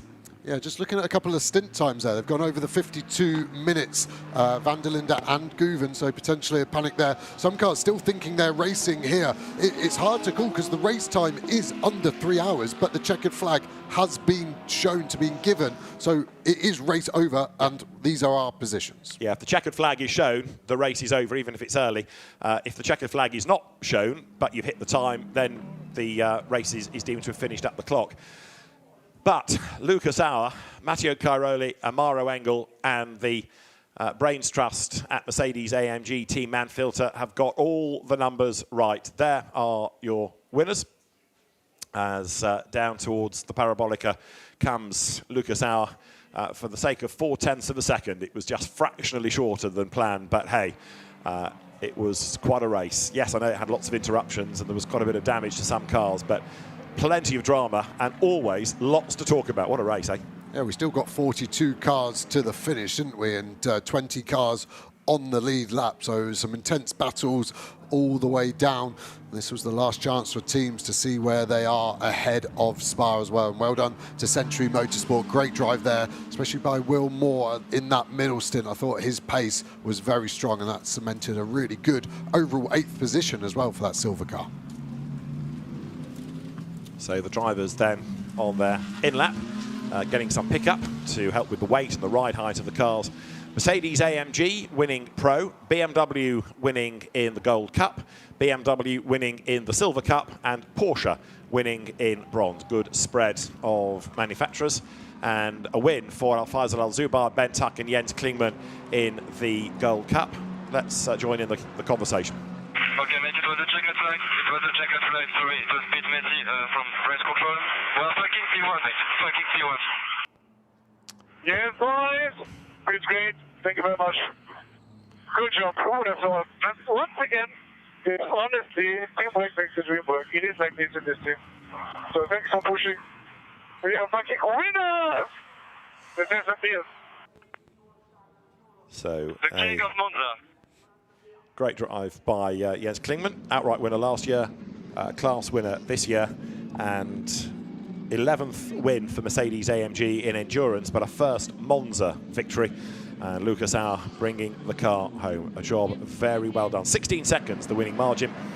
And we'll no doubt be able to hear shortly from 3 very happy drivers. And Matteo Cairoli's birthday present from the team is a race win. Of course, he's not a Mercedes-AMG factory driver, but if he carries on like this, he might be. There, Jens Klingmann, who's been part of the BMW roster for a long, long time, bringing all of that experience to good effect.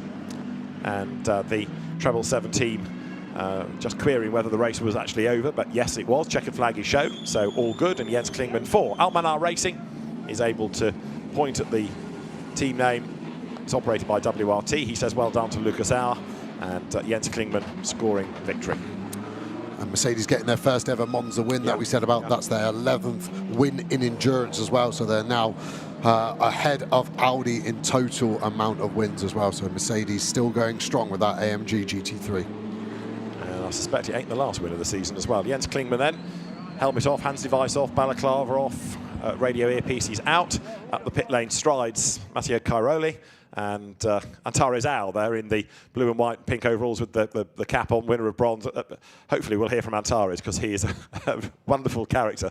And he and Luke Hartog winning bronze.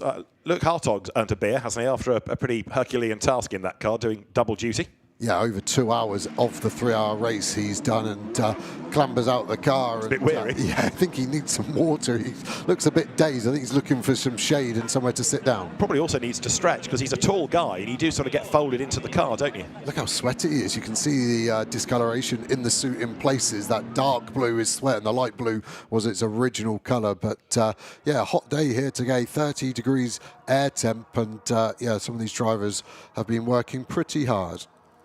So Antares Al looking as fresh as a daisy, goes to see his co-driver there, Will Moore, and also Jared Waberski up from single-seater racing, celebrating with their co-driver winning in Silver Mex Janssen. But Luca Sauer, Mauro Engel, Matteo Cairoli win at Monza. Alex Legui is with them.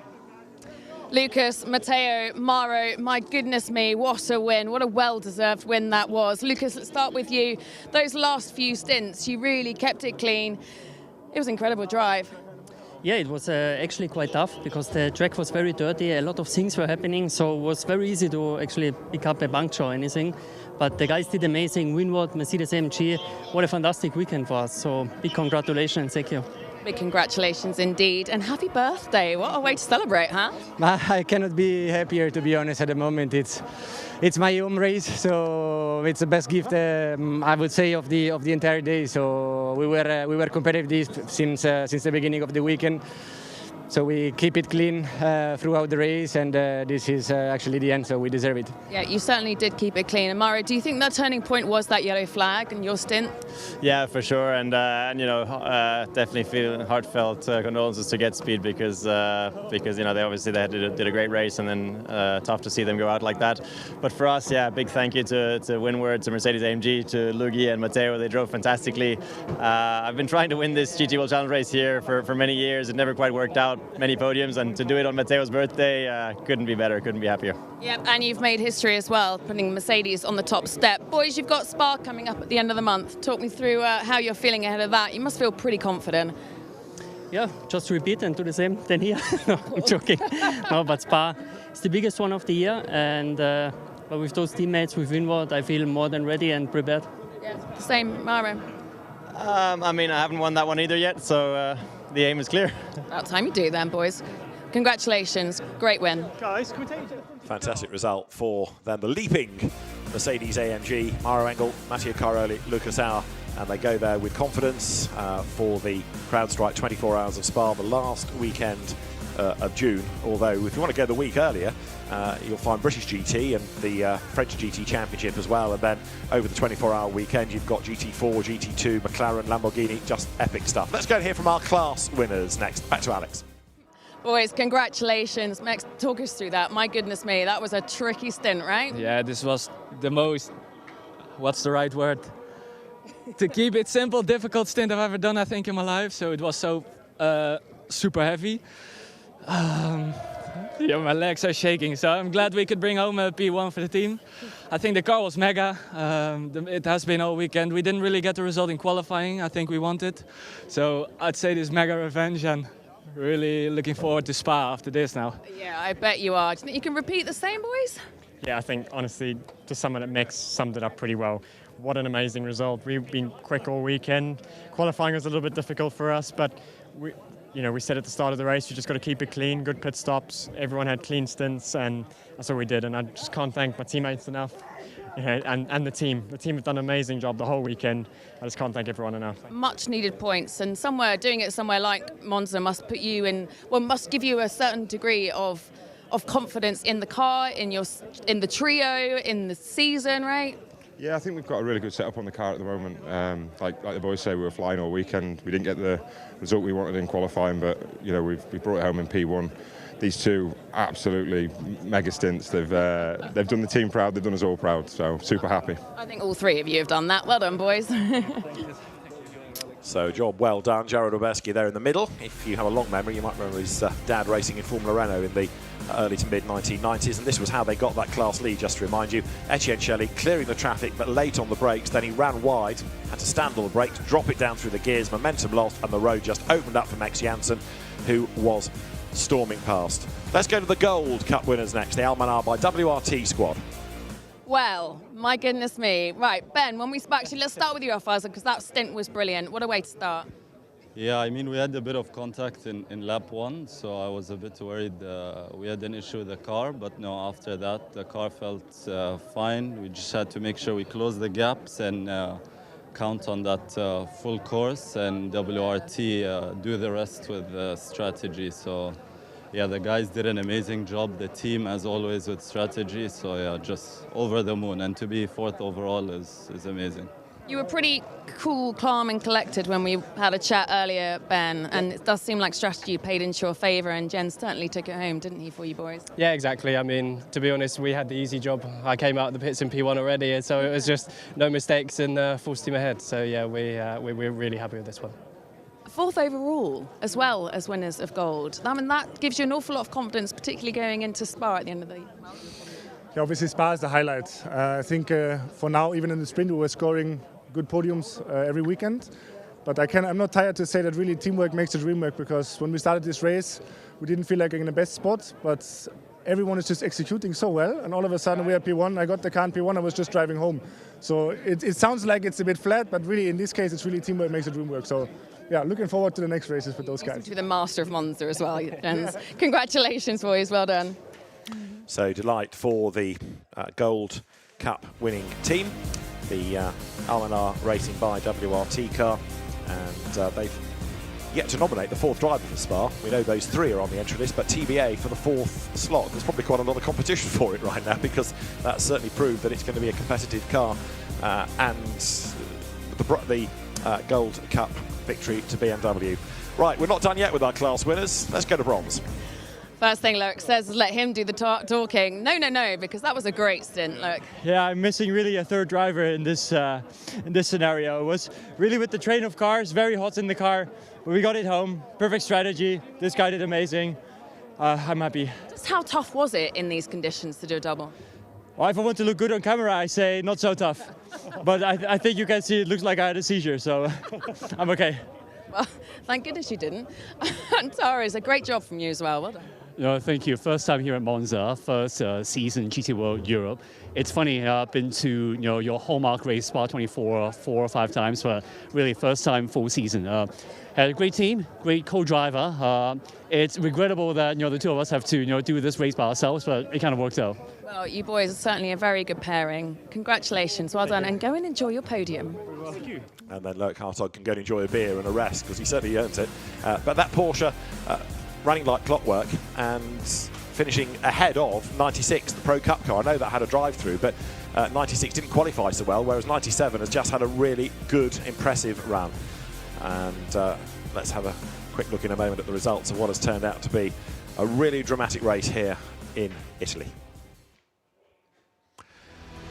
So, there might be 1 or 2 penalties still to apply with things being looked at, but provisionally, Lucas Auer, Matteo Cairoli, Mauro Engel are the winners of an almost 3-hour race at Monza, just 0.4 of a second shy. Joseph Loic having his first proper race in a GT3 car with Marvin Kirchhofer and Benji Goethe taking second from Mathieu Drudi, Niki Thiem and Marco Sorensen. Fourth, Jens Klingmann, Ben Tuck, Al-Faisal Al-Zubar to win gold ahead of Calvin van der Linde, Charles Witz and Ugo de Wilde.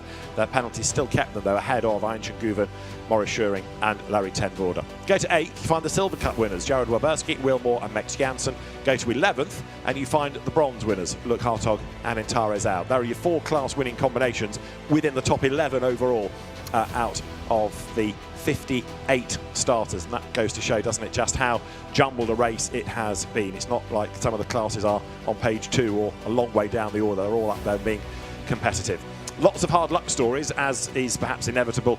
Maybe the hardest of all, the number 17 Get Speed Mercedes retiring with that loose wheel. Recovering to 33rd after being knocked into the gravel early on, the Tim Santler Kotaki Liberati Mercedes AMG. The Corvette just 1 place ahead of it. Tough day for Dustin Blattner, Conrad Lawson and Dennis Marshall's Ferrari, which is normally quite quick in bronze. But have a look at that long list of either delayed cars or non-finishers. A lot of them did not get to the end, and it's a good job there's quite a few weeks of repair time before we go to the CrowdStrike 24 Hours of Spa. I know we've been talking about the fact that you really ought to come and join us, but you really ought to come and join us. It's an epic weekend of sport coming up at the end of the month. Andrea Bertolini in his final race, coming home in the number 52 Ferrari. 20th place overall for Andrea Bertolini. He was the last driver on the lead lap, incidentally, but 4th in class means that he misses out on the podium, which in a sense is slightly cruel, but what a career he has had, and Andrea Bertolini certainly deserves all the respect and the adulation he's had this weekend. It has been quite a career. Andrea Bertolini, thank you for the memories.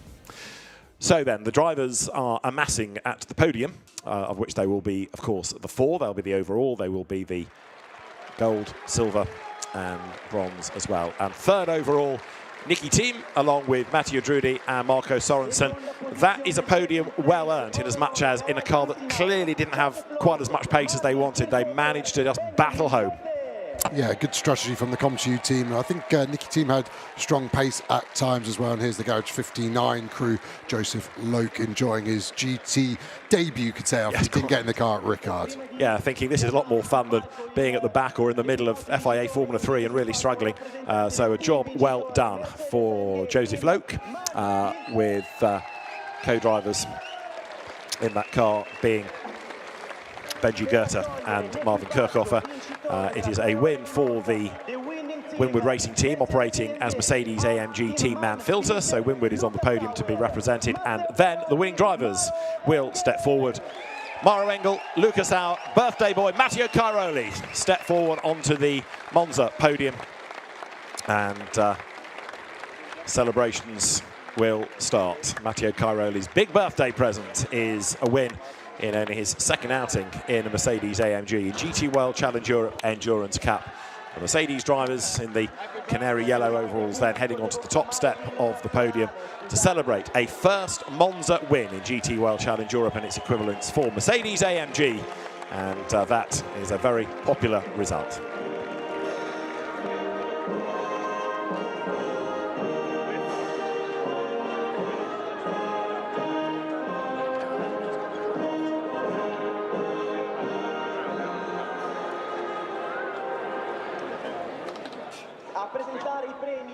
So the trophy is about to be presented, and a good result for the Aston Martin drivers. A podium, Matteo Braga, the customer activity manager of Pirelli that supplies all the tyres, giving the trophies to Matthew Drudi.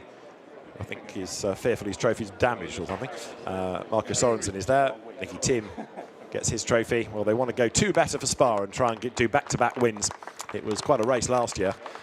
Dramatic last hour with delays for some in the pits, but the Aston team came through. They're going to have to work hard, though, if they're struggling for pace, because, again, you need quite a lot of grunt given the hills around Spa. Yes, it's a huge thing. So much of the lap as well as full throttle. Not as much here, more of a high aero place in Sector 2, especially at Spa. So hard circuit for the drivers and teams to get the perfect balance, and then you factor in it's over 24 hours with quite a few variable conditions because it's Spa. Absolutely right. So the trophies to second place, Benji Goethe, Marvin Kirchhofer and Joseph Lowe. Now the trophies go to the winners, to Maro Engel, holds it aloft, Lucas Auer, Matteo Cairoli says, where's mine? Well, the birthday boy is kept till last. Matteo Braga presents the trophy, and Matteo Cairoli, who switched from Porsche to Lamborghini last year as a factory driver, had a very tough season, disappointing, and has elected to move on. He's not a Mercedes AMG factory driver, but that's the kind of result that won't hurt his future employment prospects. Yeah, it was faultless, wasn't it, from all three and from the team. Did think they potentially had that unsafe release in the middle of the race against the CSA McLaren, but no problems so far for them. Champagne to be sprayed, and this will certainly boost life in the championship for them. So well done to our winning drivers. Let's look at the highlights of the drama at Monza that began with this enormous field of 58 pouring down towards the first of the chicanes, and it was Jules Gounon who took over the race lead. But the race didn't last long before we had our first bit of drama when Kobe Pauwels and Maxi Goetz got together. There were cars already rubbing up against each other at the chicane and going through the escape road, but arriving backwards against the barrier, Maxi Goetz getting involved with Kobe Pauwels. So that brought out the first interruption, first safety car. Then there was another after Tim Sandler got mullered, Sven Muller, tipping him into the gravel bed. Great racing, though, did rage on all the way up and down the field, and of course with the field always being bunched up after a safety car period, that made for some very dramatic racing. And there was another incident that put Rolf Ineiken's Porsche out of the race, and another interruption to move that from harm's way. Rolf Ineiken out of the race with damaged suspension and was decidedly nonplussed as Thierry Vermeulen got himself in a big battle with Augusto Farfus. Farfus might be a veteran, but he was certainly teaching a lesson or two to the Dutch driver. Then more contact as Ferrari number 8 tipped Gabriel Rindone into a spin at the chicane. Poor El Rindone finding the one little bit of gravel in that part of Italy, and that brought out another interruption. Straight on and up the escape road went the number 64 Ford Mustang of Thomas Drouet. He slalomed his way back onto the road, chased by the Corvette. Yet more drama, yet more cars off the road, and then contact that puts Simon Gachet out of the race, Chris Lallam getting involved with him. At the next round of pit stops, 48 just staying ahead of 112 McLaren that was rather determined to get alongside, but the next big battle was then going to rage on between the recovering Fabian Schiller after losing the lead under a full course yellow and the Marco Sorensen Aston Martin. Stolz went through at the chicane. Sorry, Schiller went through at the chicane and relayed Stolz, but Lucas' stint wasn't even a lap because the wheel wasn't seated properly and it was just too dangerous to continue. Eventually he parked the car, then a punctured tyre did for Even Ekelchik just ahead of Kelvin van der Linde, who had to swerve around him. Big battle in silver, the BMWs of Max Janssen and Etienne Shelley getting themselves together. Eventually Max Janssen through into the lead. Etienne Shelley then got it back, but by the end of the race it would be the number 42 Century Run BMW that took the class lead, and they were squabbling with Luc Hartog, who was on target to win bronze. This was how Etienne Shelley lost the lead, too deep, clearing the traffic into the chicane, and the road opened up for Max Janssen, who went storming by on the way to the Curva Grande. Job done. We weren't done yet though. Einstein Guven squabbling with Enrique Chavez, and eventually 6th went to Guven, 7th to Chavez. Thomas Preining was in the mix as well, and then when he tried to find a way past Chavez, he got roughed up a little bit, was tipped off into the gravel. He was able to recover, but quite a long way back at the end of the race, as then the final full course yellow was triggered by Frasinetti's Lamborghini ending up in the gravel, meaning that Lucas Auer, Mauro Engel and Matteo Cairoli were victorious at Monza. So we go to our gold podium, where the winners are about to step forward for the Almanar by WRT team. You can see from the 88 Tresor Attempto Audi squad there already on the podium are Leonardo Moncini, Sebastian Oegaard and Riccardo Casaniga. They're joined by Thierry Vermeulen, by Chris Lallam and Harry King, and now Ben Tuck, Alfaisal Al-Zubair and Jens Klingmann join them as the Gold Cup winners.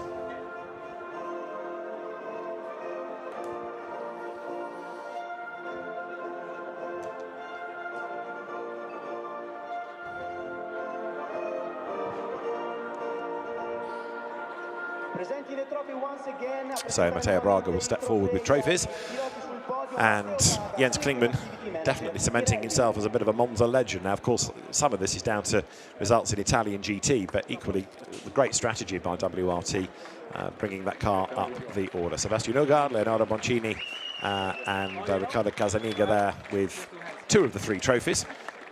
It's always surprising how drivers look miffed that they haven't got a trophy and seem to expect that a man with 2 arms will somehow bring 3 heavy trophies. But you know, you'll get there in the end. You'll get your trophy. I think they feel like they're the victim. Like, why am I the last out of 3? Was I not the best? I'm the best. I'm a racing driver. Harry King patiently waits, but there's probably a comment about where's mine. Yeah. There it is. Happy now, Harry. Yes, he is. Second in gold with Thierry Vermeulen and Chris Lallam, the man in the middle there. Thierry Vermeulen, whose father manages Max Verstappen. There, the Almanar by WRT rep gets the team's award. And who are the 2 trophies going to go to first? Jens Klingmann wants one. Ben Tuck receives his.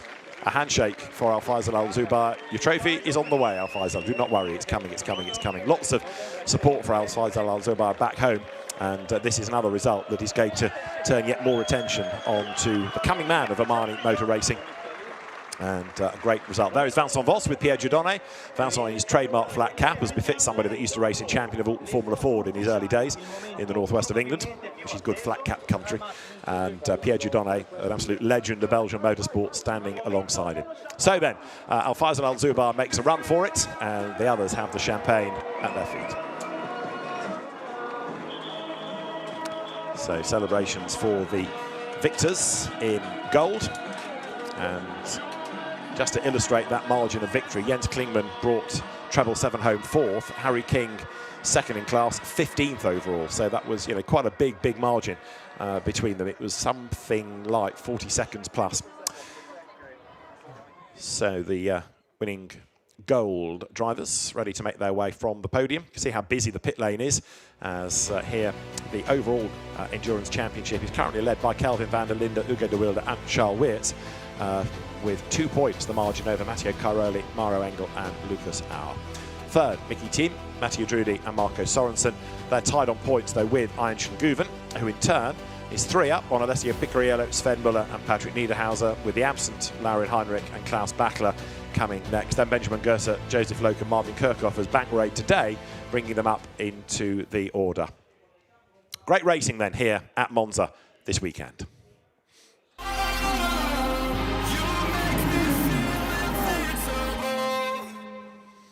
So if you take today's result, add it to what we've had overnight and previously this season in the GT World Challenge powered by AWS Manufacturer Cup, Mercedes AMG ahead of BMW, then Porsche, third, Ferrari fourth, Audi rounding out the top 5. But it's not a massive gap, is it, between Mercedes, AMG and BMW? And that could look radically different by the end of June with the points to be scored at Spa.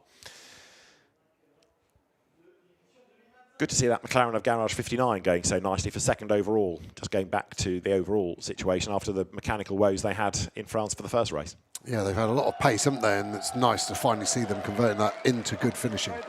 Indeed so. Silva, Alberto Di Folco, Alex Arca, Ezekiel Perez Companc are next. That kind of got away from them, didn't it? They were so good in the first stint. There you have the drivers for second place, Etienne Shelley, Gustav Bergström, Gilles Stadsbader for Team WRT. And then the category winners, Max Janssen, along with Will Moore and Jared Waberski, will make their way onto the top step of this Silver Cup podium. And it was a well-deserved win. Max Janssen didn't have to work for that. And that's what it should all be about, battling all the way to the very end. There are our winning drivers. Then in silver, onto the podium comes Jared Waberski, Will Moore, and then celebrating with everybody you can find, Max Janssen, after a really, really hard battle. Absolutely made up with that. The very jovial and very tall Dutch driver clambers up onto the podium. Your Silver Cup winners here at Monza in this second round of GT World Challenge Europe powered by AWS Endurance Cup. And the next stop for the Endurance Championship is the Spa 24 at the end of the month.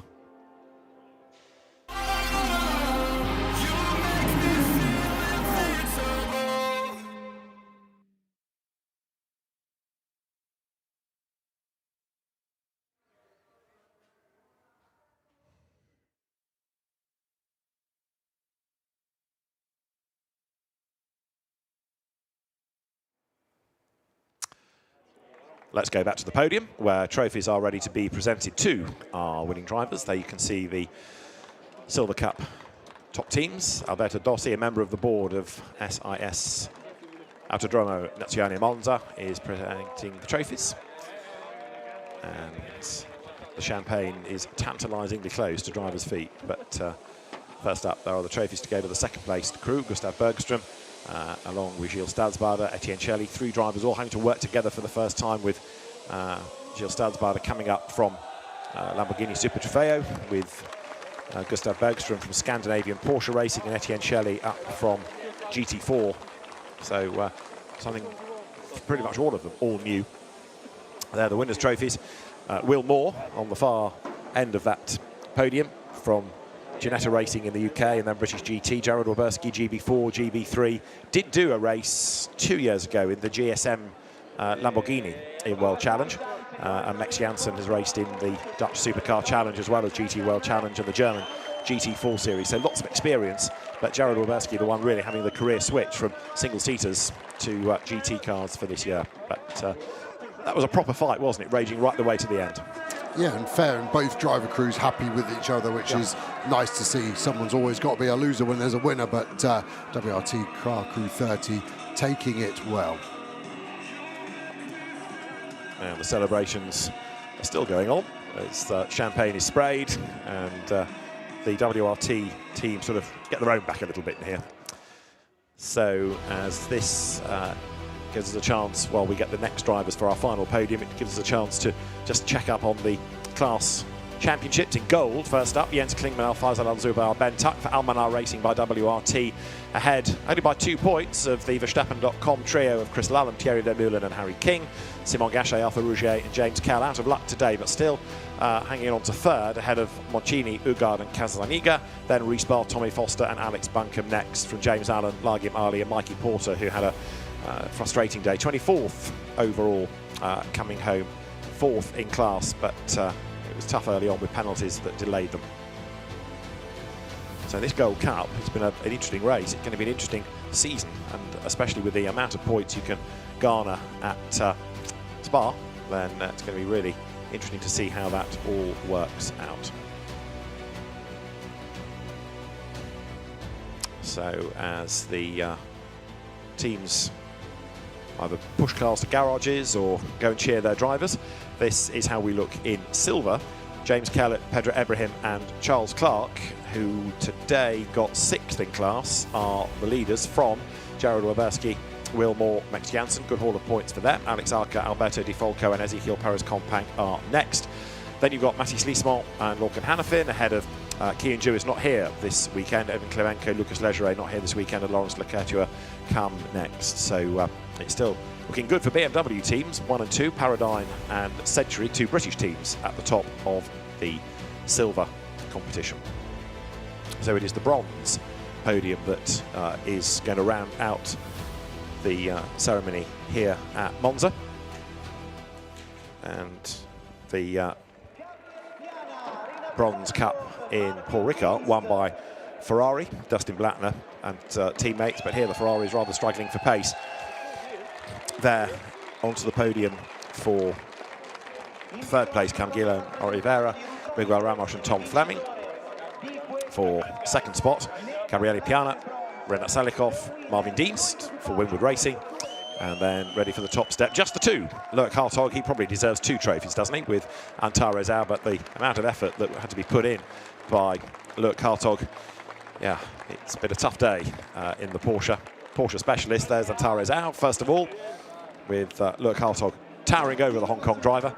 And for the Rutronic Racing team, honours here at Monza.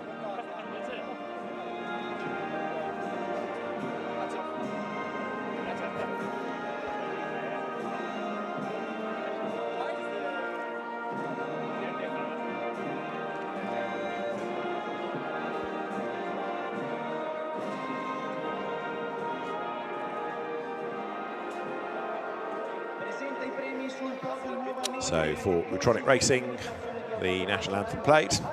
The trophies from Alberto Dossi, the member of the board of SIAS Autodromo Nazionale Monza. They go first to Miguel Ramos, who studies the trophy, along with co-drivers Tom Fleming and Guilherme Oliveira. Then a great big cheer goes up for the Garage 59 drivers.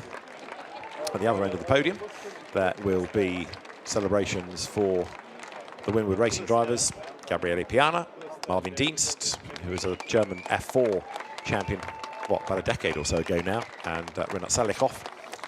And this is the one moment on the podium where, when you get to the winners, nobody's going to say, where's my trophy? Because 2 will arrive for 2 drivers. There, the team's trophy goes to Rutronic, and then Antares out and Luke Hartog to get the winners' trophies. Should Hartog not get 2? Well, yeah, I did suggest that, but let's see how generous we're all feeling. Thank you. Thank you. Only 1 is offered, but Antares out terribly humble about getting his trophy, recognising, as we'd heard, the efforts of Luke Hartog. But that really was a Herculean effort by Luke, wasn't it? Yeah, it really was at a fast pace as well. It wasn't cruising around, and that's why they're winners of their class. So champagne awaits. Antares Au is going to be last with the cork, and he's going to be wet by the time he does so, as he gets a proper soaking. And very happy drivers on the podium. Great racing as ever in GT World Challenge Europe, powered by AWS Endurance Cup. Look, Hartog successfully drops the bottle to the team. So how do we look in bronze then, 2 races in? Well, Dennis Marshall, Conrad Lawson and Dustin Blattner are ahead despite a really frustrating day today. Then Renat Salikov, Marvin Dienst and Gabriele Piana. And they in turn are a point up on Darren Lung and Sean Galal. Antares Au and Luke Hartog come next ahead of Dan Harper, who's away in America. Then Niccolo Rossi, David Fumanelli and Niccolo Schiro. So that's how we look in bronze at the end of 3 hours of drama at Monza. Let's remind ourselves about what a great race it was here, full of drama. And on the run to the first corner, you had, for example, the Raffaele Marciello BMW looking to gain ground on the inside line. It was, though, Jules Gounon who led into the chicane. Inevitably, a few cars skipped across the curb, some up the Escape Road to keep out of strife, some across the grass. And there was also a bit of rubbing and racing as they came out the other side and debris flew. But coming into the Curva Grande, off into the barriers, thundered Maxi Goetz and Kobe Pauwels. Aston Martin and Mercedes out, and then there was contact as well when Sven Muller got involved with Tim Sandler, and the Mercedes ended up in the gravel. He hooked reverse gear and tried to keep moving, but it just was not to be as more battles raged on lower down the order. In the end, with a number of full course yellow and safety car interruptions, pit stop timing was absolutely vital. Another driver that got rather roughed up, a tap in the back from a McLaren, was Rolf Ineichen. His Porsche into the barrier, damaged suspension, day done. Rolf Eichen very frustrated as Augusto Farfus made a really good move on Chris Lullam, and he got the BMW ahead. Again, they lent on each other, but it's a narrow chicane, and Farfus was coming through. Then contact from number 8 Ferrari put Gabriel Rindone into the gravel bed. It's only a small strip of gravel, but it was enough to, again, neutralise the race as the HRT Full Performance Mustang explored the escape road at some speed, threading its way between the markers to get back on track. The next drama was when Simon Gachet got turned around by Chris Lullam, and there was drama coming out of the pits as well as the number 48 Mercedes tried to stave off a rather impudent McLaren coming out of the CSA Racing stable. Fabian Schiller, though, was working his way into contention, getting himself up with the Marco Sorensen Aston Martin that was really struggling for pace. Fabian Schiller having been delayed with the timing of a pit stop, fighting back against the number 48 car. Schiller relayed Lucas Stolz, but Lucas' stint would not be a long one. The front left wheel not seated properly, and eventually the car had to pull off the track on that outlap. A little bit lower down, BMWs were squabbling for silver. This battle between Max Janssen and Etienne Shelley would rage all the way to the end. Etienne Shelley getting himself ahead. Eventually back through would come Max Janssen. Look, Hartog's Porsche heading for bronze success as well. This is how the lead in silver changed. Etienne Shelley just too deep into the chicane, delayed himself. The road opened up for Max Janssen, who went charging by, and that secured a win for BMW in silver, while Enrique Chavez was busy battling with Archie Guven and Thomas Preining, and that all came to a head at the Rogier chicane.